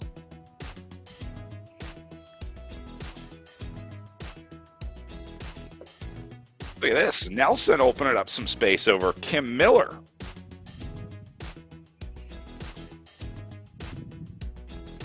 Quite a bit of space, actually. Yeah, it's just adding up now. I mean, we're towards the end of the race, towards the end of the season. Mentally having to stay in the game this long is wearing on some of these athletes for sure. And so... Yeah, we kind of thought we would see the ones and twos kind of come across the finish line, and that's essentially what we're seeing.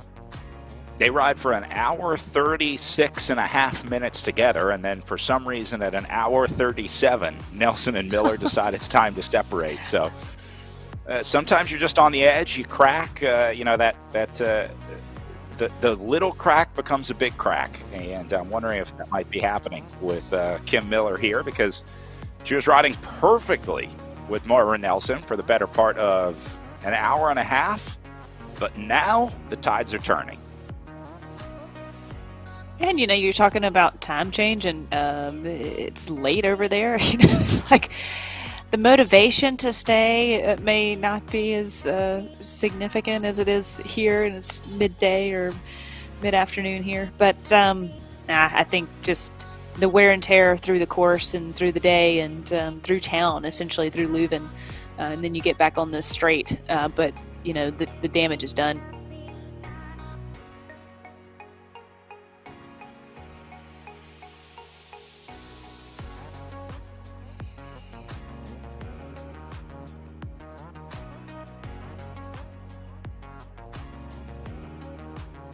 Miller sitting up a little bit, using the opportunity to grab some water.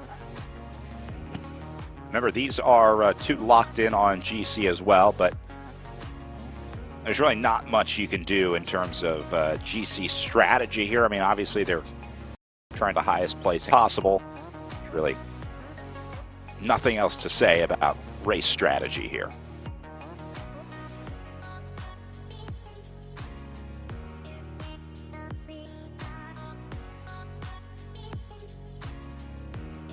Big gap opening for Nelson.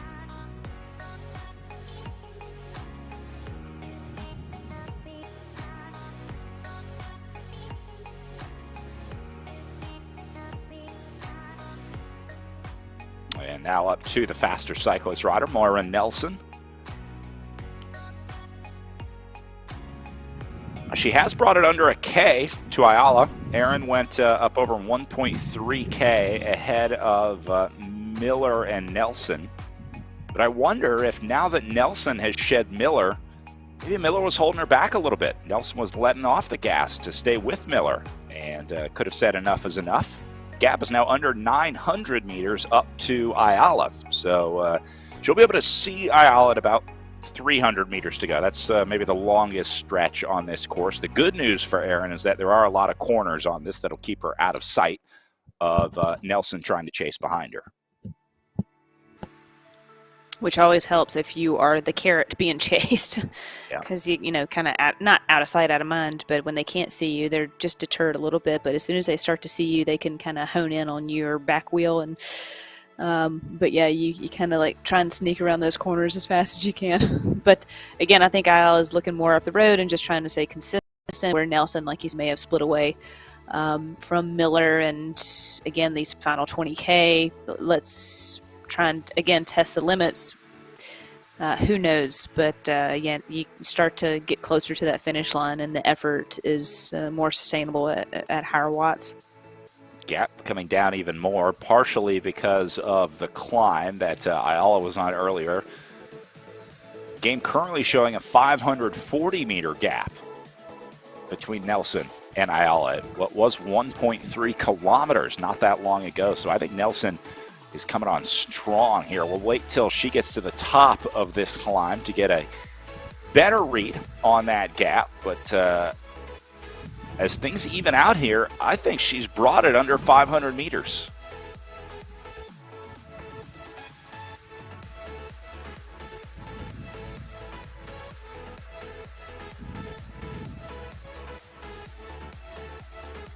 Nelson's going for it. She wants to come across this gap. She's losing a little bit of time here, but she went into the red out of the corner, which tells me that she's really working these turns and working to get up there to Ayala.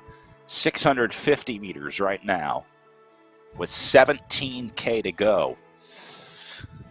She should be able to make up the 650 no problem, but she needs to do it like immediately and then get up into that draft and hang on. You can't do this for another 17K. She's not going to be able to go solo and try to chase for the last 17K here. So that gap's going to need to close sooner rather than later, and it looks like it might be ruck out right now.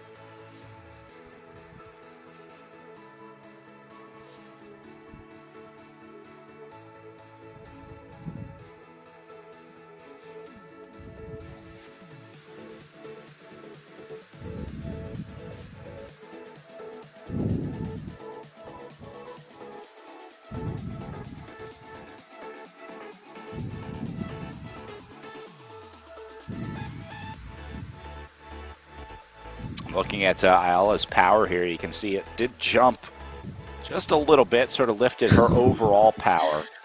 And I'm guessing she saw that number next to Moira Nelson's name getting smaller and smaller and decided that she needed to make her wattage bigger and bigger.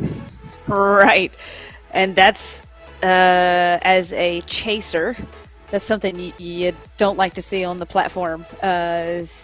You know, Ayala can see that. And so Ayala can pick up the pace, where it'd be like having a team radio and your team director's basically saying, hey, somebody's jumped out of the group and they're headed your way. So either pick it up or be on the lookout. So Erin, you know, I was like, no.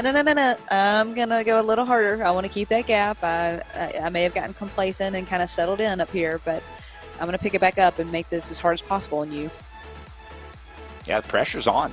600 meters for these three. Meanwhile, Godby takes it under 10K to go, getting down to it.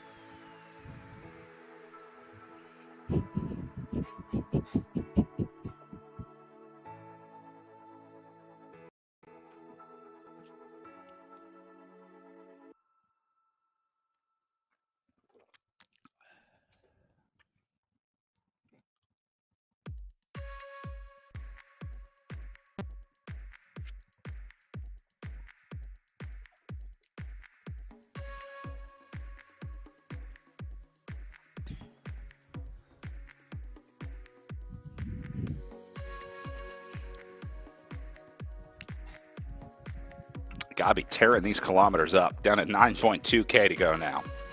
It's hard to believe she's only picked up 600 meters of climbing on this course. It seems like when we see these cameras, they're on the incline a lot. They're battling a gradient quite a bit out there on this Leuven course, but the climbs are so short. They're just not picking up that much total elevation over the day. Again, they're only on the climb for 20, 30, 40 seconds, something like that.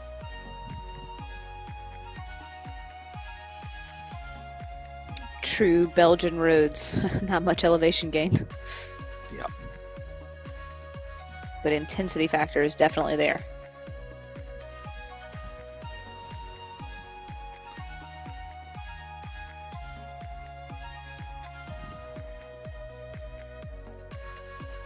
Ayala doing a little less wattage than Nelson here. Looks like Nelson has a slightly higher average watt per kilo. That should translate into bringing some time back. Also, look at Nelson's heart rate. Holy cow. Lower cadence, higher heart rate.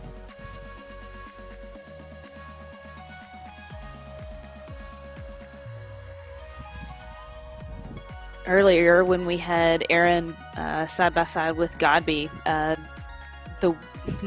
the cadence and heart rate were the same. The watts were about 30 watts difference to Godby's favor.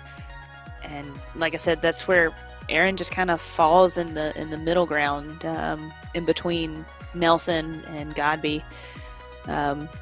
So this is all good work going into the bank for Aaron, in my opinion, for upcoming season and for next year on RGT. I hope Ayala can keep some of this form into her in real life racing season, because she's going to be flying coming out of this. I mean, if she can carry any of this over into any of her spring targets, better watch out if you're in the Midwest racing any P123 women's fields. Keep an eye out for Aaron Ayala. I'm assuming Minnesota is part of the Midwest, granting them Midwest status.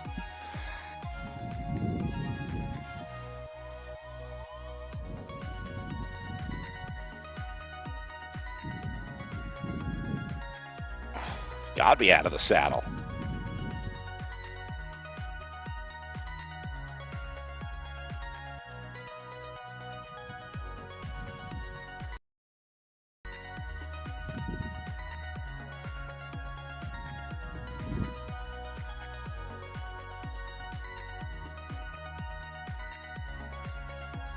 Godby right now on the longest climb of the day, of what is really only about 4 minutes of climbing, maybe less. And Ayala going to get there in a couple minutes.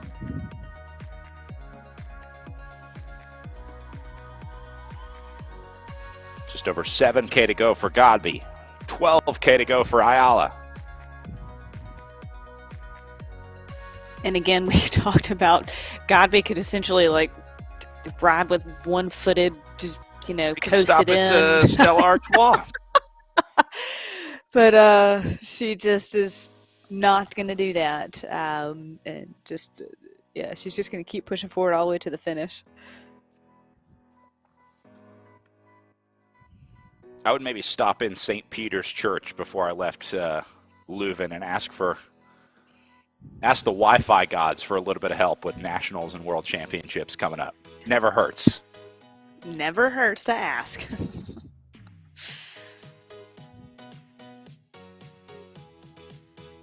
The church really does look incredible. We were looking at some pictures earlier from inside. It is an incredible piece of architecture in Leuven.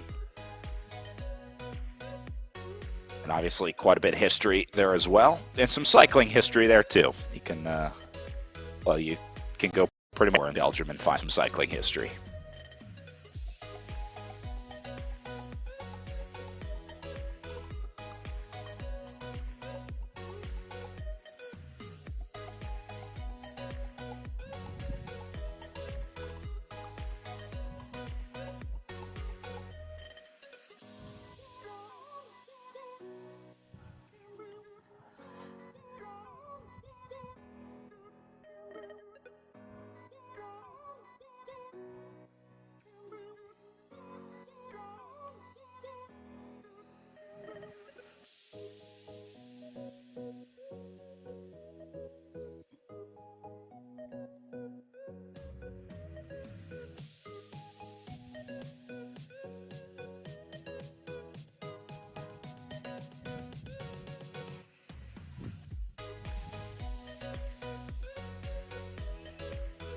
I'd have another ask for the RGT platform would be to add in some crazy Belgian fans. Yeah. They usually come out with some really great costumes and some great signage. It's always Did you ever have a fun to guy see. like bring you an old picture of you to sign? I know that's often common with the Americans. The super fans of Belgian cycling a lot of times have pieces of memorabilia that the American fans didn't even know existed.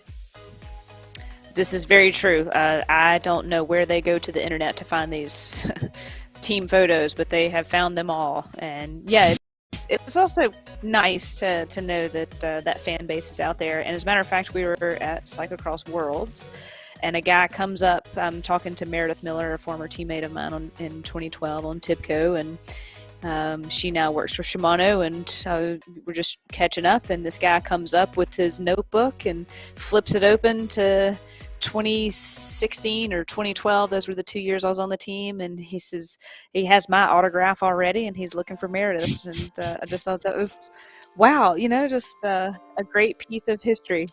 Yep. And it's nice to have that support and that fan base. You just never know who's out there, and it's always nice just to when they come up to you. I appreciate it, and I welcome any fan to come up and say hello. I'm waiting until they put the Belgian odds maker in the game. You know how there's always the guy with the board and he writes the odds for the race coming up, and you can make little bets on the sidewalk there. I think that'd be cool. We could like gamble some crypto on riders in the virtual world here. Yes, yeah. That'll be our next progression, huh? NFTs, gambling some crypto, Bitcoin. We're taking one of the oldest sports and connecting it with some of the newest concepts of the sports world.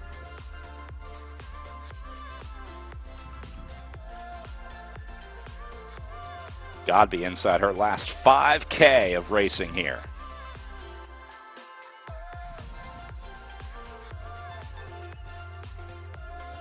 She's going to be able to ride through with her eyes closed next time she goes in person. She'll know these roads well enough she can just navigate from pure muscle memory. It's got to be a nice feeling, though, that you've got less than 5K to go to the finish. It's been a good long day for her.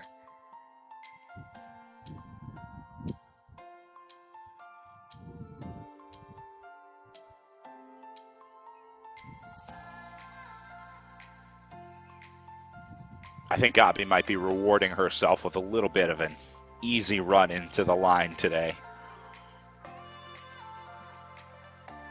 Again, really no reason to push. Her overall fitness is much more important to Jackie Godby right now than even winning today. I mean, she would like to win by a lot, sure, 5.7K ahead of Ayala.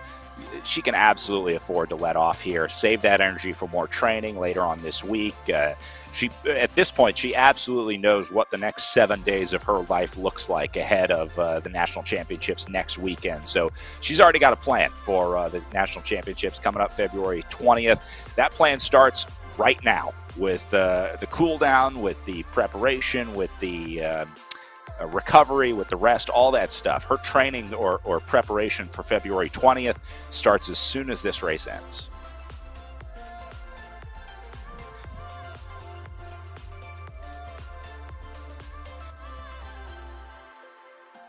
Yeah, you're right, Brad. She could use the last 3K here just to cool down. But I think that's just going against everything that's Godby, isn't it? I mean, she's going to go all the way to the line. But she could. She has every right to. But I can't see her just totally letting off now. No. Even with a mechanical, Godby can go to Best Buy, buy a new router, wait for the Comcast guy to come and hook it up, and still win this race.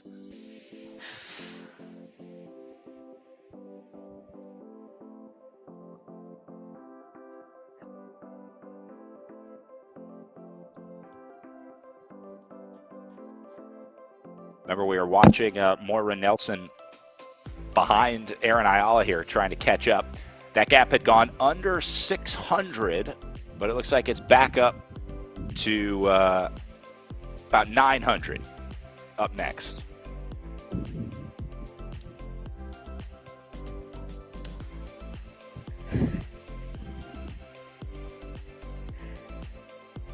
Back to Nelson.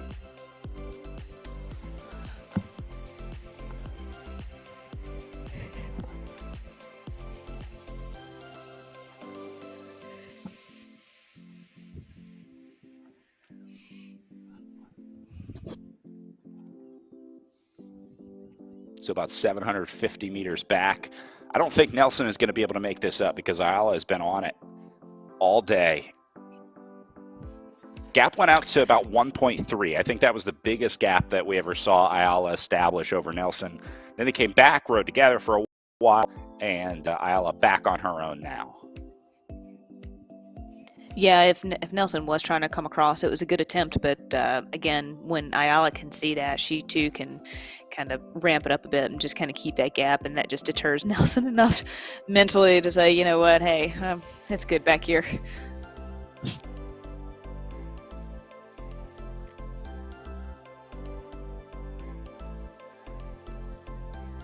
Gabi standing up on the hill as she goes under 2K to go now. She'll see that Flamme Rouge up ahead. Past one of our churches there to the left. Yep.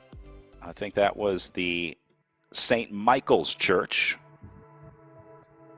And then she'll go by the St. Quentin's Church as well just before getting to the finish.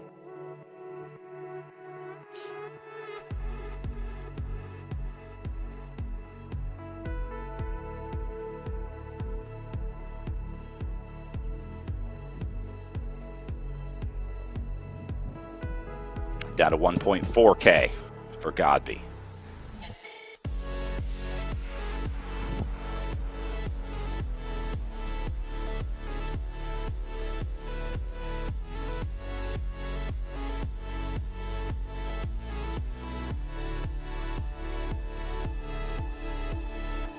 I wonder if she gets Valentine's Day chocolate for Valentine's Day, or if she's just makes her own, or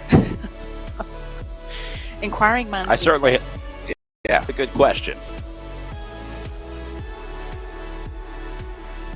Jackie has made the post-race chocolate an important part of her cool down. A happy bike racer is a fast bike racer, as they say, and sometimes a little bit of chocolate gets you to where you need to be. Inside 1K for Jackie Godby.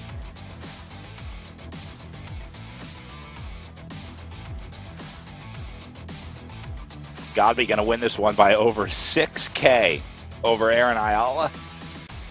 And I'll make the promise right now, if Godby does what she wants to do at Nationals and Worlds, I'm going to send her a 50-pound bar of chocolate if she can win Nationals and Worlds over the next 2 weeks. So I'll start crowdfunding for that one right now, but I can't think of a better way to reward what I think is probably America's best virtual bike racer right now, and a very good chance that she is the best virtual bike racer in the world. I hope somebody has that on recording. 50 pounds of chocolate to Godby from I've done Brad crazier Zoner. things, Lauren. Like throw your shoulder out mid-commentary. Exactly. That's how into this sport I am. Last 100 meters for Jackie Godby, capping an almost perfect season in the Echelon Racing League, winning every GC of the schedule, and wins the final championship weekend as well for Triple X Racing Atletico here in Leuven on RGT.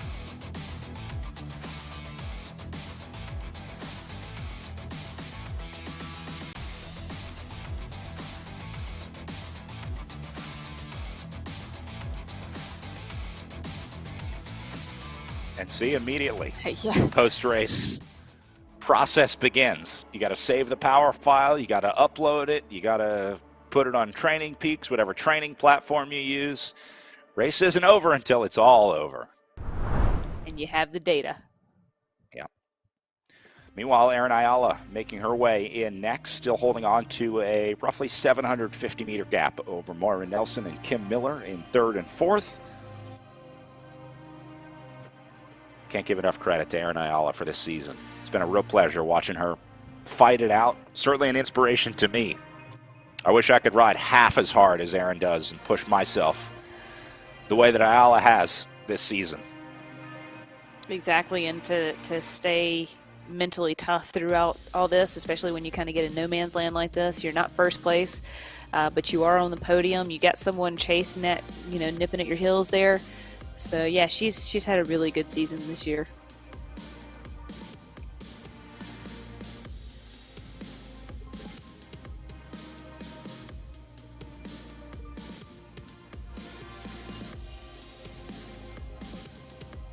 Nyala just working her way up over this last climb of the day as well.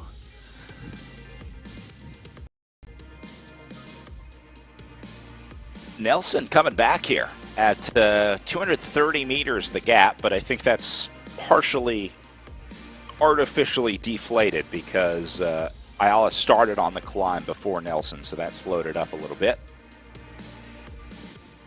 So I think Aaron should be fine here with 5.6K of racing to go.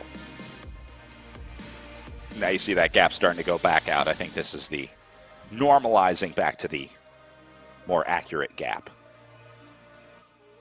And then Miller, another 1.7K behind them as we await second, third, and fourth place into the finish line. Maybe a little battle for second and third, but first place locked up by Triple X Athletico's Jackie Godby. A perfect cap to a perfect season for the American as she wins the championship race today. Let's grab a word with Jackie in the SIS interview room with our very own Emma Watson.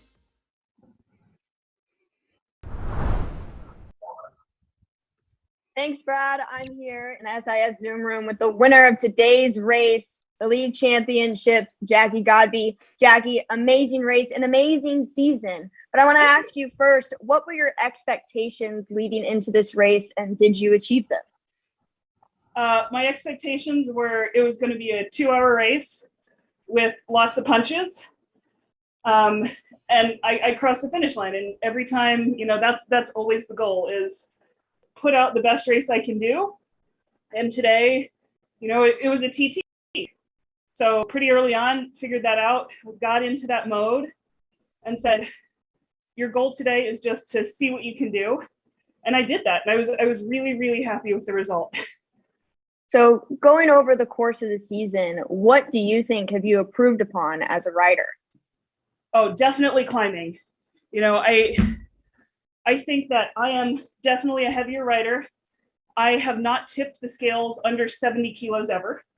So when I get to those very, very punchy climbs, it's difficult for me to stay up with those elite riders like Rhea Mobbs. She's a fantastic example of this.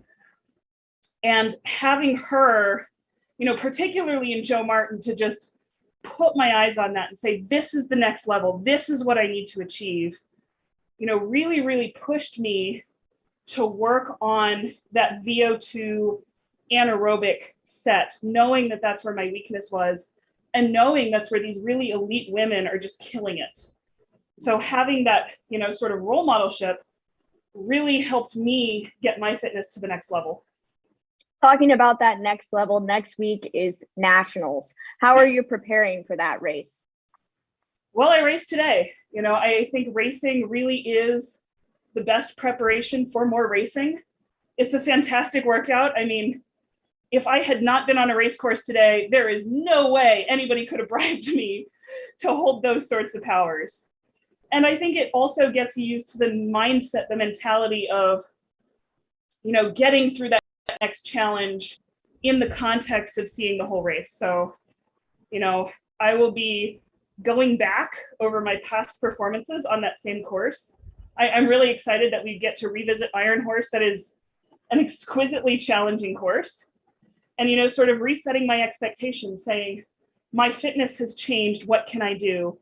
Who is the competition I'm going to be, in this chess match with? I'm just sort of mentally preparing, looking over the racing I've done. Well, thank you, Jackie. Congratulations and best of luck to you in the future. Brad, back to you. Absolutely bonkers, always improving. She's even thinking about how I can get better while she's riding against Rhea Mobbs, as Jackie Godby will end up our ERL season 2002 overall winner with Aaron Ayala in second, and looks like Dylan Baker going to hold on for third here. But all about the Jackie Godby show and Triple X Racing. It's more than just the result every day. Again, I think my most impressive ride or thing with Jackie Godby is the consistency every single week. Yeah, and talking about what leads to next weekend's national championship, racing. How do you get better at racing? Well, you do racing. And just talking about that motivation to prepare for that is, or to even get through today's workout, is to do this race, to finish out the Echelon Racing League series and show up and put in the effort. So, you know, even Godby talks about the motivation on the trainer and having to do these workouts. A constant improvement, constantly trying to get better. That has been the story with Aaron Ayala and Moira Nelson this season as well, for sure.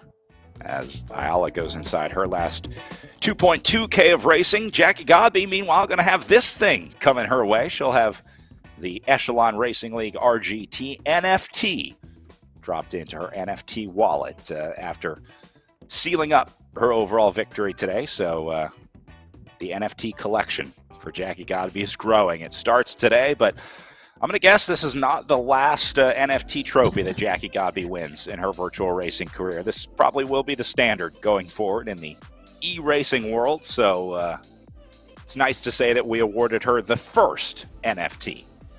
You know how some people frame their jerseys? Well, she's going to have some sort of digital frame to put her digital NFT jersey up.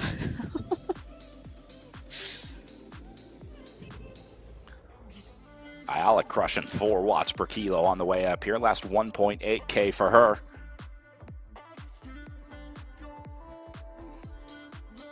Like There's you said, the church. Nelson has, made these gains on Ayala. And then it would stretch back out, but the gap is overall, I would say it is closing down a bit, but it may be too little, too late. Couple of K left. I don't know.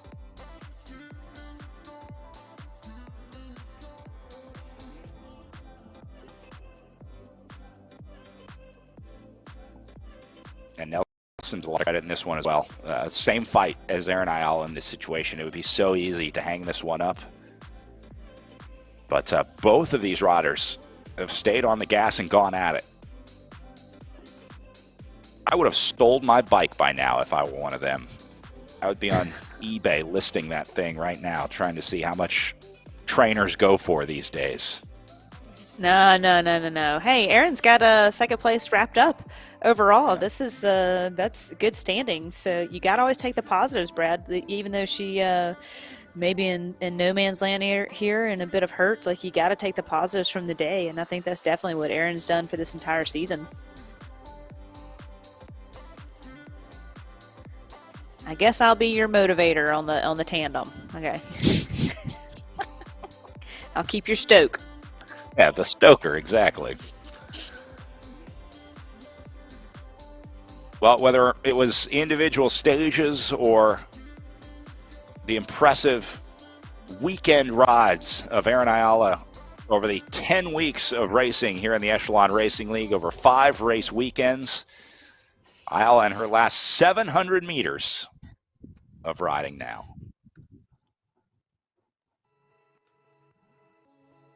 And knowing Aaron Ayala, I'm sure she'll be right back to training, recovery, and getting ready for whatever's next on her calendar. This is not a person that likes to sit still, that's for sure.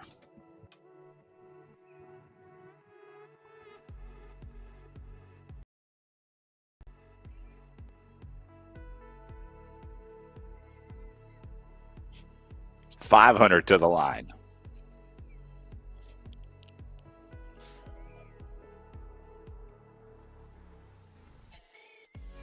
See if we can pick up Nelson then behind her, and then Miller and O'Toole looks like will come in for 4 and 5. Ayala finishing strong out of the saddle. Way to go, Aaron.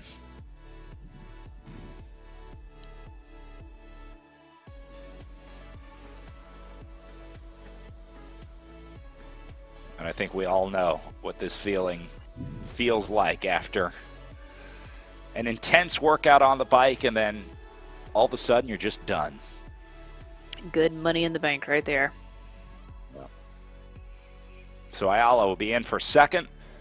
We'll see Maura Nelson in for third. Again, all the credit in the world to Nelson as well out there today. A lot of fight in this ride for a bronze medal.